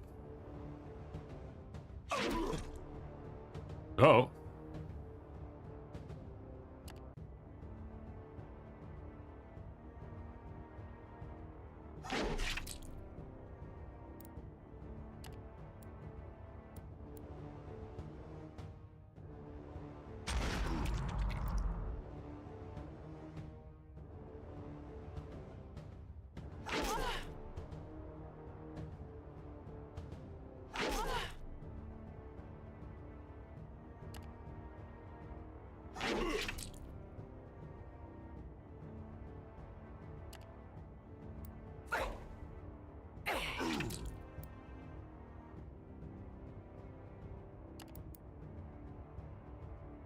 Yep, just reload.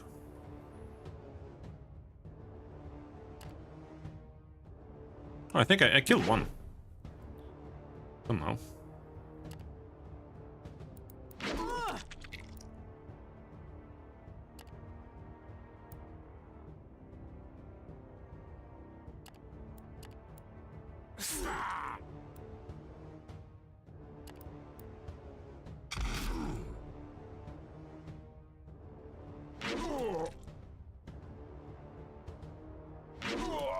I'm losing this.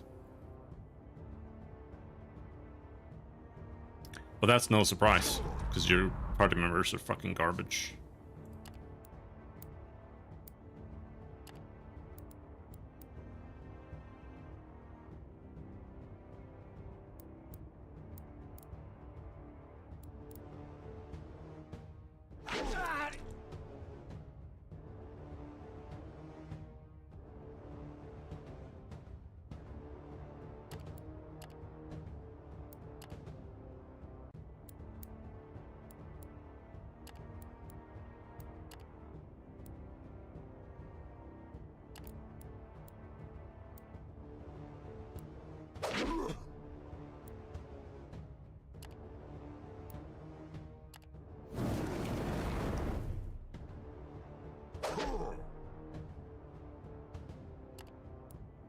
Vomit! Vomit!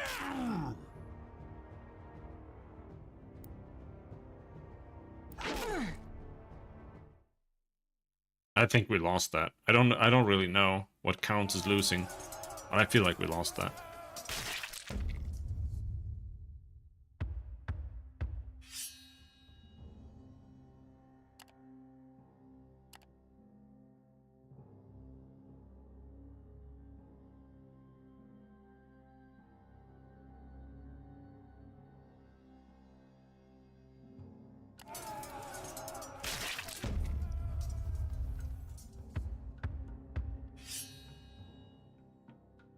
Okay, now we win 100%. I like how when you win 100%, your guys still die.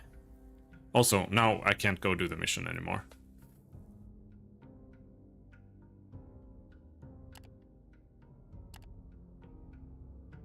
Because I lost 7 horsemen, bunch of guys. Yeah, 4 horsemen, 1 fighter. All of my guys are dead. 5 scouts.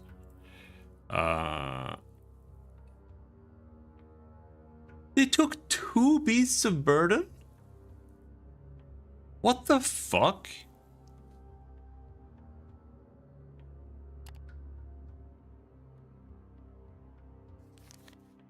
That's insane.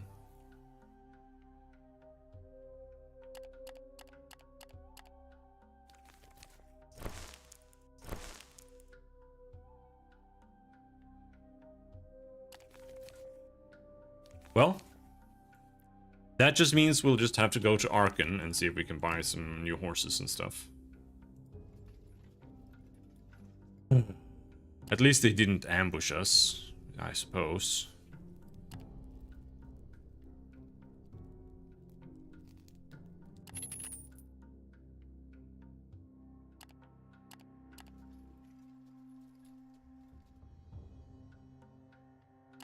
Forcing your guys to fight in combat like that, it loses loyalty. I don't know at what point, like, loyalty actually begins to be an issue. I haven't seen it so far, but who knows?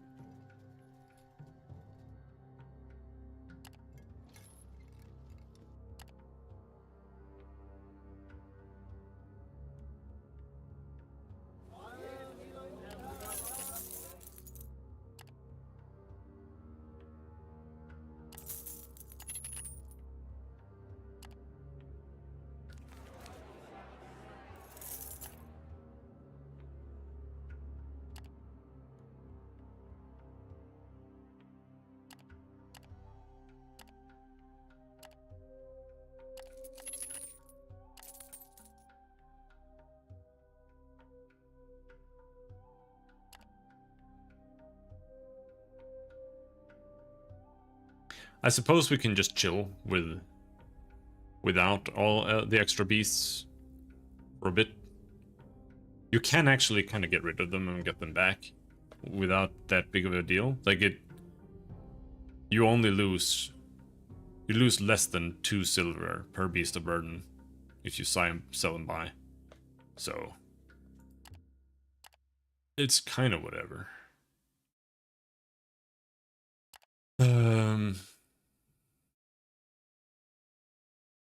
But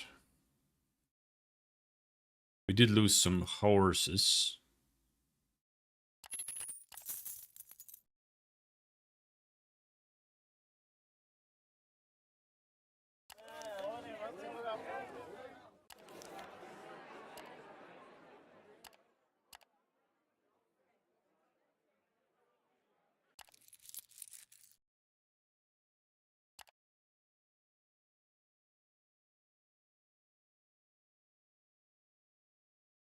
So now we have 293.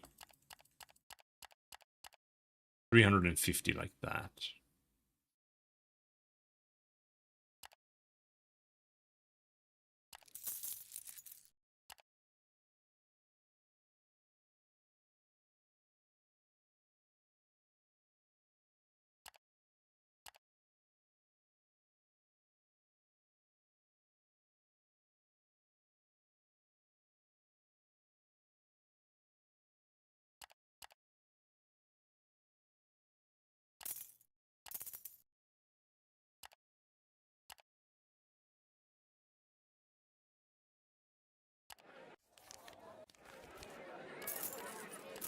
I need more guards. Being partially defended is so dogshit. My blessing of unbinding is gonna not last.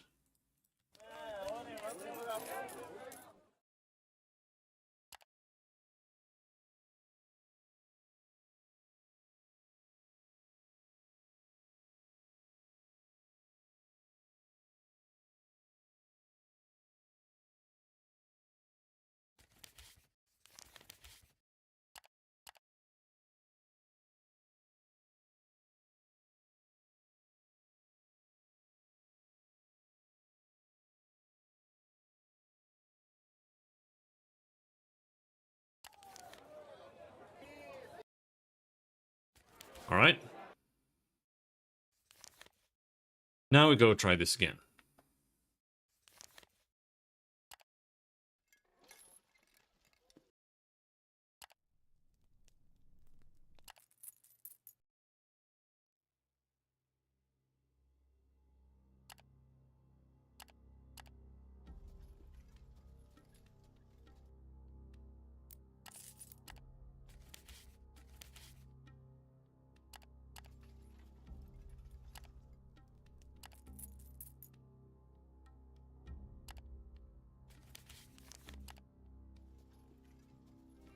Hello, Chow Chow. You have found your target and the time is right to take this place. The necromancer moves his puppets. Alright. Slaver. No, just kill them all. Bought Project Gorgon on the Steam sale. Alright. Yeah, I put 700 hours into it. So if you can get into it, then yeah.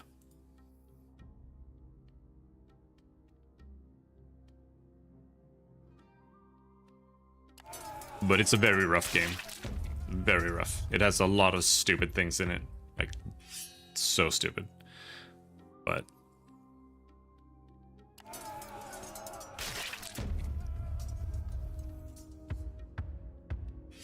I thought it was fun for a while.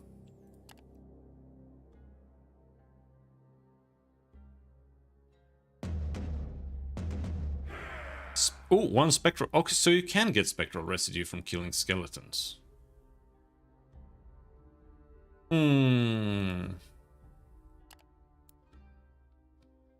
Wait some days to see if the adversary returns. Hooray! We get to wait.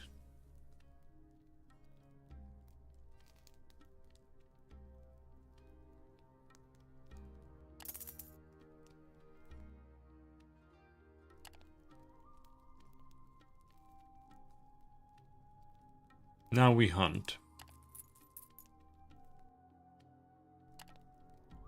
Why does hunting not work sometimes? It's so weird. Necromancer moves his puppets.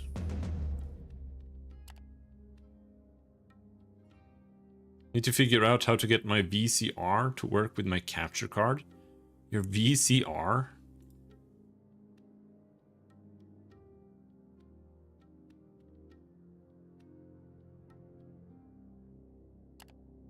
What are you doing with your VCR?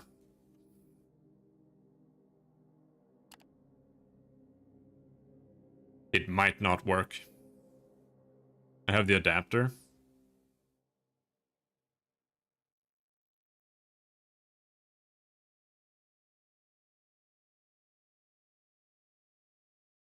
Like I mean, I don't... Your VCR would be like SCART or like... just coaxial cables, I suppose.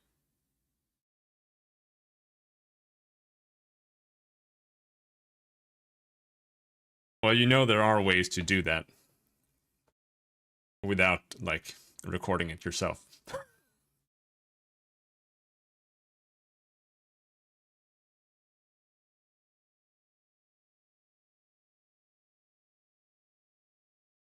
We don't talk about that here, though, but, you know. Just saying. That's a lot of work. Let's insult them. Or makeshift... Yeah, makeshift barricade is the best. What just happened? Oh, he killed a slave?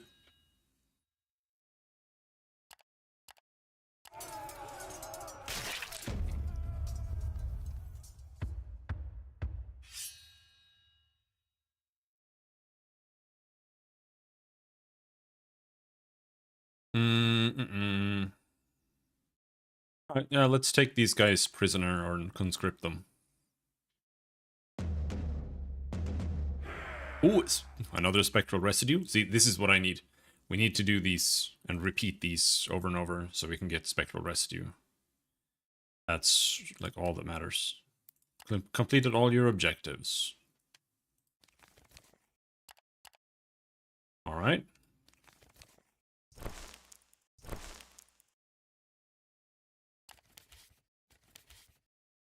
And we need to go over there.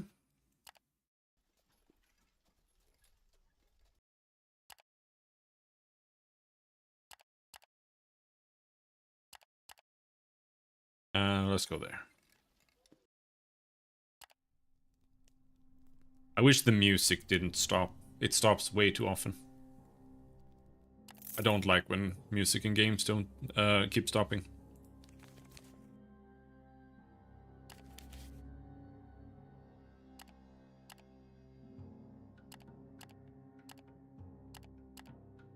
Hmm. Alright, that's like the only place we can go there.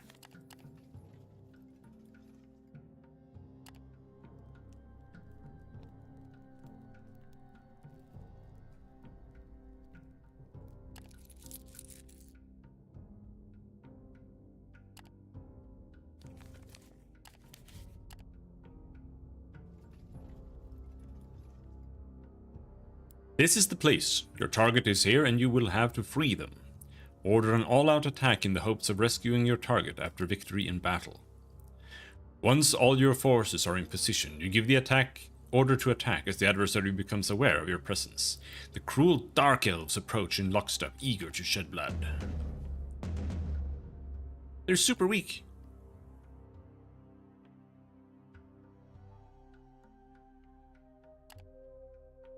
Slayer? I hardly know her.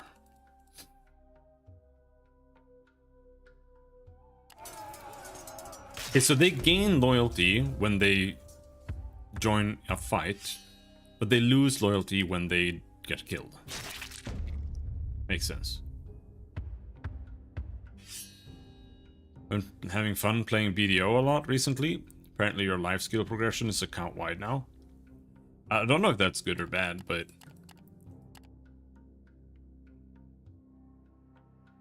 yeah, BDO can be fun for a while. I have grinded in BDO as well in my days.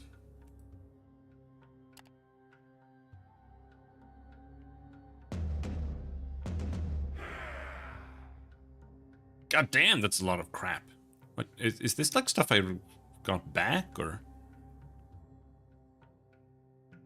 11 horses? There's no way I got 11 horses here. The target is now safely within your comitatus. I got 11 horses. What the fuck? But that also means that we are eating like insane amounts of food. This is the first encounter I've ever done that actually netted a bunch of stuff. It's crazy.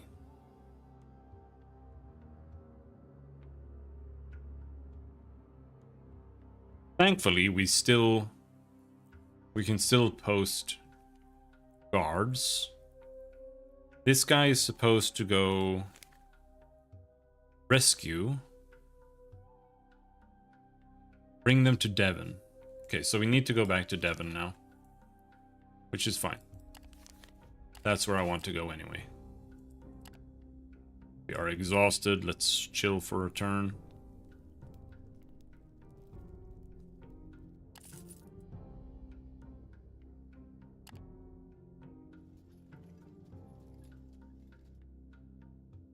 I am really interested in like trying a mercenary run in this. I want to get smuggling going though, but it's just never really happening. Tainted Coterie.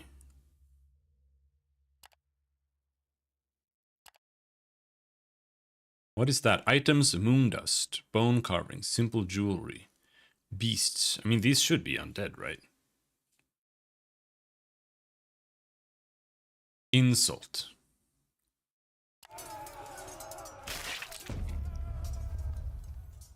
Just blast them.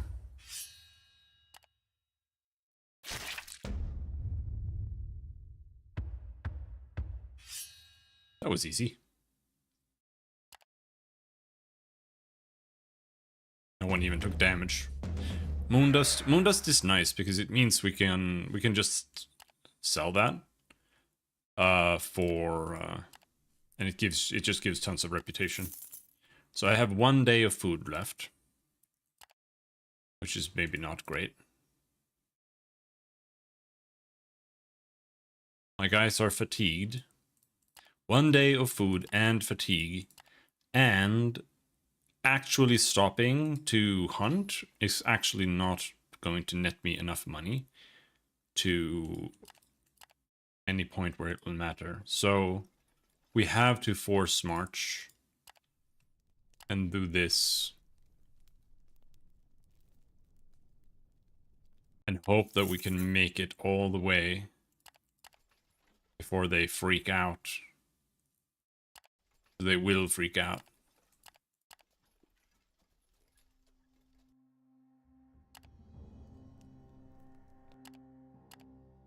With my slaves a bit, we are now under...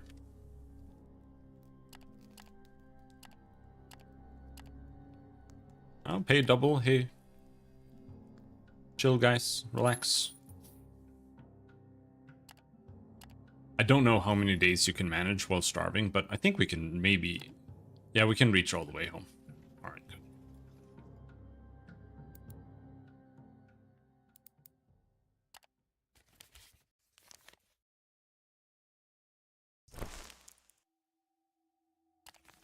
Let's just hope they don't find my weed. They didn't find my weed.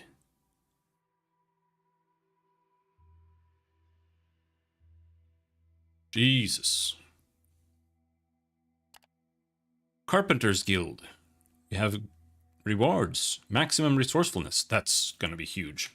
Because now we have 4 maximum. That means I can use it twice a day instead of just one.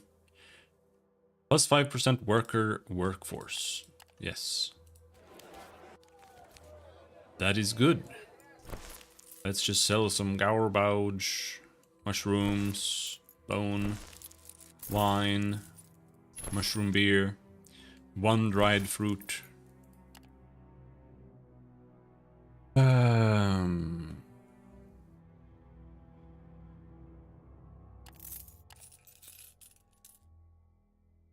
If you can hide your weed as good as Afro Man, you got nothing to fear. Afro Man got nothing on me. I just shove it up my little pouch, and nobody can find it.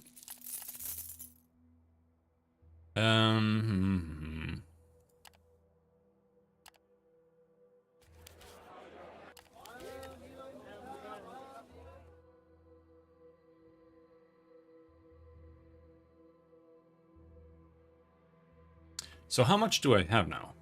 I think we have like 3. 6 spectral residue. How much did I need? Was it 8 or 6?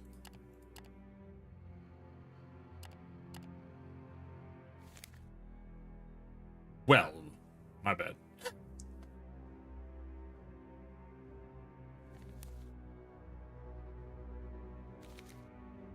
Report what happened to Prince Lacor's court. Yep, that is here. Let's go visit Prince Lacor.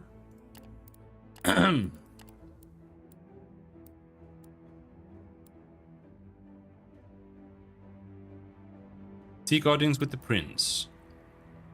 Report your findings on the Vagrus Gate. Talk to the advisors about recent news. Report your findings on the Vagrus Gate in Hargad Tool. The prince grits his teeth when he hears that his ancient enemies are indeed finding new ways up to the surface, but then his noble face relaxes when you tell him how lethal a blow you have dealt to their forces there. We should have turned to the Vagrus in the first place. He rises from throne with a smile.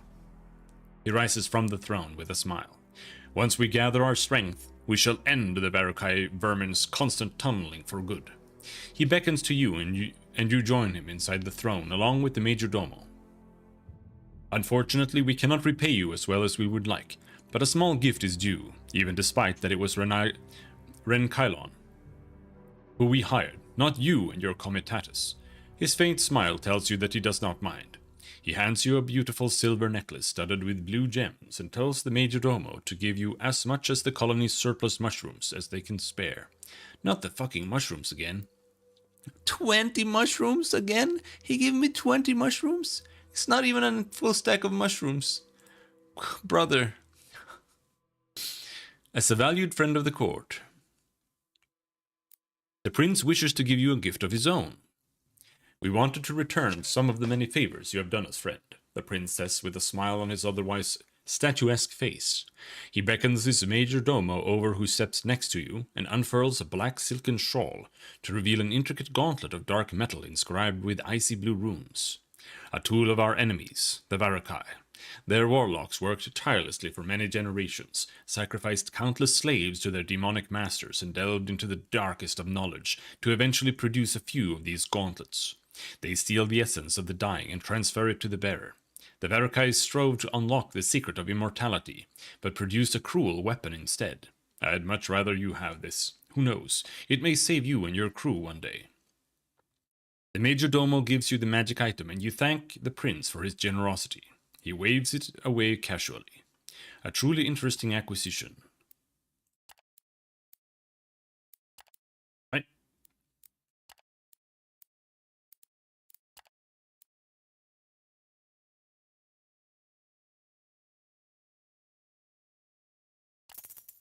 Okay, we can sell weed here. Selling obsidian blades here is a complete waste.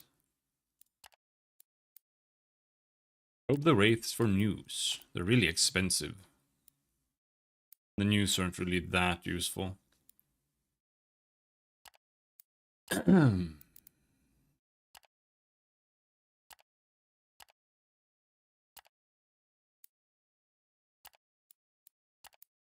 Here, you want some cocaine? They want my cocaine. Oh! Petition an audience with the guild's leader. Once the clerk hears your name and your request to see the man in charge, she bows her head politely. You are escorted to the uppermost landing of the north wing, all but abandoned by the looks of it, but for the small room at the far end of the main corridor, where light twinkles behind a curtain. The clerk indicates the doorway, then leaves you, her footsteps echoing in the silence. After a moment, a man's voice calls to you softly. Enter. The man behind the curtain appears to be a half-elf of indeterminable age. He is sitting behind a large desk laden with the tools associated with a jeweler. Indeed, the tiny chamber reminds you of a jewelry workshop rather than anything else, with boxes of precious stones and all sorts of obscure implements lining shelves. I hear that you've been asking around for the guild's leader, he says, not looking up from his work. A magnificent bejeweled bracelet. You ask him if that is who he is. I'm just a capo, he says, softly, but the way he intones it tells you that he is indeed who you're looking for. I'm called Vagrus the jeweler, and it so happens that I'm the one who might be able to be of assistance to you, provided you tell me what you're looking for. The man in charge, as you've so eloquently put it.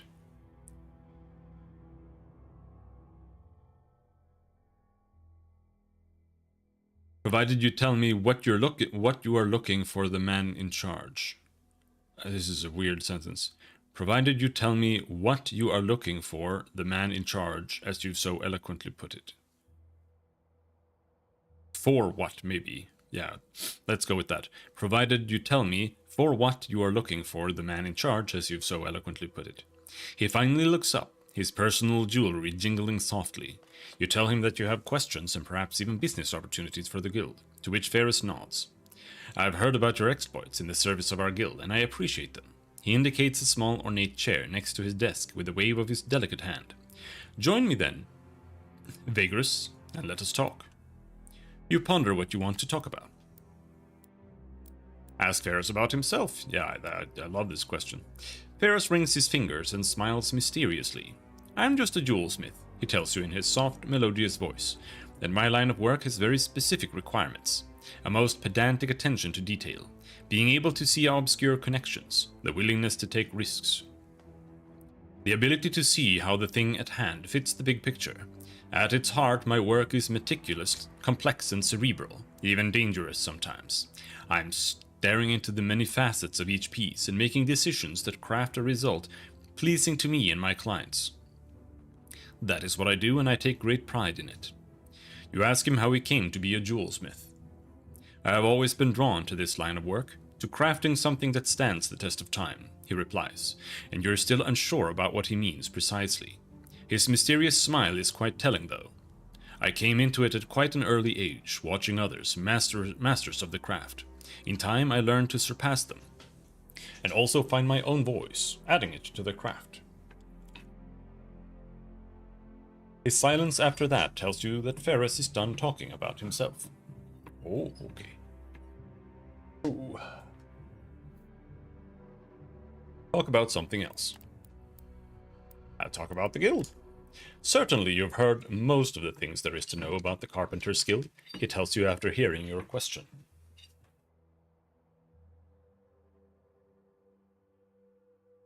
Many consider us a malevolent force, a corrupting force, but they fail to see that unionization of the crafts was necessary, is necessary, just as much in this day and age as it was during the Golden Age. Without banding together to fight for our rights, we craftsmen would have been disenfranchised by other conglomerates of interest. Aristocrats, military people, laborers, priests, mages, you name it. Who says then that the unison cannot lean into whatever grants it more leeway in the battle among castes and social classes? It is a dark world, Vagrus, full of wolfish devourers.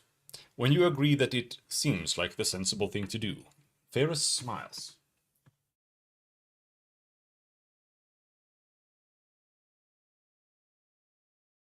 Ooh. My ass hurts so bad. I sit way too much.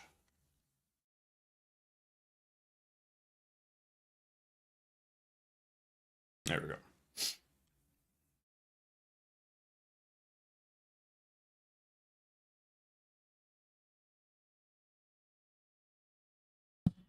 Did you know that in ancient times carpenters were numerous? There was a lot of wood at hand. Lush forests, according to historians, however hard it is to believe today, and so carpenters were woodworkers specifically, not a synonym for craftsmen in general. Curious how language changes, don't you think? Even it bends to the whims of history, but not the guild. No, the guild is eternal. Talk about the cities in the region with a prominent carpenter presence. Of the great cities of Terra Supra, Devon and Abernum favor our guild the most. Fairest muses. It's no wonder. On the other hand, Abernum has always been an industrial town, delving into the art of metallurgy. And on the other, Devon has had trade and commerce as its main asset since its foundation after the calamity. You ask him which one is more important to the guild, to which he chuckles dryly. Well, I am here, am I not? But of course, we are less centralized than the loaders in the region, so Avernum's importance is close to Devon's. Even if the Smelters Guild complicates things.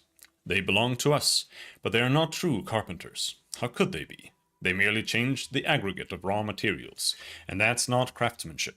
Still, our alliance with them is necessary to keep a firm grip on Avernum's trade. And as for Devon, well, it makes sense to base the guild here, since the Emperor's Road crosses it, and the Scorched Road connects it to the exotic resources and outlandish people of the West. And this is where the real craftsmen reside. Ferris goes on to name a few, including a jeweler he considers almost to be on par with him. A rarity when it comes to the soft-spoken half-elf. The shop called the Pearlescent Parlor is tucked away in a tunneled street here in the Shadow Bazaar. I wonder when we should start trying to go east and north. To Pot Rodan. It's quite far, though. It's really quite far. Like, Jesus Christ. And I have... You get no quests to actually go there.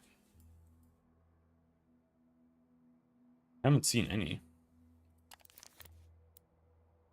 Ask him about the Loaders Guild. It may surprise you, but I do not consider the Loaders our enemies, despite our often conflicting interests.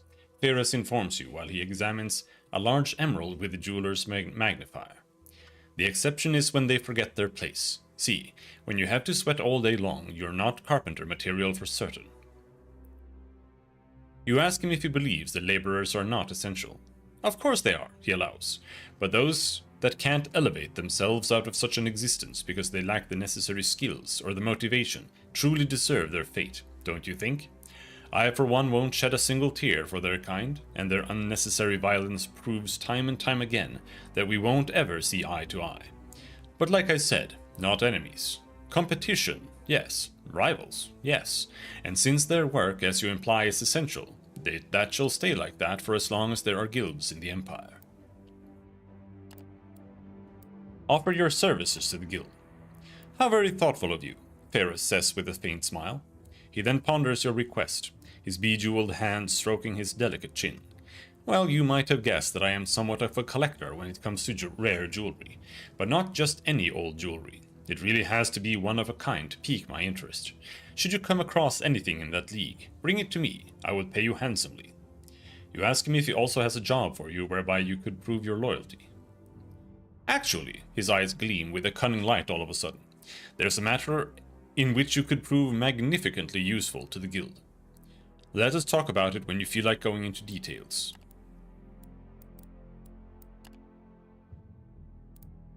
Bronze owl-shaped pendant. I don't want to sell that. He's not even giving me a lot for it. +5 accuracy is super OP.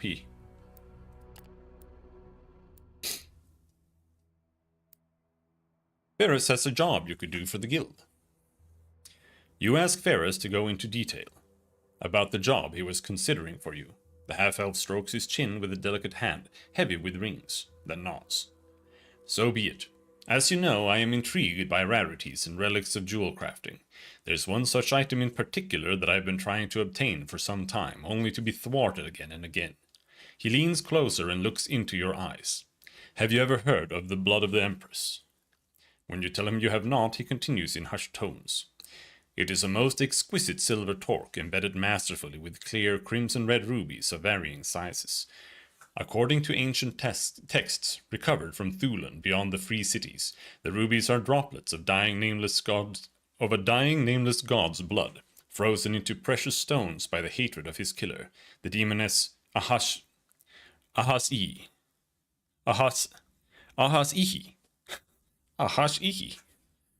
Although the Thulani gave the torque to their beloved queen, Nuat, as a gift upon her marriage to their king, Emperor Aurelius of the Third Age invaded the city-state soon after and subjugated its people. Mighty as it was, Thulan could not stand up to imperial might.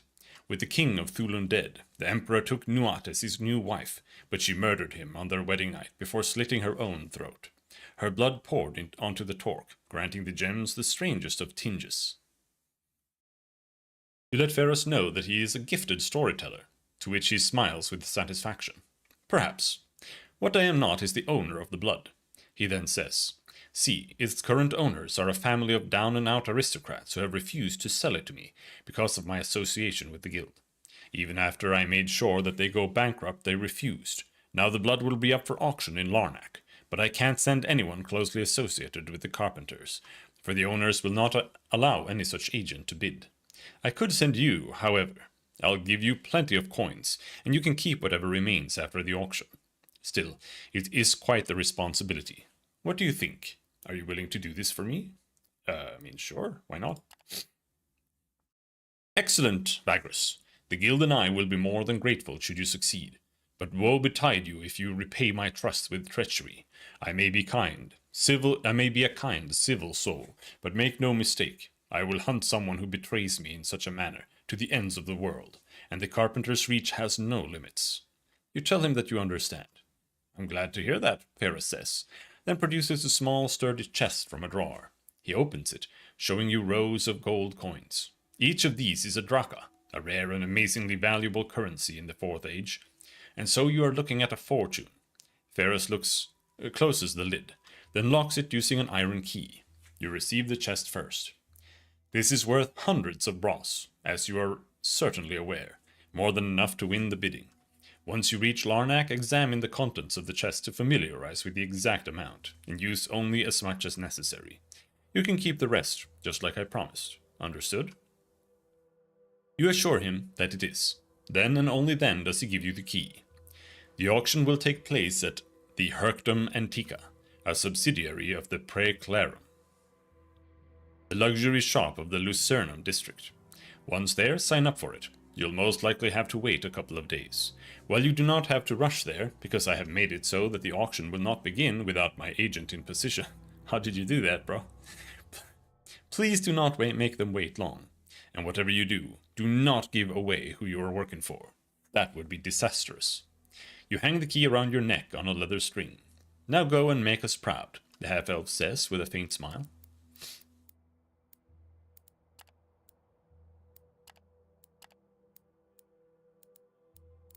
All right.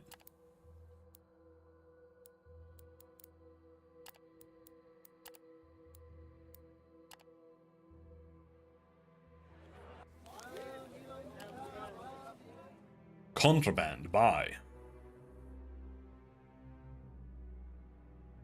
I just don't know what to do with this contraband. Like, it's just so ass. We can buy bogweed. I'm surprised I'm buying bogweed from these guys. But, like, this price doesn't even look like it's good. Can you sell bogweed in...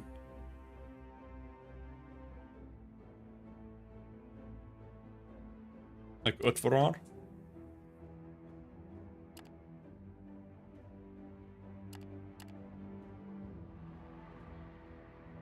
Can, but it's only worth 19. Just don't know what to do with it. It just sucks.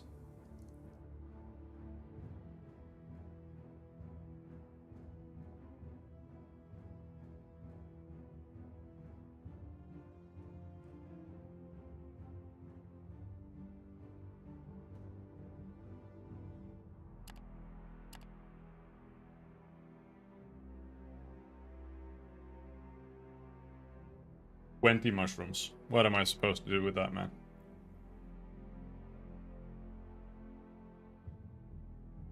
Hmm.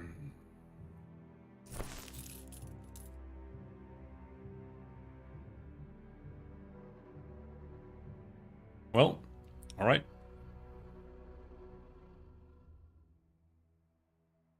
If that's the case, then we need to go...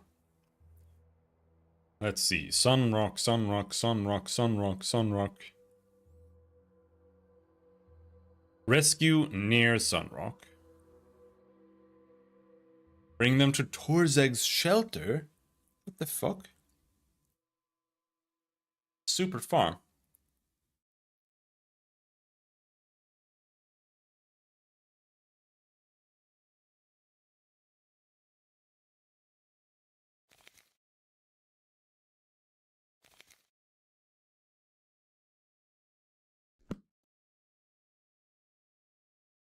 I don't want to do that one. Do I? I mean, I could. I suppose. It's worth 100. But it's a huge encounter. Near Sunrock.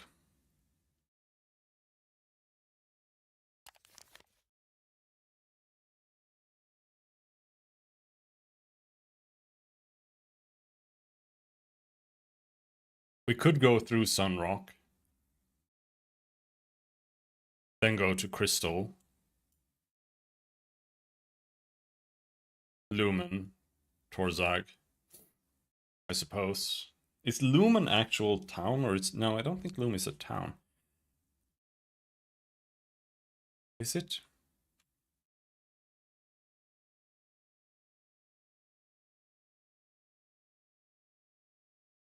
This would be...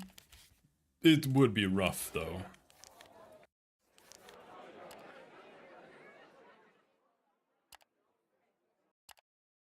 I think that would use up, like, infinity. Sure, double pay for today. Relax. I actually don't want to have 11 horses. It's crazy. That uses up so much workforce.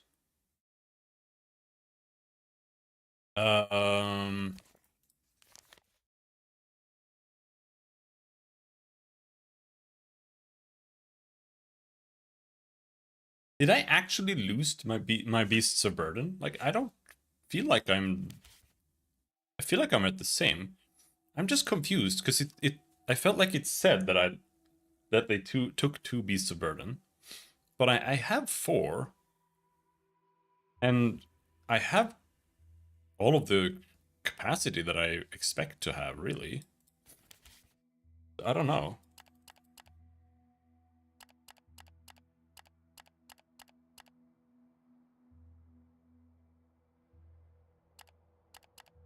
Like, even so, you have too many horses either way.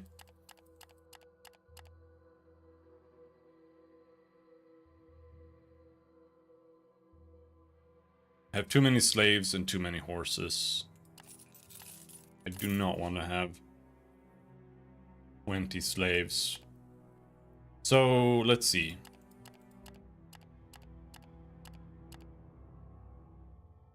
16 horses.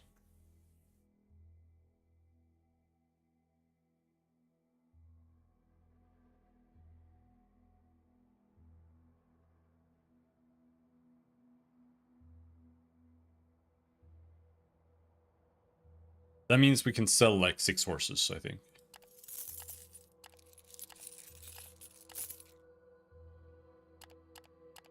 Because that way we can...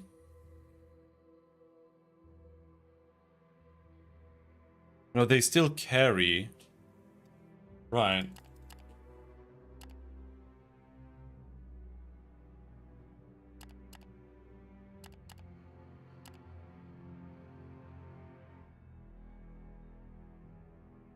Hmm.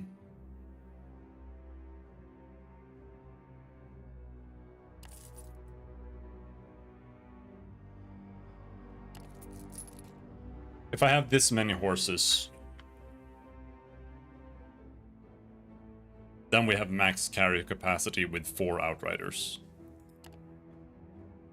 I don't know if I want to have 8 scouts, but it's working like right now, I guess. Having a lot of horses also means that you can slaughter. Maybe I haven't really considered doing that before. Maybe that could be useful.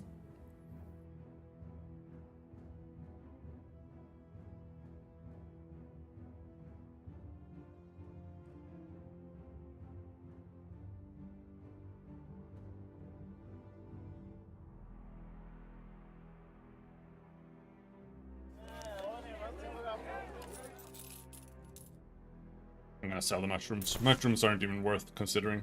It cost nothing. So, rescue near Sunrock. This one is dangerous. 290 power.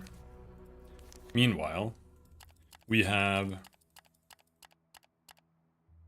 400 in power and 199 defense.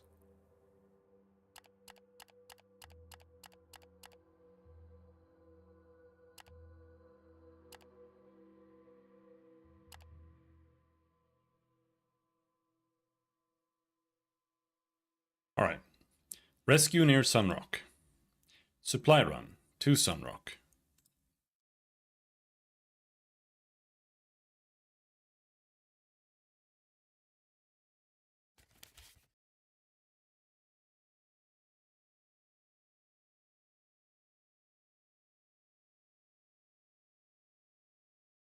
Supply run for Loaders Guild to Sunrock. Rathanok Alliance. Sunrock. Supply thickness. Sunrock.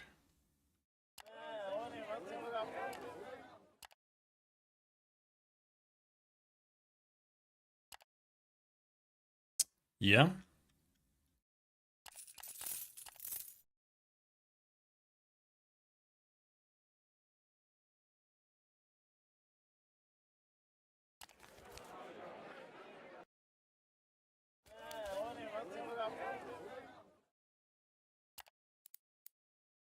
Can you buy?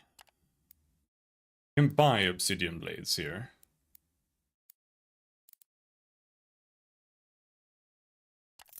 I think it won't be worth doing that, but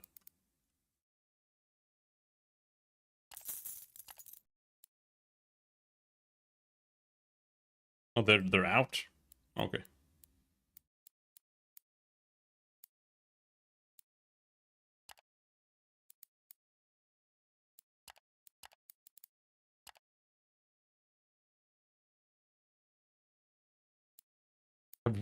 How do I have 21 days of food?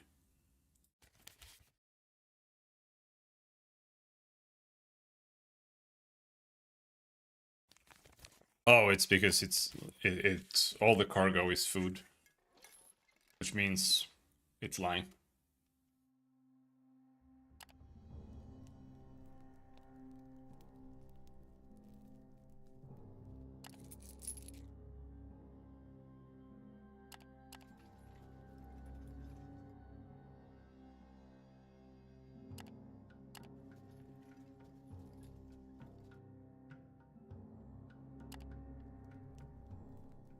No more double pay.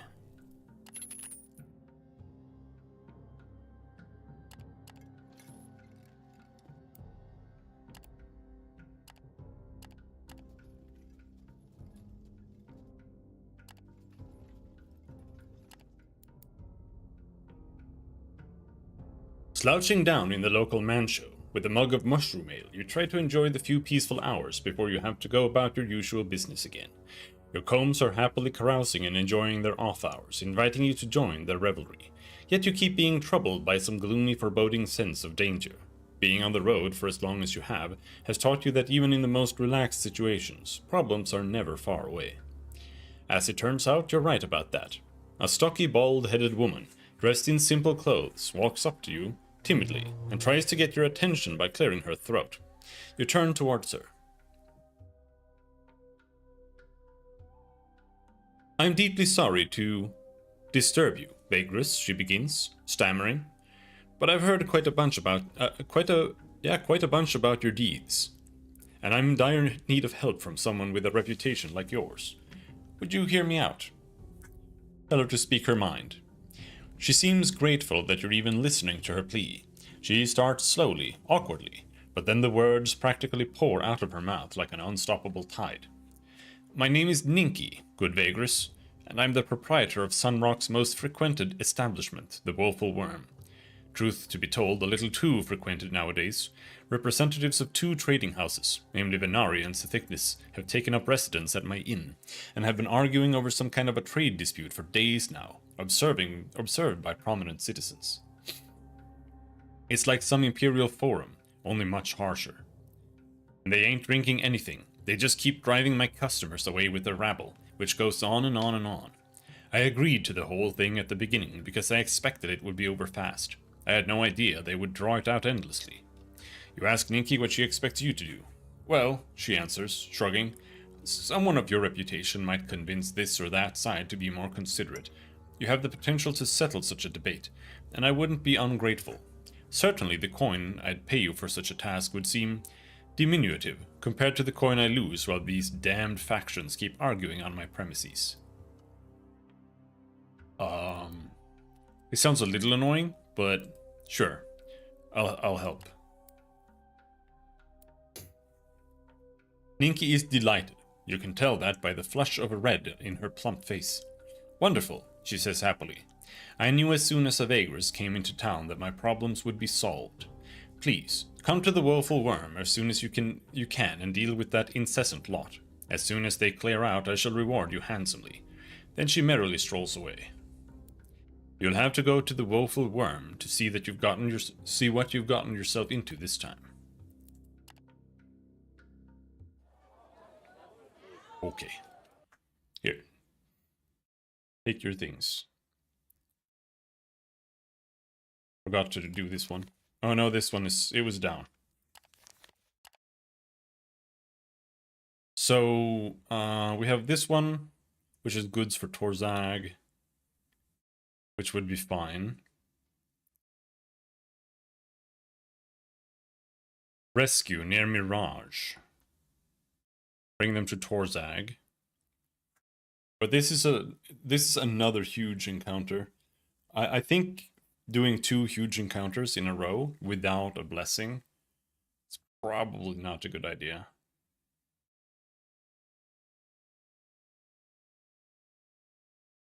So we can take this one to Torzag. Suppose. Could have rested before I took it, but whatever.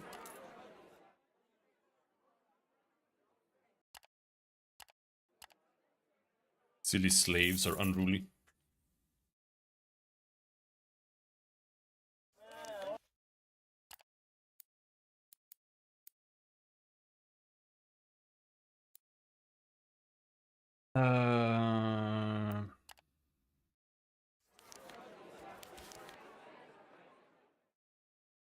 He has hunting and survival.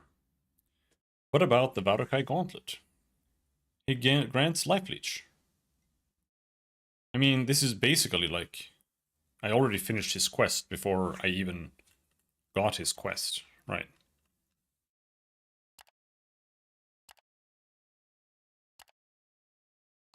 And level Ren Kylon up. So I did get stats to get mark target, but we actually want to level up knife throw first. Dexter is 4. Okay, so now we have knife throw.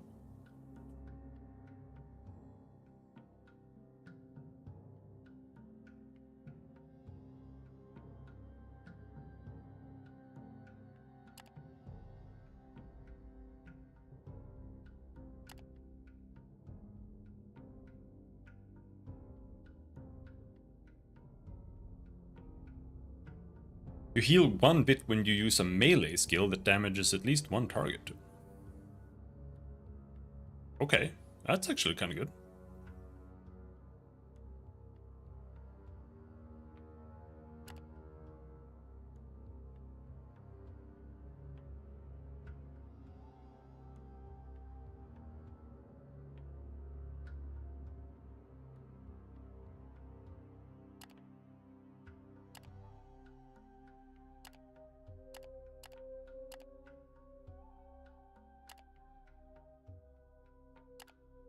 So, Borax has this herblore. But do I want... Yeah, that's... You can't really have anything else.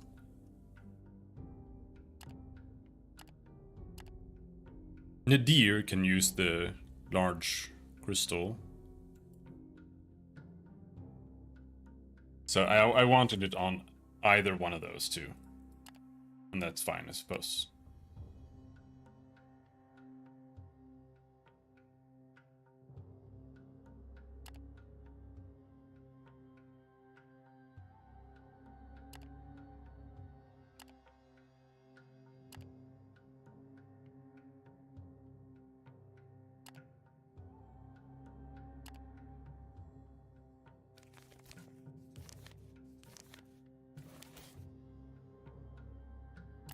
Alright.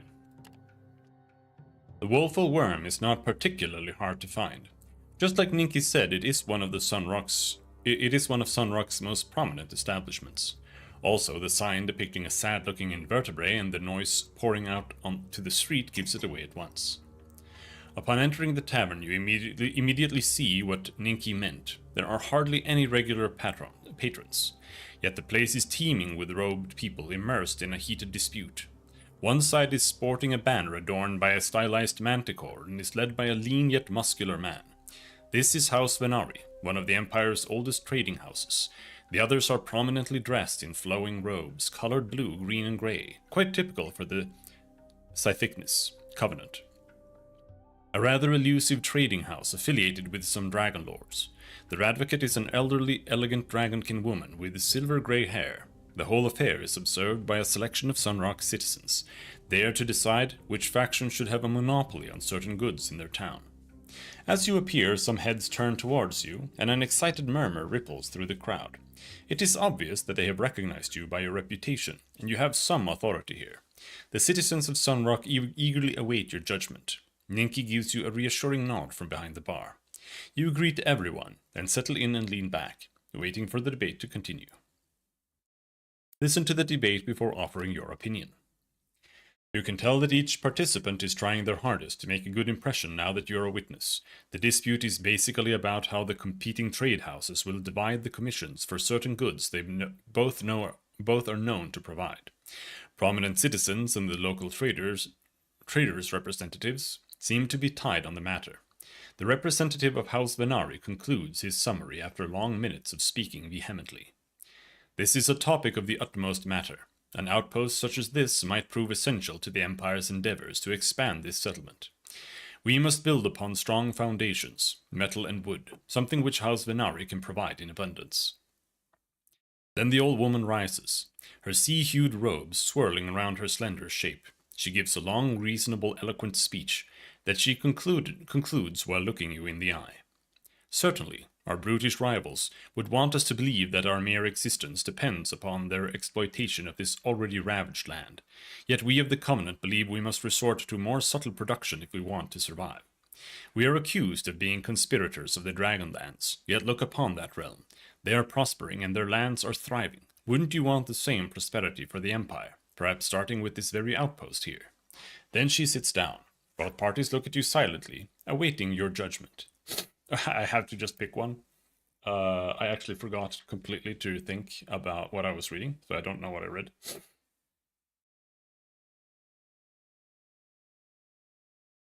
This is a topic of the utmost matter. An outpost such as this might prove essential to the Empire's endeavors to expand this settlement.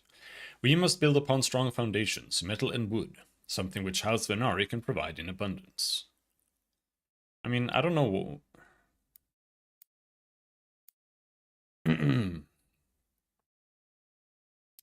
Favor House Venari, I guess. I don't know. I mean, Sithic, this Covenant, they're like...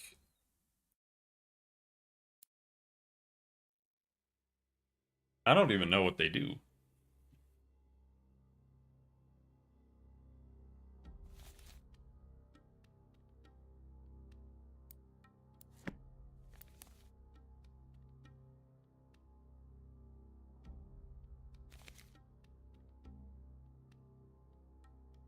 A strange and secretive merchant guild born of the alliance between the Blue and Opal Dragon Lords, and Sithicnis Covenant is known to be more interested in acquiring magical objects and knowledge than in trading goods and resources. Still, it is one of the wealthiest trade guilds in the Dragonlands and the continent as a whole. Right. But they are foreigners. What about House Venari? It's one of the most powerful trading houses of the Empire. Symbol is a manticore.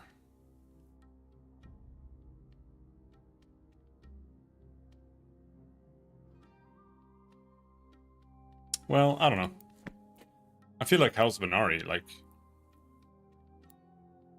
they live here, right? After thinking for a while, you rise from your seat and voice your opinion in no uncertain terms. Right now, Sunrock needs an influx of base materials, and House Venari is best suited to provide that in bulk due to Imperial affiliation and already well-established trade routes. Being a well-traveled Vagrus, your word carries weight.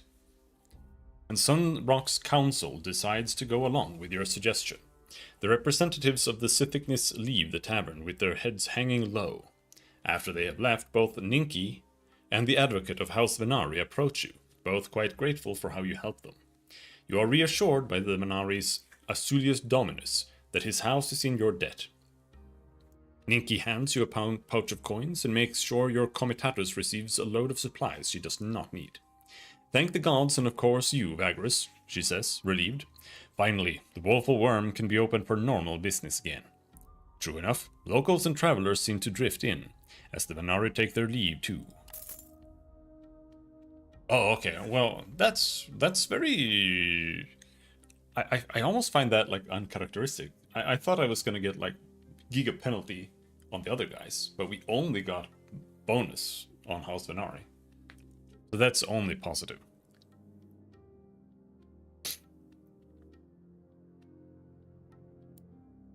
Alright.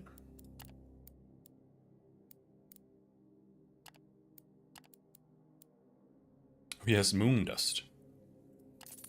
I'll buy 3 moon dust. Medical supplies. Old stone tablets. Sure, I'll buy your stuff.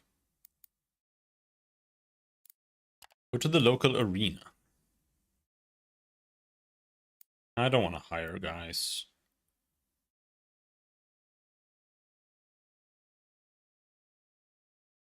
Take part in the next fight.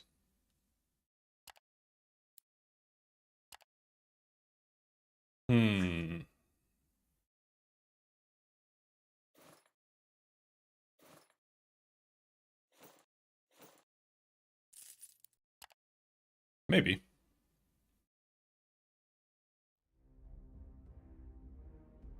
That's scary.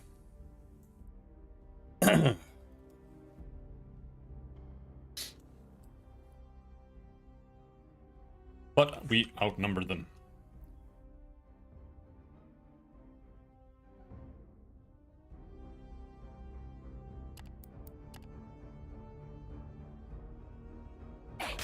Fuck you.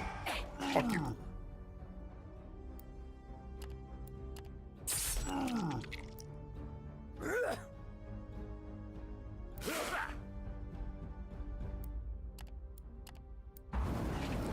Nice.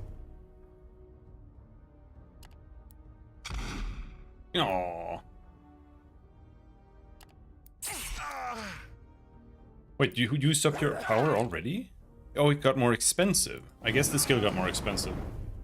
Because before, I thought it cost 2 and he has 4 power. But I guess that's not the case.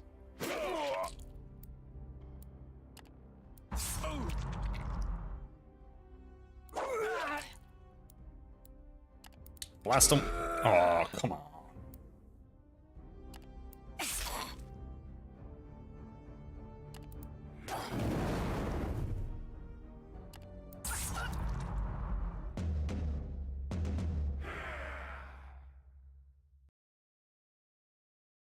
Tactics or not, the orc and his comrades are no match for your companions. The crowd gives a cheer as you vanquish the last of them.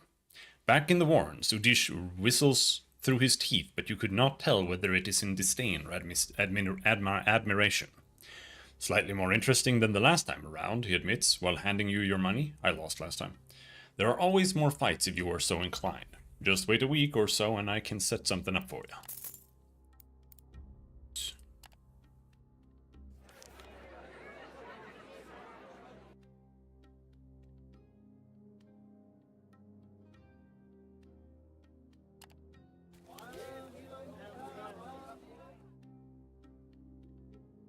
And we're ready to go.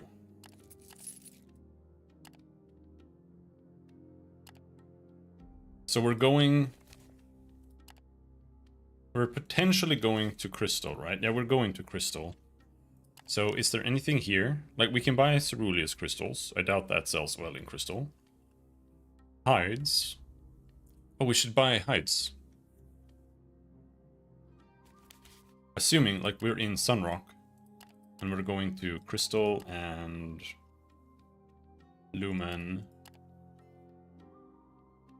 or Zag. Right? So crystals here are worthless, obviously.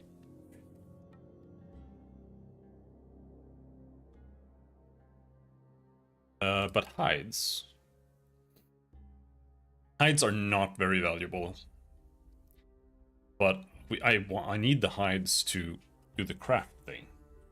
I think it was just hide. It was like 1 hide you needed. Oof. So might as well buy a stack.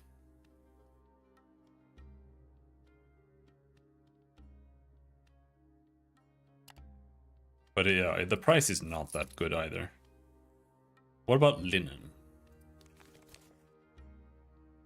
I don't think linen was that good here. No, well, it is actually sellable in Crystal.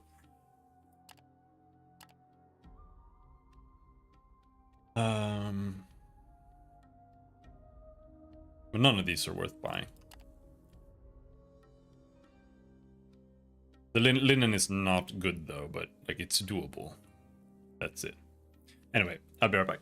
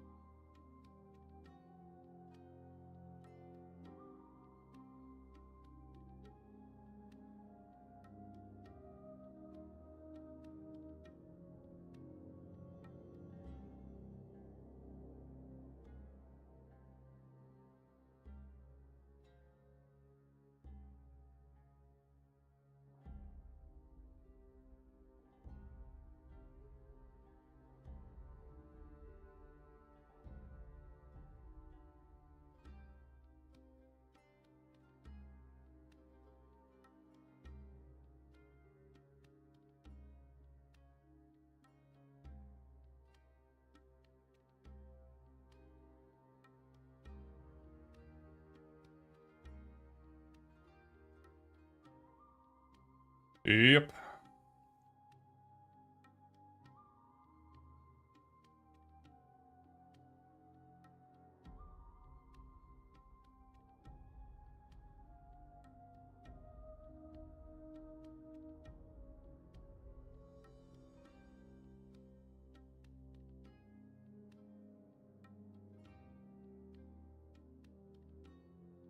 Hold on.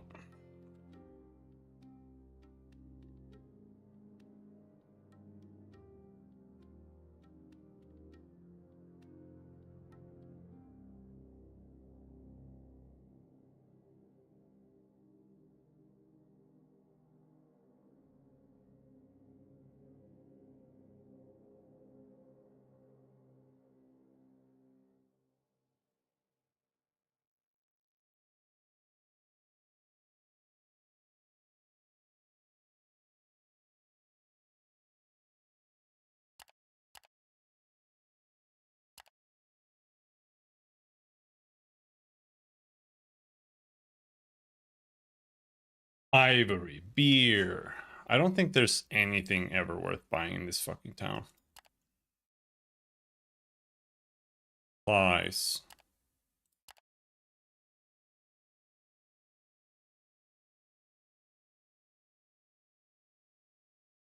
It's like hides, but the hides are still bad.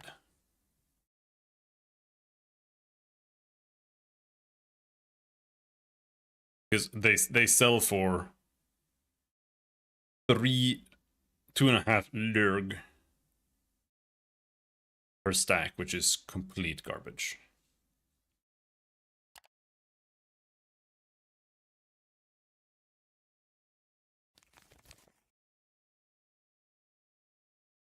Even bones are bad.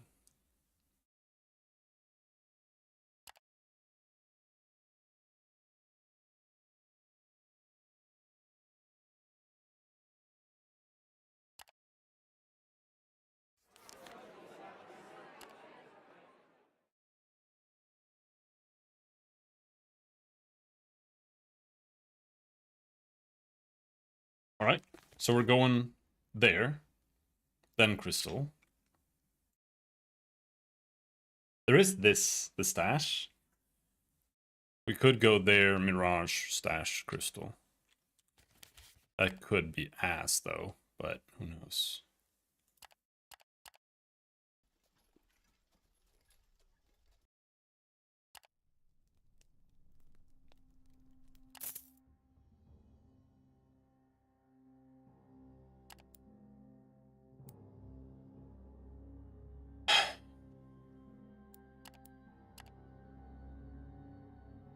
The deer is cursed.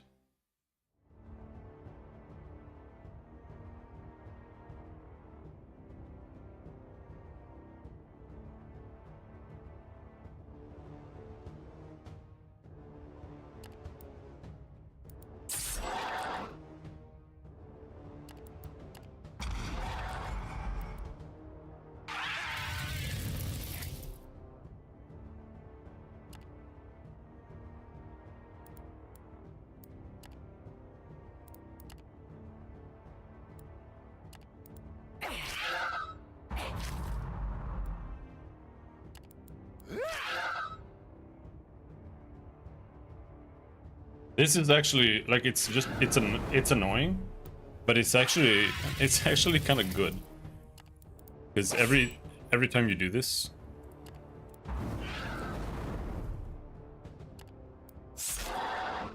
you get bonus morale, and she gains loyalty.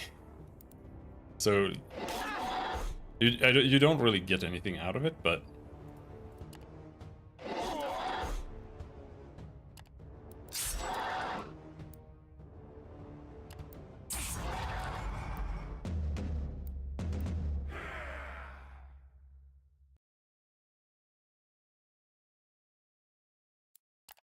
+1 morale.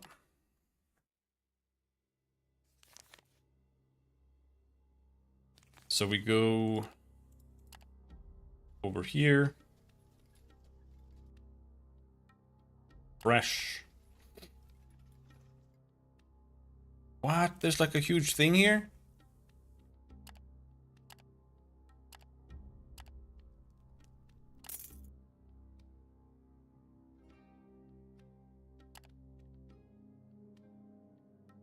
About an hour after the comitatus settles down, a terrible shriek pierces the night.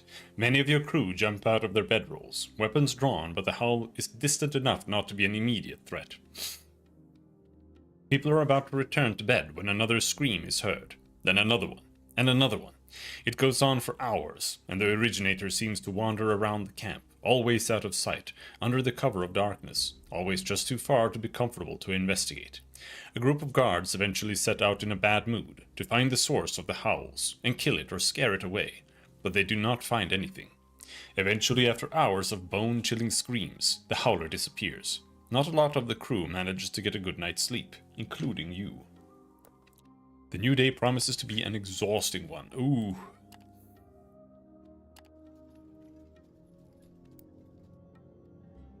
Chill.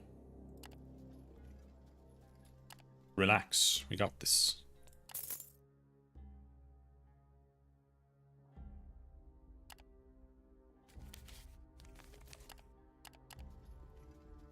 I only have 7 days of food, which is kind of ass.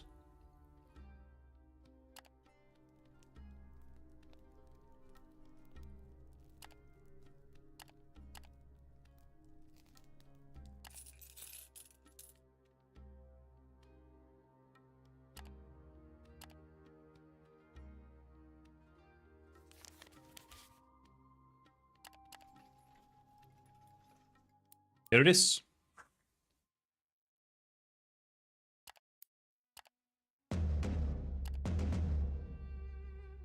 Nine slaves.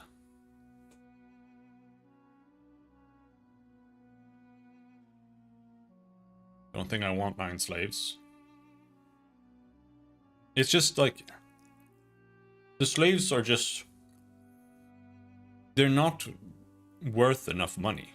I think that slaves are too cheap. Slaves should cost way more. Like 4 times more. Or something.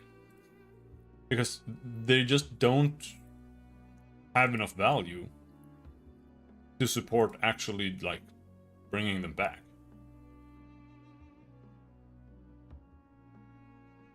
Because they eat too much food. It's just not worth it.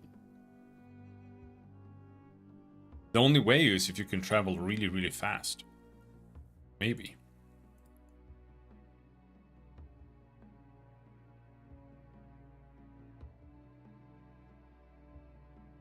I'm gonna kill them.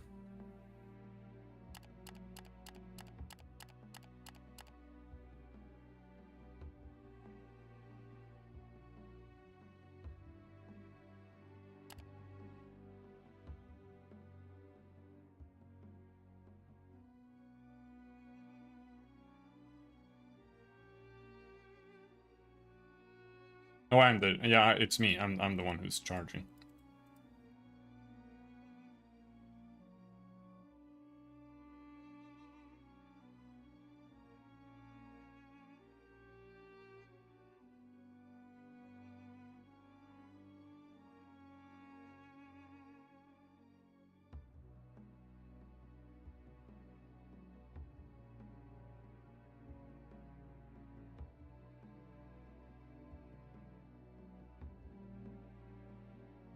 I'll be honest, most of these don't seem like they're that useful.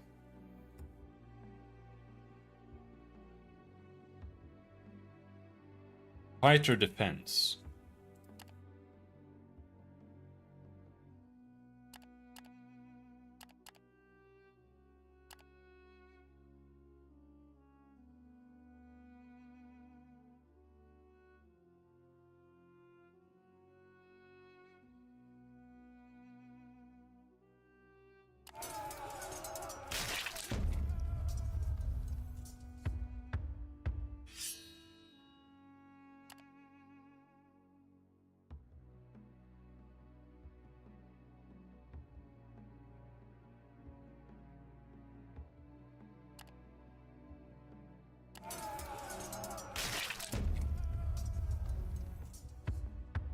They all dead. 9 workers. No, thank you. If anything, those are gonna be slaves at best. But even so, I don't think I want that. Like,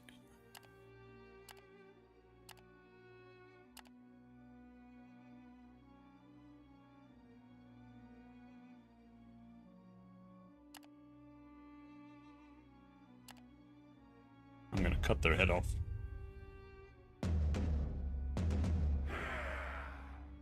Everyone in my group likes when I'm malevolent. Which is kind of funny. I haven't found a single character that's actually good so far. It's the... I think the orc guy is... Oh, we got 3 beasts of burden? Fuck. Target is now safely within your comitatus. Okay, so now we need... I'm just gonna go directly for Crystal and then Lumen.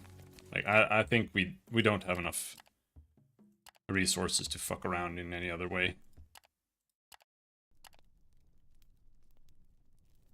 I cannot actually... We have too many beasts of burden.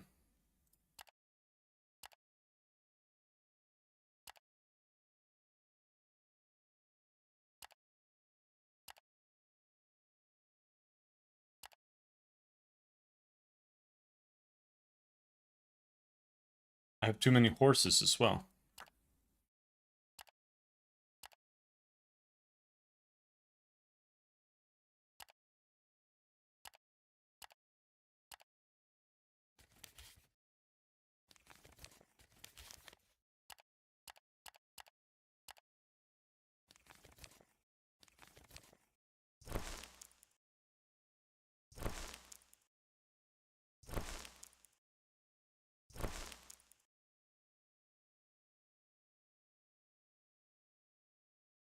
That's a lot of fucking supplies. What the hell? Maybe it's worth it to bring a beast of burden just to slaughter it.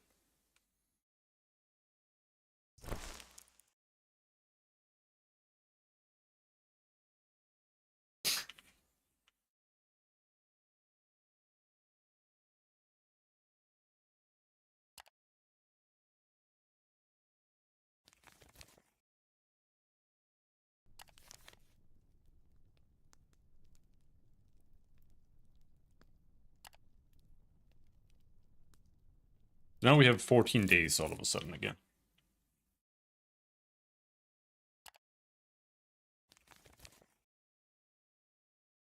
Which means we can go to Mirage.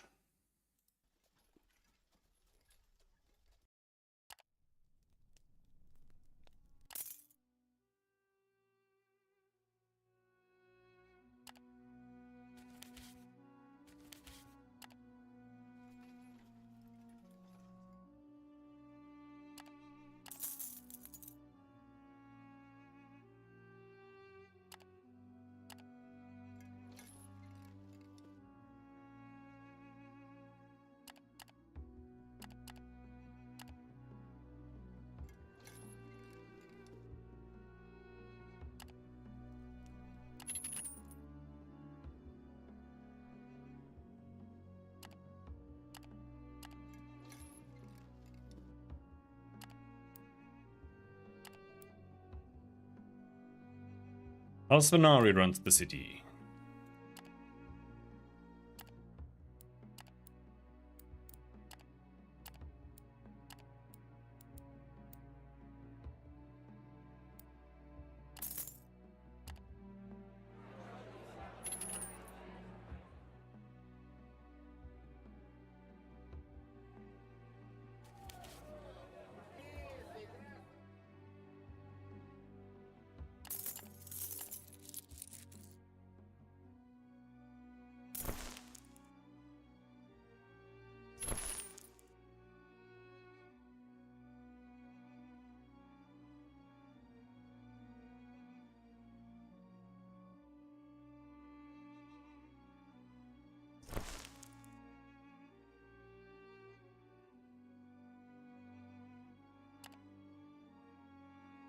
Orzag's shelter.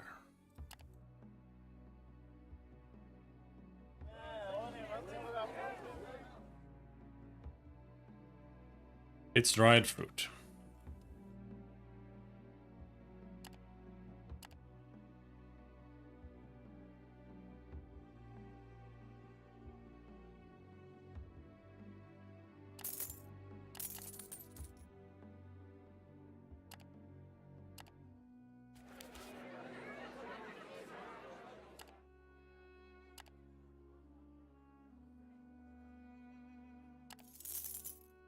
Should have done odd jobs.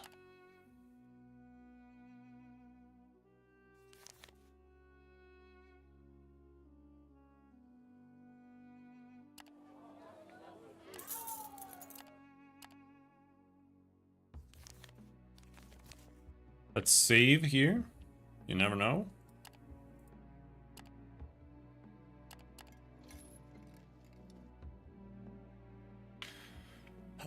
The desert landscape south of Mirage stretches before you as far as the eye can see. Undistinguished, featureless, endless, yet Garrick seems to be sure this is the exact spot where he has hidden his stash. You wonder how he knows amidst the ever-shifting dunes, but the dwarf seems to have a keen eye for such things. He insists that the hiding spot is nearby, so you decide to follow him. You come upon a curious formation of rocks among tall dunes. "That's how I know," says Garrick, pointing at it. Your workers have to do quite a bit of digging at the base of one of the jagged stones. After some time, their tools strike solid stone. Garrick is barely able to contain his excitement. Yeah, there we go." But then his expression of joyful greed turns to one of utter bafflement. The hole beneath the slab of granite is empty. The dwarf drops to his knees and begins to dig frantically, but to no avail. There's nothing here. His puzzlement rapidly turns to anger. Where the fuck is it? I left it here, I did." Then a realization dawns upon him. He slaps his forehead. "But of fucking course. There's Sadrirar living nearby. Some sort of shithole of theirs, what passes for a village amongst their mongrel kind. Those cocksuckers must have taken it. Come on, Vagrus. Let's go there and reclaim what's mine." After climbing a few small hills, you come upon a tiny settlement that apparently belongs to a small group of Utvarar. It is but a sad collection of tents and a few tumble-down huts, all of them displaying the red and orange colors of the Sadrirar fire tribe. "Scum," Garrick hisses between his teeth. "Can't eke out a living for themselves, weak as they are, but not too proud to lay their filthy hands on an honest dwarf's belonging. I say we kill 'em all right here, right now." Perhaps it would be wiser to look around the village and investigate first. The villagers do not even try to stop you from strolling around among their tents and huts as you please. They are in way too much awe of you. Evidently, these are very poor people, but that does not keep them from trying to be as welcoming as they can and offer you some water and small bowls of food. It does not look at all like they have got their hands on any valuable treasure lately. Except, "Would you look at the son of a bitch?" Garrick suddenly hisses. Farther from the crowd of villagers, in the shades of an awning, stands a lone hunter wearing an elaborate necklace. "That's one piece of me stash! Oi, fucker! Stop right there!" The hunter tries to hide the trinket under his rags, but it's too late. Garrick rushes up to him and grabs him by the collar. "And there, look at the rings on his paws. Mine too, all of 'em. Where's the rest, you dirty thief?" Confront the Sadrirar hunter. Sadrirar. The man tries to get away, but Garrick holds him firmly. You demand an explanation in your most authoritative voice. The visibly shaken Sadrirar man answers in a stammering whisper. "Please, good traveler, forgive me," he says. I didn't know. Found the buried stash by accident. Thought it was some ancient treasure belonging to no one. Didn't mean any harm." "Where's the fucking rest?" Garrick shouts at him. The man's legs are like jelly. "I'll give it back, I swear," he replies. "What's left of it?" "What do you mean, what's left of it?" Garrick is out of his mind, shaking the hunter violently. The answer is barely audible. "I spent some on food and water for my people. Bought it from a traveling merchant. You can have that too." "And what good will some lizards on a stick and a skin of putrid water do me, idiot? I need my money." Garrick draws his pistol and presses it to the Sadrirar man's forehead. The villagers scream in terror and outrage, but do not dare to intervene. "That's it, laddie," the dwarf says coldly. "Ya took what's mine. I'll take what's yours. Be glad I won't kill the rest of your vermin kind." His finger twitches on the weapon's trigger. Do I stop him?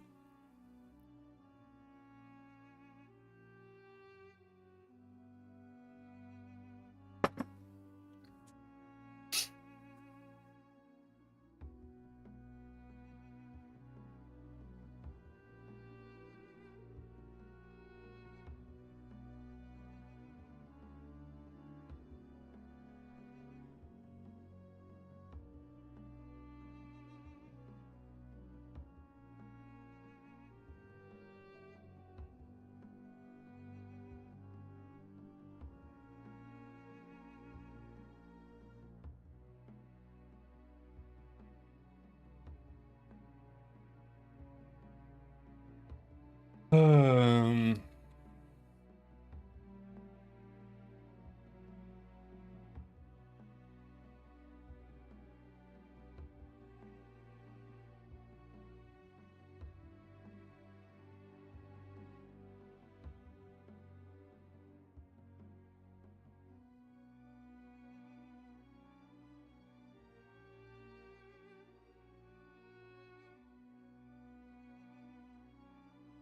I'm gonna intervene. Everybody. Nadir lost loyalty, Ren Kylon lost loyalty. Why did Ren Kylon lose loyalty? Like, what is wrong with you people? No, everybody lost loyalty. You quickly push aside Garrick's hand before he can shoot. It's just bad for reputation. Like, it's bad for business. You quickly push Garrick's hand before he can shoot. The dwarven weapon's ear-shattering boom echoes over the desert sands. The villagers back away in terror, but their fellow hunters remains unharmed. Garrick is overcome by a sick rage. "What you reckon you're doing?" he screams. "The fella is mine by right of insult." But you can tell that his killing lust has ebbed. He too can see the rest of the Sadirar, who, albeit frightened at the moment, might erupt in violence any time. "Fine then, ya goody fucking two-shoes wee bitch," he grumbles as he gathers his belongings, cradling them in his arms. "Let's start off then. You'll get your share once all me stashes are tallied." With that, he plods away. You think that it is best if you yourself leave the village as hastily as possible, but before you can do, the Sadirar hunter stops you to thank you for saving him.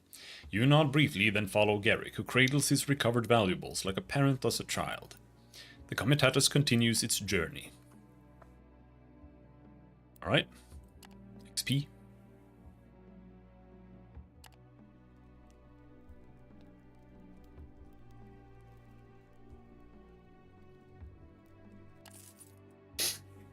Alright.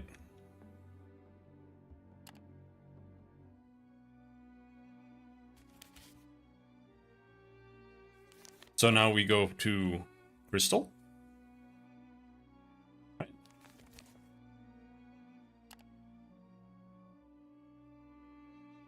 We could go to Larnak and do that thing.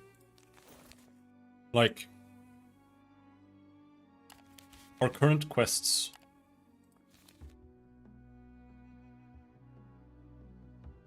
No, I only have 13 days to deliver this to Torzag. We have to go to Torzag first. Path's completion deadline in 25 days. Alright, let's go to Crystal.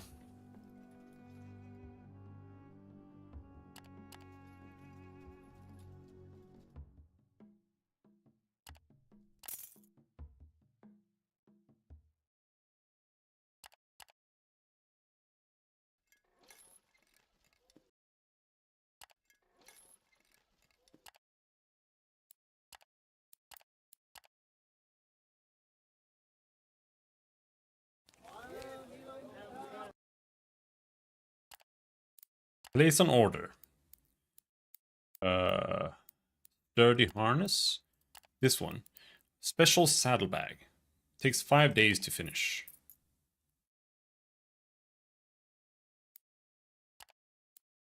We're not gonna stay here and try to finish it. I might have enough fame to talk to these guys here. Don't really know if I care to that much, but I can. We can double the price of dried fruit here. We're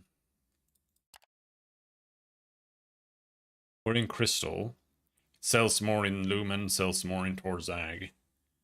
And here all we can buy is Flavo, crystals.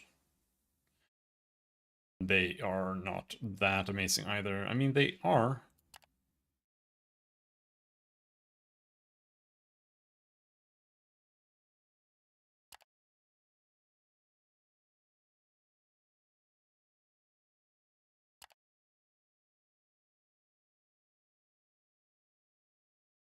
It's better than the dried fruit. So I think maybe we just take the profit here on the dried fruit.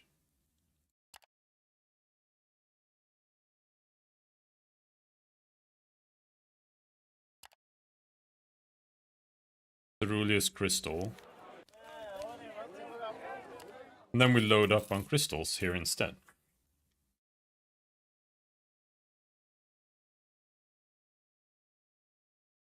What about hides? Hides are a loss here.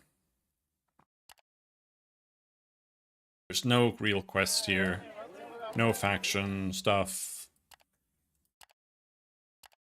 Well, flavor crystals. But the flavor crystals are cheaper here. It's a little funny that you have to use a reputation to buy flavor crystals for the going price in town. It's a little special.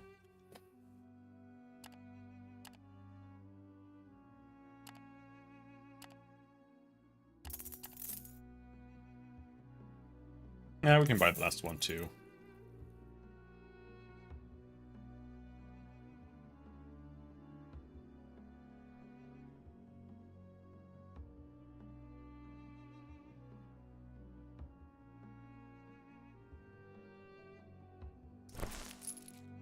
Yeah, let's do that.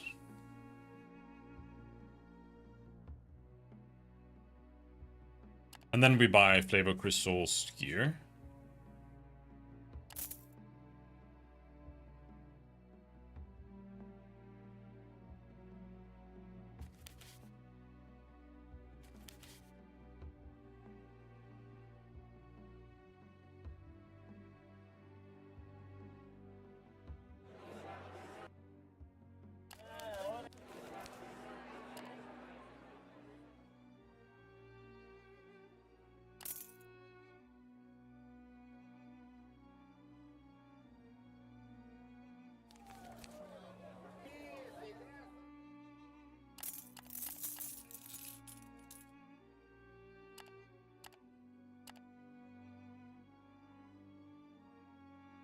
We'll pick the craft up next time we come here, which will be... Oh, you fucking piece of shit.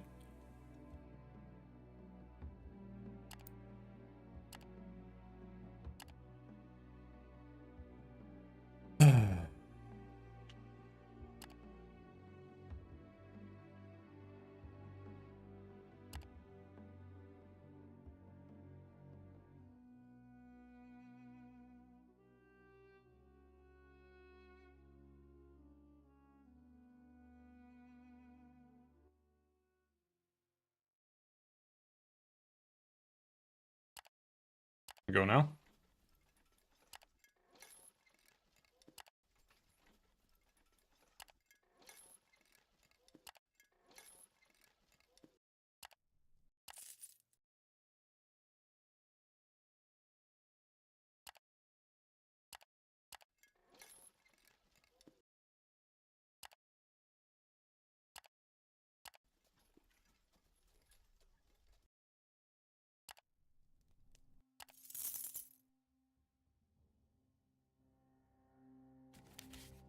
Need to whip them.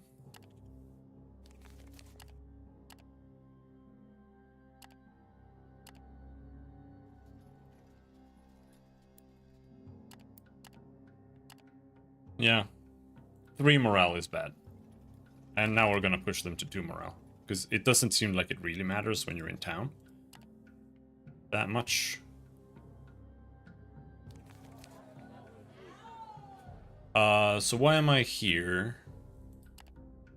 It's just because we can be here. So,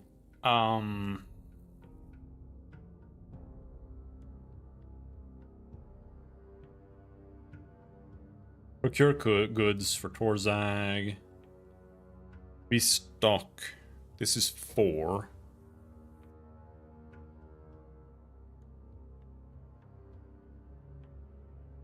Yeah.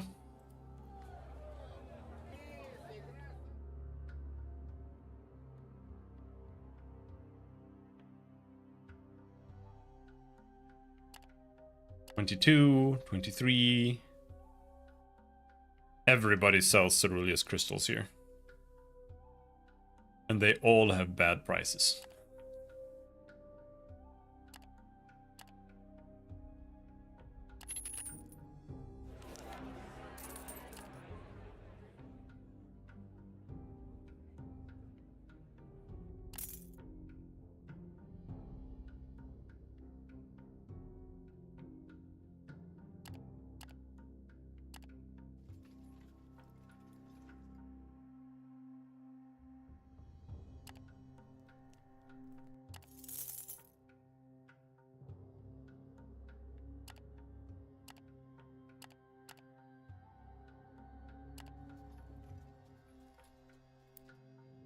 Chill.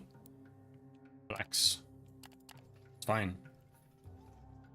I think I have like a lot of negotiation and stuff, so it lets me handle that. Otherwise, I think it can be like really, really, really bad. Really fast.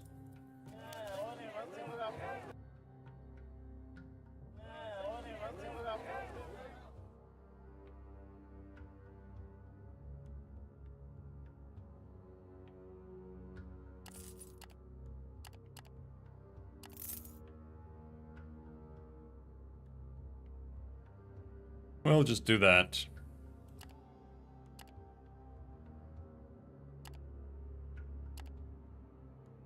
I think yeah, you can only sleep on the floor here, which means that resting outside is actually better. Because if you rest outside, you can post extra guards. You can't do that indoors.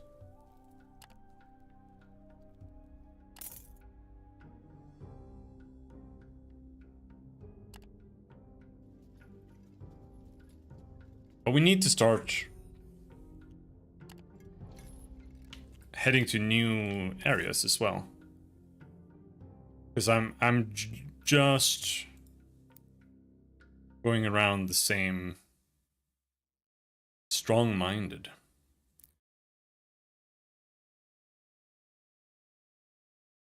This is the terrifying creature again. You find yourself in an open field with a thick green grass and blue flowers, the likes of which you have never seen. Above you, the night sky is so clear that the stars and the two moons almost blind you with their light. Yet it seems that this is an unfamiliar sky, and you get the feeling that it is old somehow. A constant whispering sound can be heard, but whenever you try to find its source, it feels like it's coming from no particular direction. You can see a dark line on the horizon, and feeling drawn to it, you begin to walk towards it. At length you come upon a dark woods that stretch out as far as you can see under the twinkling skies. The whispering is closer now, and somehow angrier. You catch sight of movement among the tangled vines and thick foliage beneath the sable canopy. As you watch, a hunched black figure appears among the trees, and the whispering becomes louder, more pronounced. Is it calling to you? You realize you must be dreaming, yet you cannot wake up. The terrifying figure moves again, now has glowing blue eyes, but it is still obscured by the forest. You feel constricted, like what sinking into the ground must feel. The figure calls to you. It knows your name. It reaches out with a shadowy limb, and you feel being drawn to it. The fear is driving you insane. So we have a magic sense. So here we need to have magic sense and strong-minded to be able to do this. And I think this is gonna result in like an 18% success chance, but fail. You step closer to the edge of the woods, giving in to the figure's call. It is suddenly cold, very cold. The darkness of the forest envelops you, and you feel lost in the gaze of the horrifying thing in front of you. It reaches into your thoughts and finds them wanting. You are naked before its freezing presence. Is it laughing at you, at your miserable, weak little mind? It is now right in front of you, the features of its feminine face lost under the coldly burning gaze of its hideous eyes. You wake, screaming, covered in a sheen of cold sweat. You assure the startled guards that everything is all right, and the rest of the night passes without incident. Yet you suffer from hearing voices and reliving the nightmare for days on end. You gain haunted by nightmares. What does that do?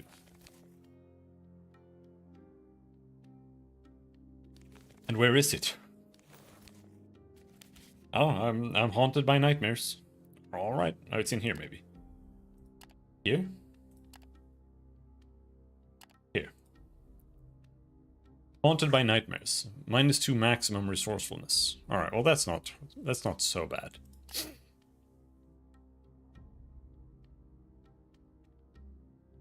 So it's magic sense and strong-minded. We can get another magic sense. I like magic sense, it's cool.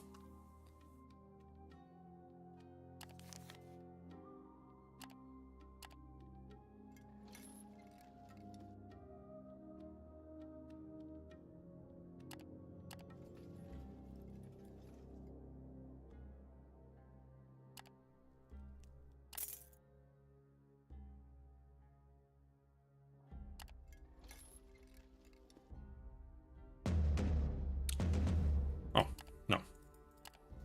Those are friends.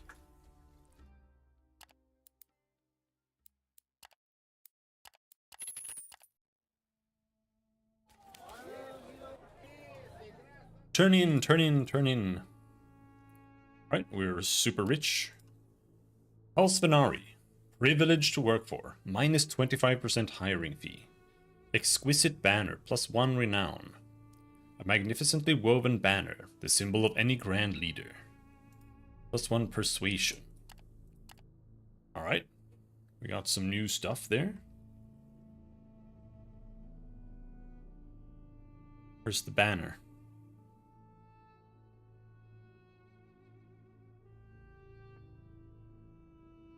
There's no banner. There it is. It only goes in Misk, and +1 renown is actually really... Actually... I guess, no. Renown is something else. This is renown. Makes people recognize me more. Alright.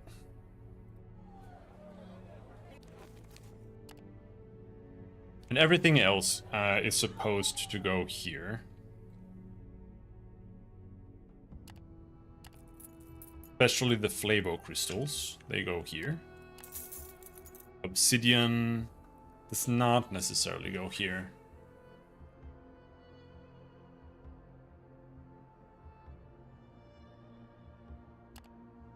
But now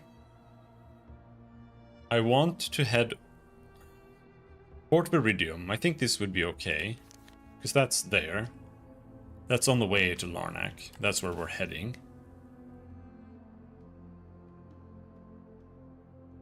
We can grab that. We can also grab Lumen.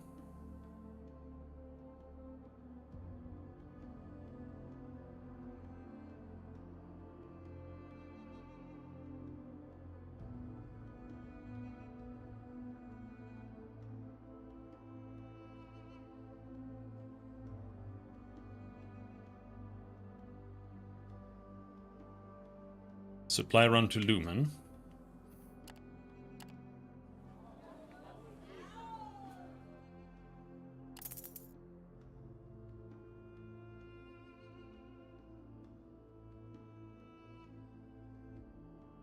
I think we're a bit low on supplies there.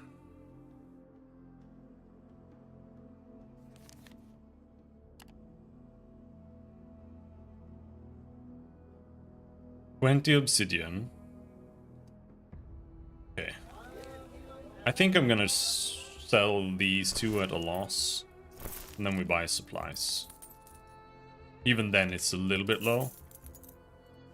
But could be worse.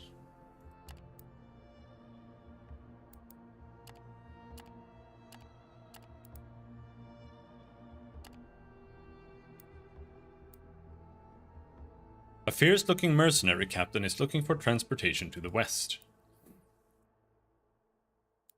He wants to go to Lumen, right? Forgot about that. The Dread Reavers join your comitatus.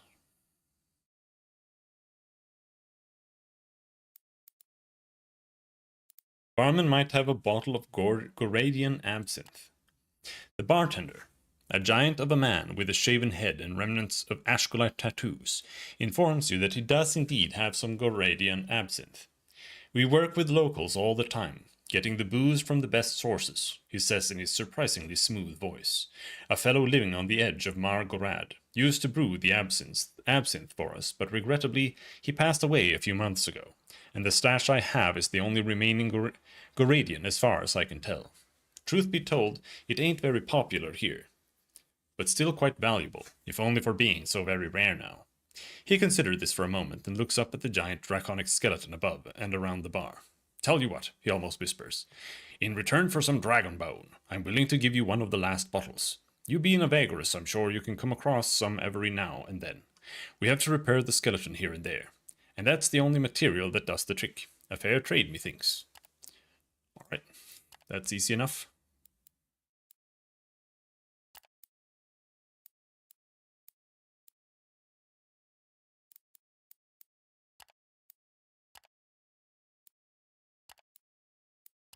+1 insight, hell yeah. What is this? What does this mean? Why is there a thing there?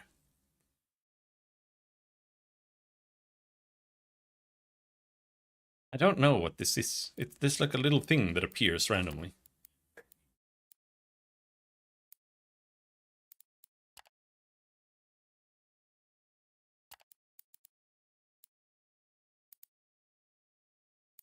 Ravan. This is the...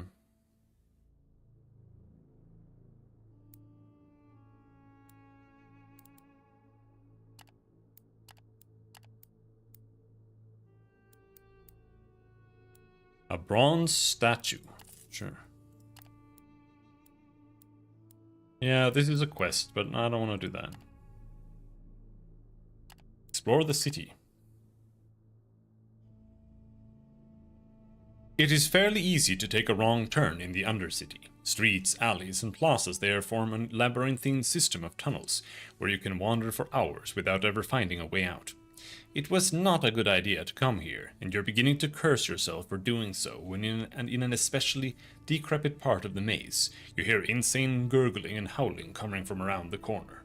Peering into the alley, you see a bunch of broken men, and from their hunched, mutated forms, you immediately realize they must be tainted. Sniffing the air, the two unfortunates begin to turn towards you and let out aggravated shrieks. Alright, let's kill them. How bad can it be? There's two guys.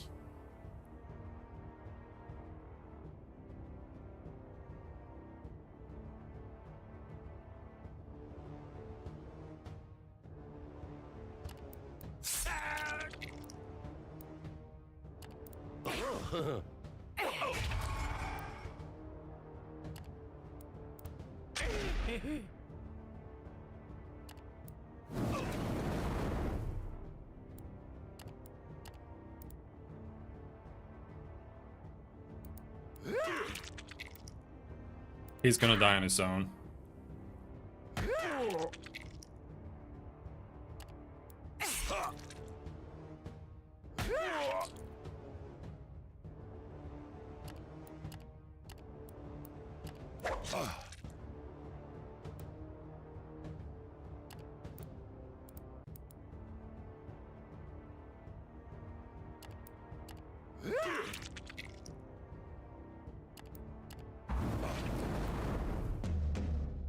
There we go. These unfortunate souls were so far gone into madness induced by the taint that they could not stop attacking even when gravely wounded. Now they lie dead at your feet. There is nothing of value on them. So you leave as soon as you can, not wanting to draw any more attention. Right. I have 1 XP. You can put that in strong-minded. I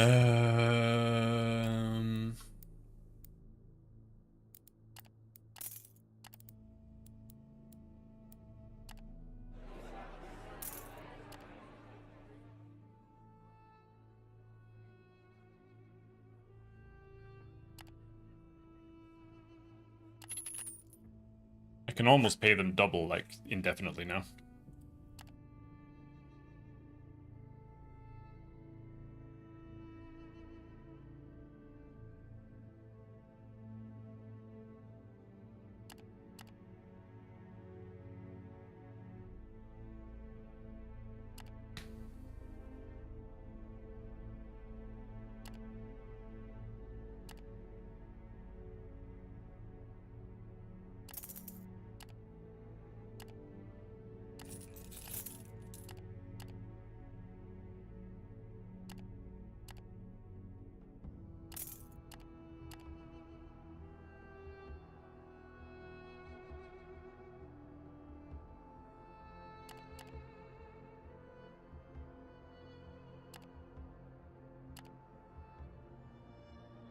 Slimming it down a little bit.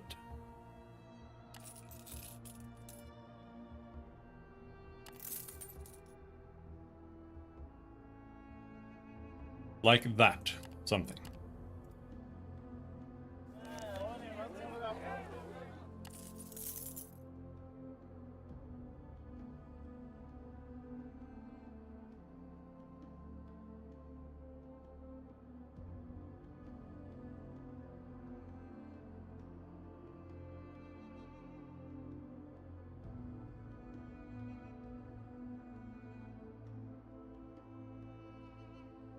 Where is near Lumen?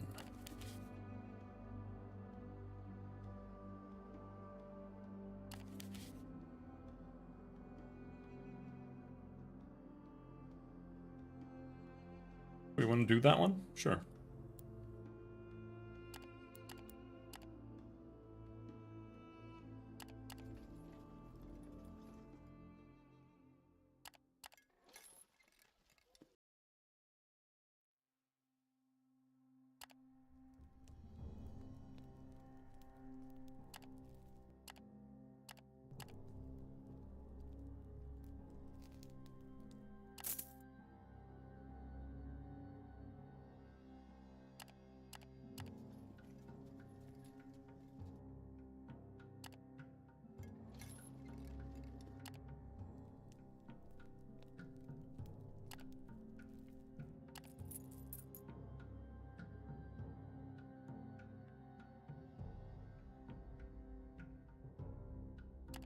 Now we can drop by Vagrus Quarry, pick up some obsidian. Maybe?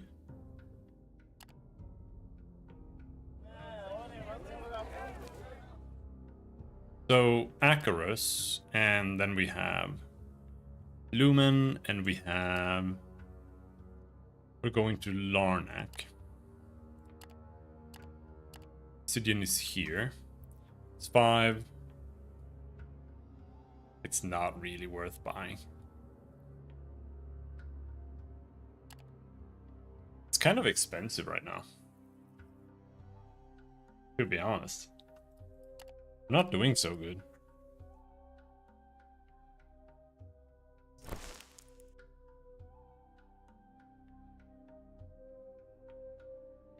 Oh, I already have too many quests with them. Yeah.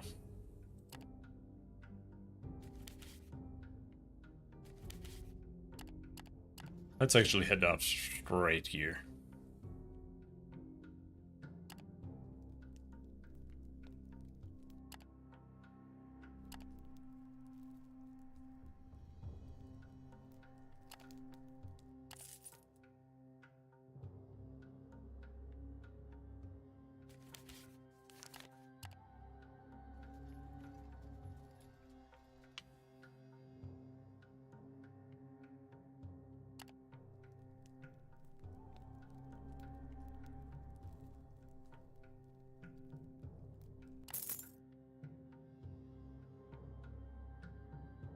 Dude, I don't know. Hunting is so bad. It's so hard to do hunting without it just failing.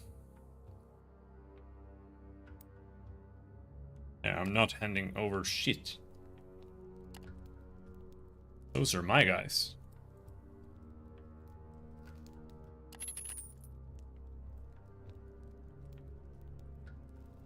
Like, there, it's like nothing happens. I need to rest. But it, like, doesn't give me a hunting menu or anything. But it does now. Failed.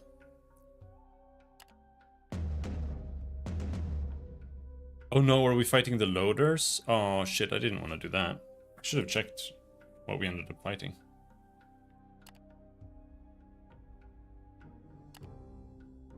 Oh well. Hopefully they won't take too much offense.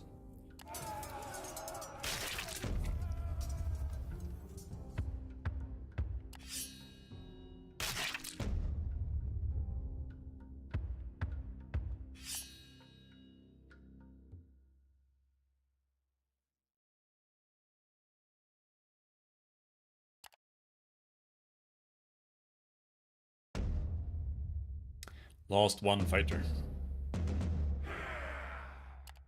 It doesn't say that I lost any rep with them, but I would be surprised if I didn't. Victory is yours.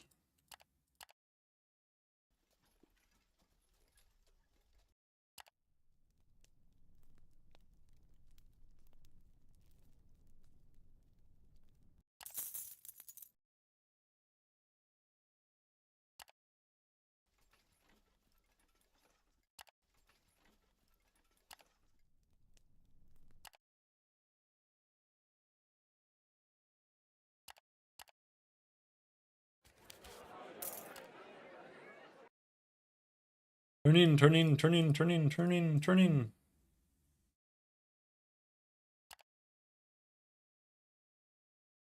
Veins of bone. That's way far down. We don't want to do that.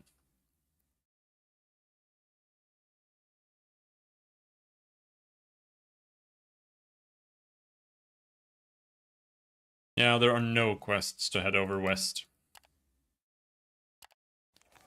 Which I guess is fine.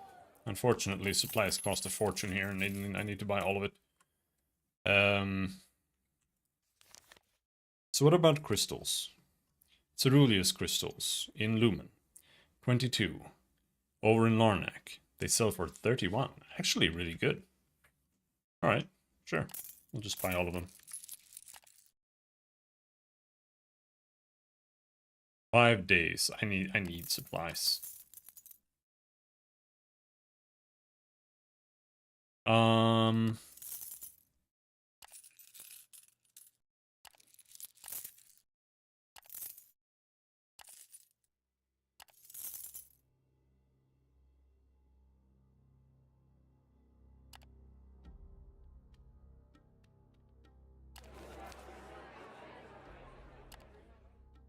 Larnac.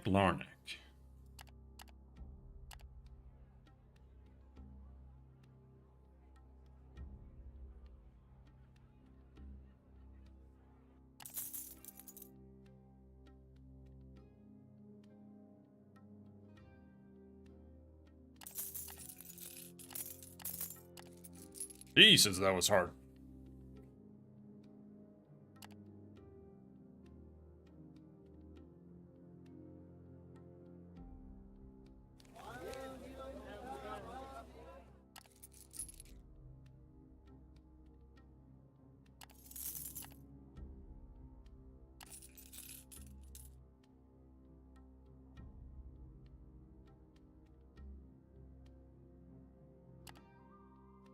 Alright.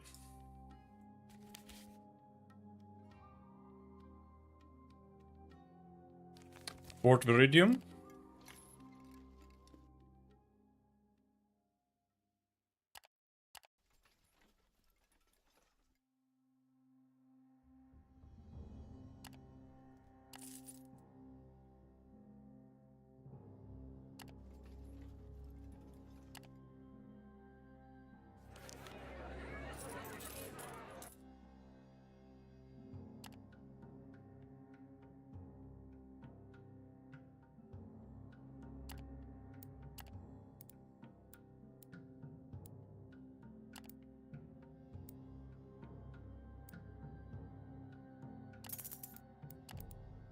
We get a blessing.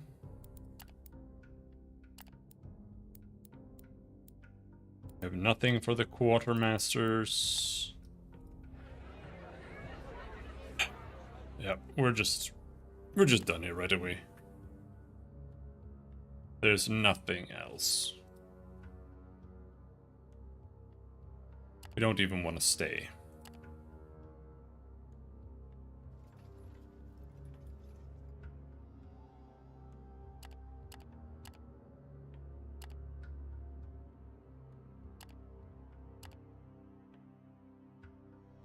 I don't know. Is that even worth it?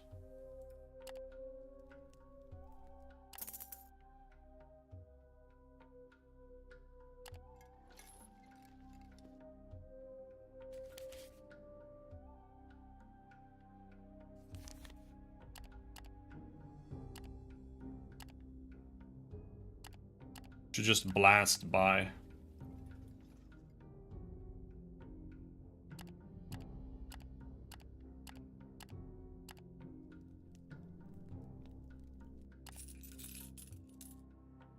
Now we need to start traveling more carefully.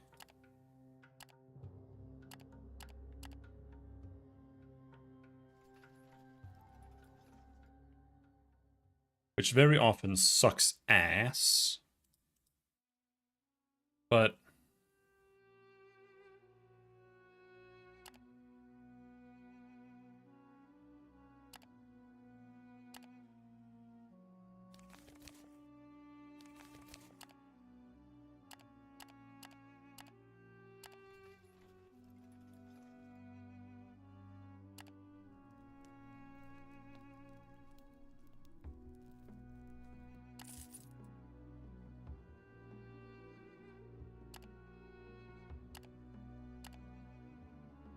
love this place. I can choose to move 1 or 2 steps here. And if I move 2 steps, then I can't hunt.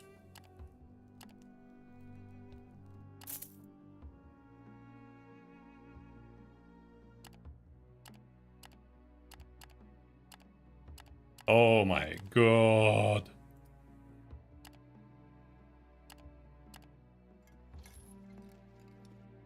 So like the only thing we can do here is we can do it this way. And then we force march.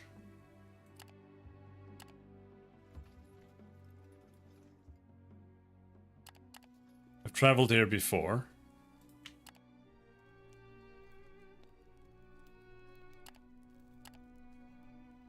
Do not let them be broken and distressed.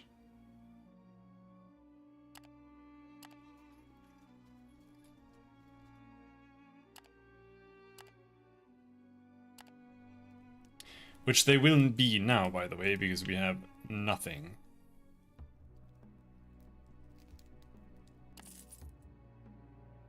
Come on.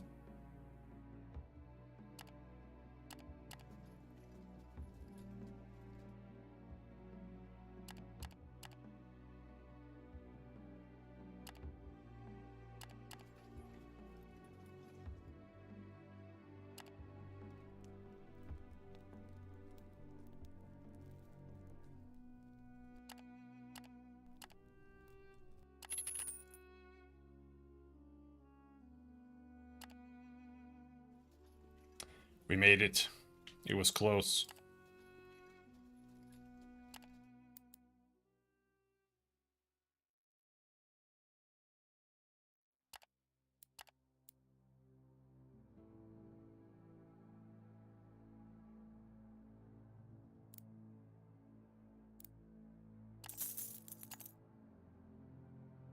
Slave shipment, slave driver with slaves. Yeah, this is why it was costing so much food, I think. We had like 9 slaves.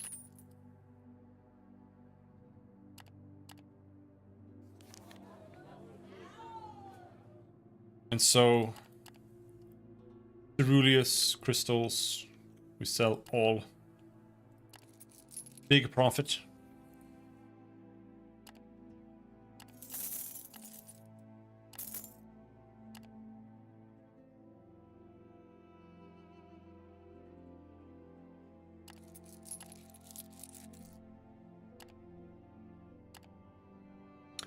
Forgot to go buy crystal to actually pick up my new bags, but we can do that on the way back instead.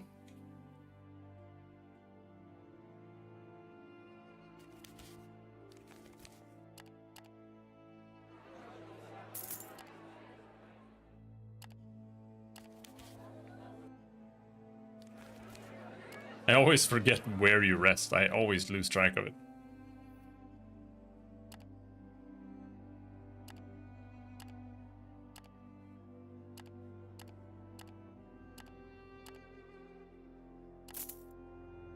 There we go.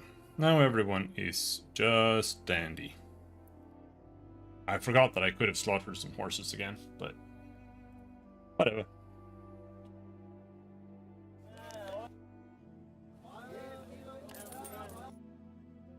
Alright.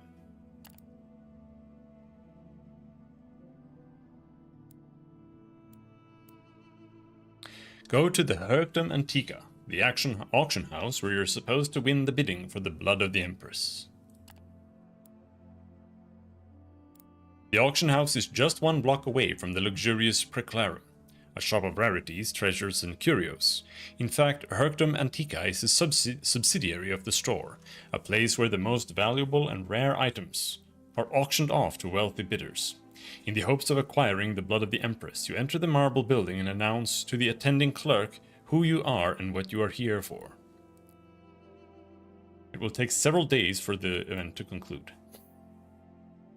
After some questions and administration, the clerk tells you that the event will take place here in several days' time.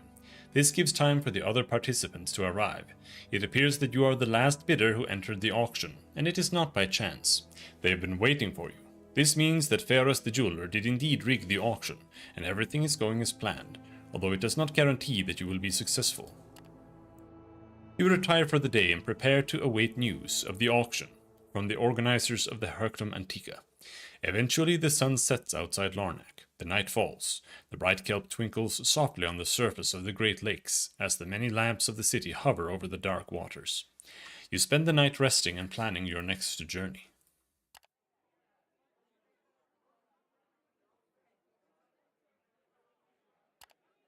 We actually have to like chill on rations here. Because otherwise, I'll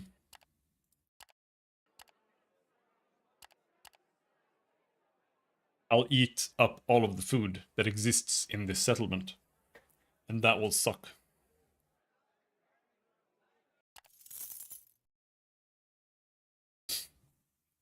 Morning comes and you decide to take it slow. There is no point in doing anything until news of the auction reaches you. But then early in the afternoon, one of your crew walks up to you and tells you that a fellow wants to see you. Eager to hear from the auction house, you go to the common hall where a bearded man is drinking mushroom beer. He hails you, and once you sit down, he starts to talk in hushed tones. Our friend the jeweler sent me. I was to keep tabs on some of the other bidders in town, and come to you when there's a opportunity. See, the Lady Melura is currently out in the city, only lightly guarded. You ask him if Vagrus expects you to murder a noblewoman. No, the man says, then scratches his chin. Well, I don't think so. Would draw too much attention. But perhaps you could scare her away? She's without a doubt heavy competition for the blood, so it be the sensible thing to do. Us carpenters can't help but this, as, again, it would draw too much attention. The fellow quaffs the rest of the beer. Anyway, my job was to come here and let you know. You're more than capable of deciding what to do with the knowledge. Lady Melura will be around the market of Lucernum for an hour or two, so don't tarry if you want to use this opportunity. With that, the man is gone. I completely forgot to read.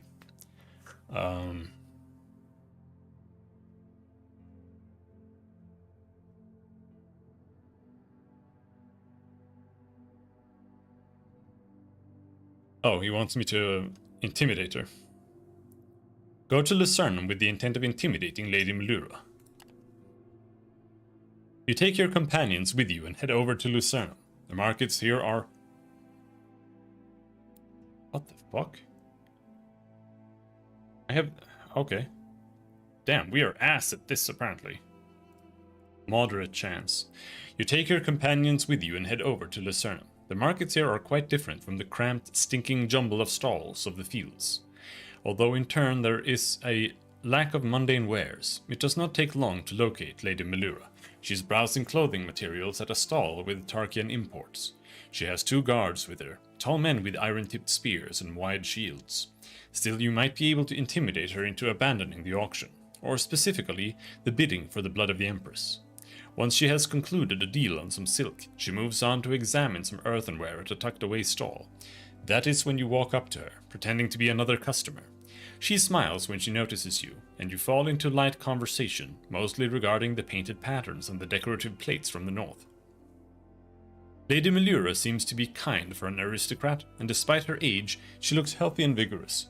But her polite smile quickly turns to an expression of dread when you begin to insinuate things concerning an upcoming auction. Like, there's no there's one option, so, like, fail. Fuck. Lady Melura is not amused by your clumsy attempts at intimidation. Her face turns red and she orders you to back off, her loud voice summoning the attention of several merchants and standers-by. I do not know who you think you are, but you'll soon learn that I am well respected in this city, she hisses at you, her guards brandishing their iron spears. Your audacity shall not be forgotten, you brigand. Now off with you before I summon the city guard. You turn heel without a word, and head out of the market as soon as your legs can take you. It appears that you will have to outbid Lady Melura at the auction, which might prove difficult, given her newfound disdain for you and your conduct. With that, the second day of waiting for the auction comes to a close.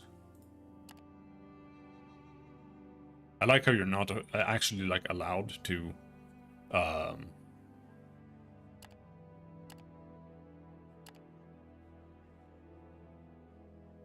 do anything in town while this is happening, which means you could technically probably starve to death here. I don't know if they've, like, suspended food use or something, but... A perfumed messenger from the Herctum Antica arrives early morning and informs you that the auction event will take place tonight. Thus you spend the day preparing and resting. Then you walk over to the venue a bit ahead of time. The exquisite marble building has a beautiful garden. That is where the participants are currently gathering. You enter the mushroom glade after the guards make sure that you are indeed on the list of guests. Unfortunately, there is a limit to the number of your escort. 4. Okay. Sorry, Borax.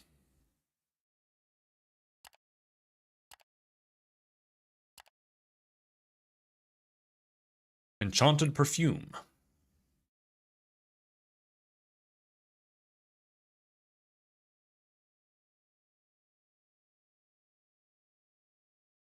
The garden is abuzz with gossiping guests. Everyone seems giddy to begin bidding. Aristocrats, wealthy merchants, artists, collectors, and all sorts of socialites are chatting in small groups around the glades of giant mushrooms. The soft light of bright kelp lamps and the melodious music played by a band from down south provide an affable atmosphere. Slaves walk around with silver plates, offering up refreshments to the guests. You ask one of them about when the auction will begin, and learn that you still have some time before that. Mingle with other guests. You walk around and talk to some people, taking pains not to let them know exactly who you are, nor that you have anything to do with the Carpenters Guild. Eventually you happen upon a conversation between a group of esteemed guests where the topic is the blood of the Empress, the very piece of jewelry you're here to acquire. You hang around to listen in. One of them, a middle-aged patrician with a constantly haughty expression, claims that the blood is certainly the greatest prize of the evening, but he is contradicted by the Kalani merchant, who claims that the fabled battle standard of Corinus is more prestigious. More than half a dozen participants, all of whom are excruciatingly wealthy, listen intently at the argument that is bound to descend into bickering and ad hominems. Most of the guests here seem quite undecided about where to go for when the bidding war begins. Try to push them towards bidding for the battle standard. I mean, it doesn't matter. You know, like, that's what an auction is. Like, at most, the most damage, like, having more bidders could possibly do is that one of them has more money and they egg each other on. Otherwise, it doesn't matter that this guy bids. It just doesn't. Unless he is just rich. Like, that's it. Try to push them towards bidding for the battle standard. Success. You butt in and explain to the gathering of socialites that the battle standard is soon going to be immensely valuable because of the centenary of Corinus's victory. Corinus's victory over the Sharduk hordes of Shuk Ukra. When you spin a little speech about the Legate's battle standard, being by all accounts divine because it kept the Imperial forces from breaking, even after Corinus himself fell to savage blades, you follow by insinuating that the blood of the Empress is cursed, and besides, it's not really an Imperial treasure since it hails from Thulin, a decadent city-state that defied higher authority and culture for centuries. Your tactics are successful, and most of the bidders disperse agreeing with your points. Since the battle standard is up for auction before the fabled jewelry is, chances are that much of the competition will spend their budget before bidding on the blood begins. The auction is about to begin. The time soon comes to enter the hall where the bidding is about to start. You walk in and are escorted to your imperial-style couch by a pair of naked slaves covered in silver powder. They present you with your pedal, the numbered copper sign that you will use to place bids. Your number is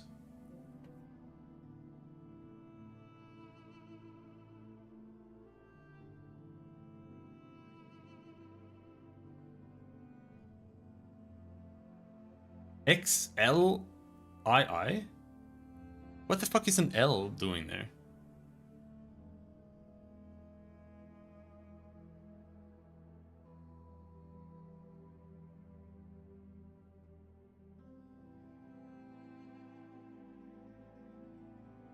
XL 40 calculated as 50 minus 10.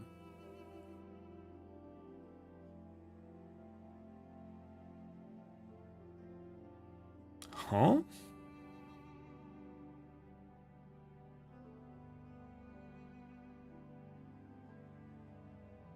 XL.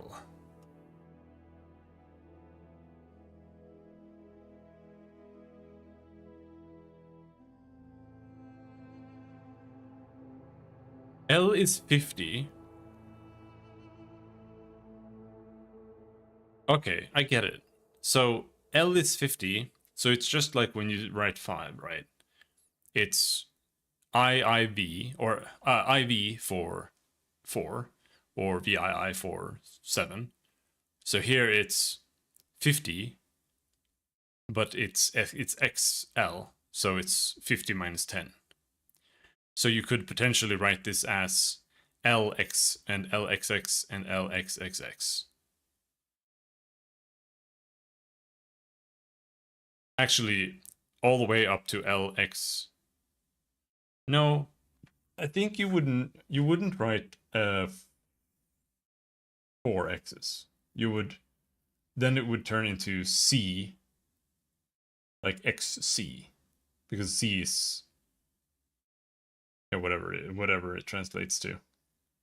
It's like century, it's cent or something. Centi is what it is, I think.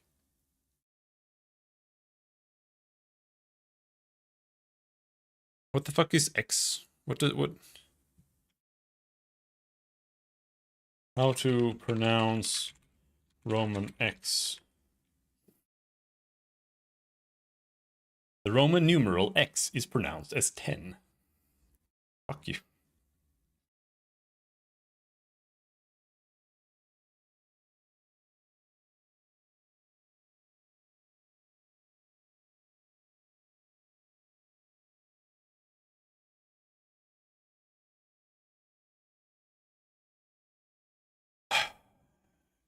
Yeah, it's 100. Fuck you. In Roman, Latin, whatever they speak. Centum. Centum. Decem. Oh yeah, that makes sense. Because it's a decennium.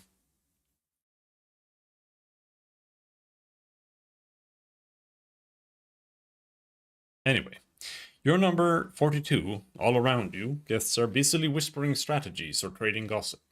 About 5 minutes later, a blonde woman clad in exquisite emerald silk walks out the backstage area and takes her place on a stand next to the auctioneer's block. Welcome, esteemed guests, she purrs as the crowd gets quiet. Let me welcome you in the name of the Herctum Antica to this evening of wonders. We hope that you are comfortable and ready to begin bidding for the lots presented. Truly special, without an exception, if I can say so myself. She goes on to outline the rules of the auction in excruciating detail. While she does, you take out the chest with the coins Ferris entrusted you with, and open it using the small iron key around your neck. You can barely suppress a gasp as your gaze rolls over the line of golden coins. Although you have seen them before when you made sure everything is in order on the way to Larnak, the sight is always astonishing. It is a fortune, but considering your goal here, you will have to be clever about it. You're drawn out of pondering by the falling of the auctioneer's hammer. Bidding on the first lot begins right away. It is a small piece of steel, allegedly from war leader Varesh's helmet. While items are claimed one after the other, you recline and gorge yourself on fresh grapes brought in from the hearthlands, conserved by magic for the lengthy journey. There are in... I mean, is that even necessary?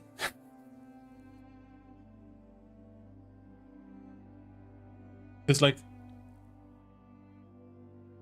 I think... I don't really know. But isn't fruit, like, actually kind of transportable? Because you don't transport it ripe. Like, that's why we have fruit, like, year-round, because it takes, like, forever to ripen. If you, like, store it correctly. But... because, like, my mom had tomatoes, and they last, like, all winter. Because you pick them and they're like not fully ripe. They ripen after you've picked them. And like all fruit isn't like that. But I think grapes might be. I don't know. Maybe not.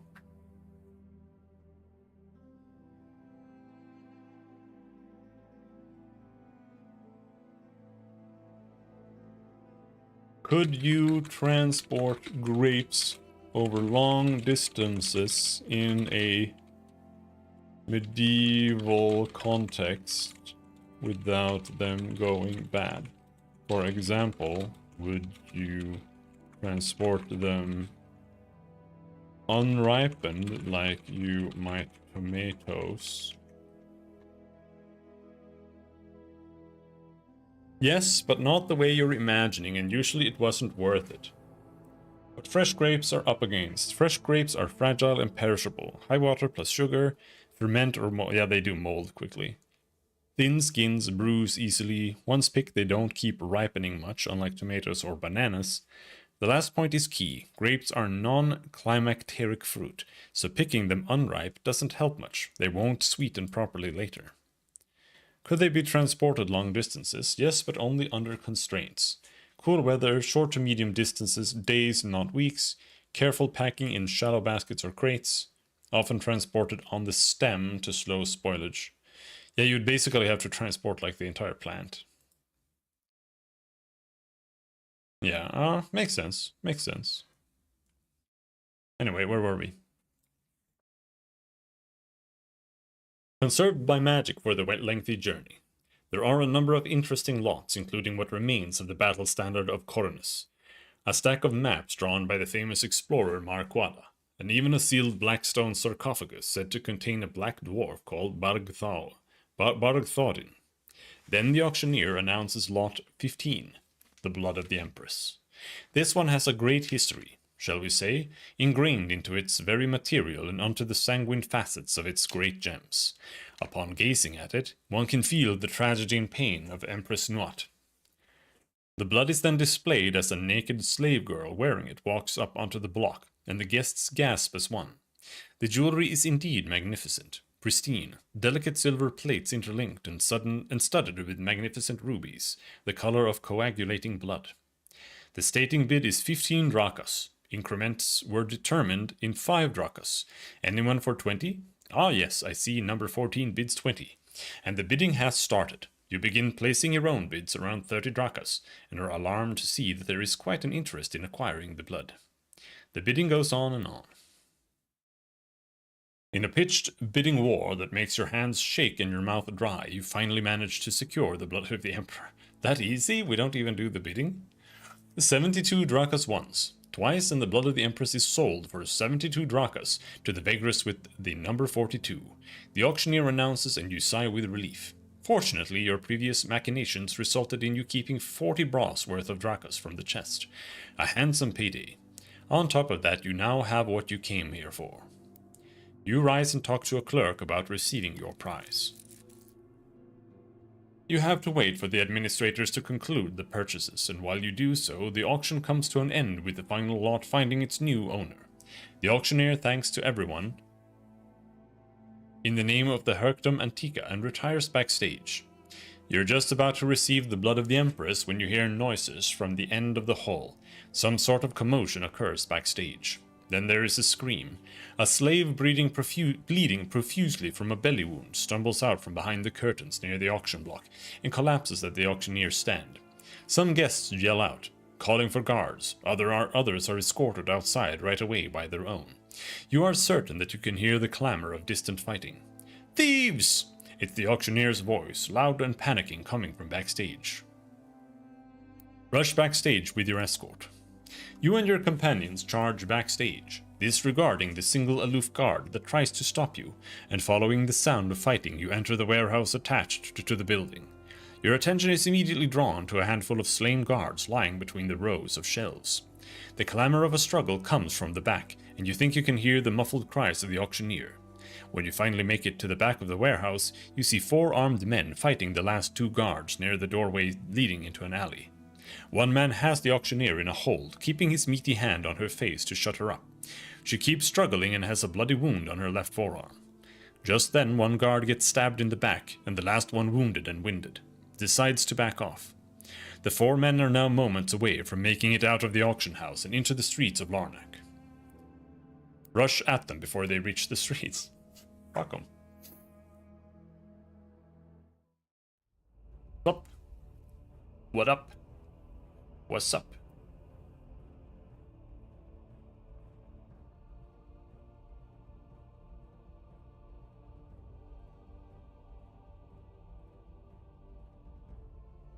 I kind of don't know. Do I want that? Because I don't know.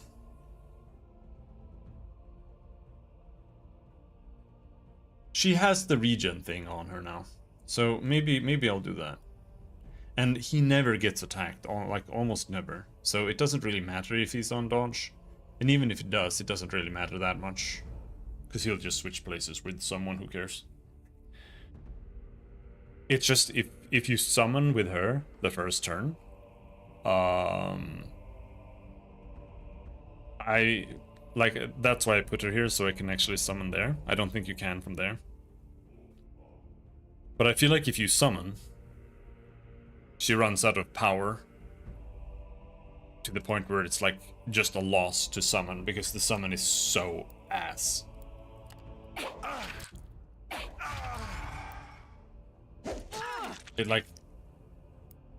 It eats up like one hit and then it dies, like every time.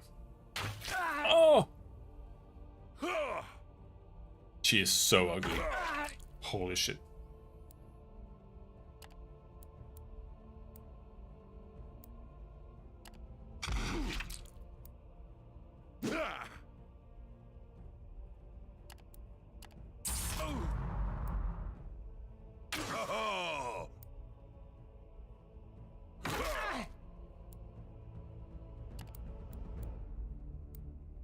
Why isn't it her turn?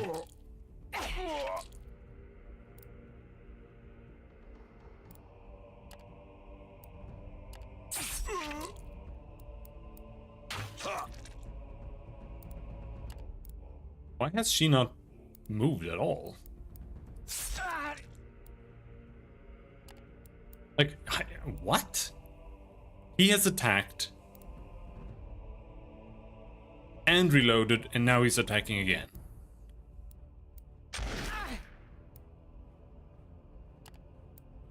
Well, at this point, it's not worth summoning anymore. Fight is so far gone.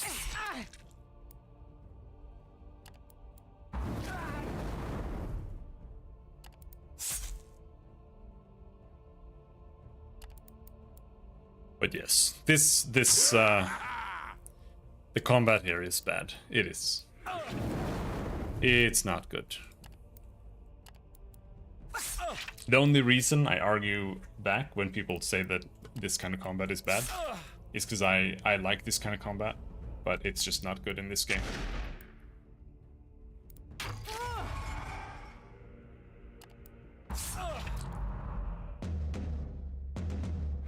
In fact, it's almost one of the worst systems I've seen, because they're trying. They're trying. Like, they have skills that do things other than just attacking, but the balancing is so bad that it doesn't matter.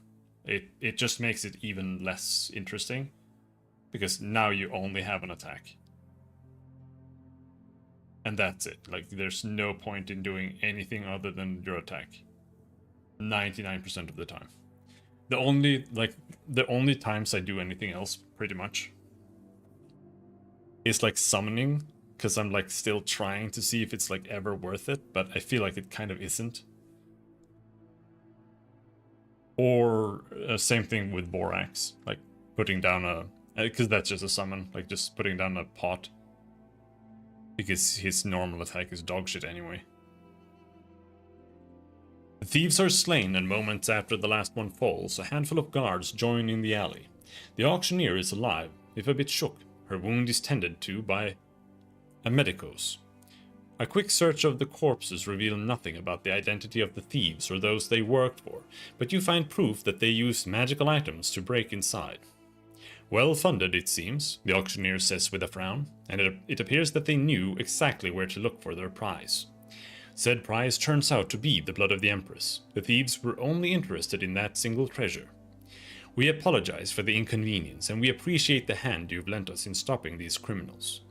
A slave arrives with the blood, and you place it in Ferris's chest, then lock it. All that remains now is to deliver the treasure to the half-elven capo. Although if certain parties are so bent on getting their hands on it, there might be further complications. At any rate, it is time to take your leave. Yeah, we're probably gonna get attacked on... or like... Either there's like scripted events when you get into certain areas, or we're just gonna get attacked constantly now until we go hand it in. You return to the mansion where you spend the night. Okay.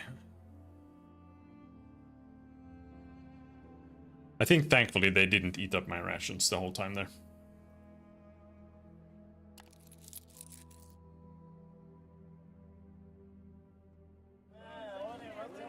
Alright, we finished that.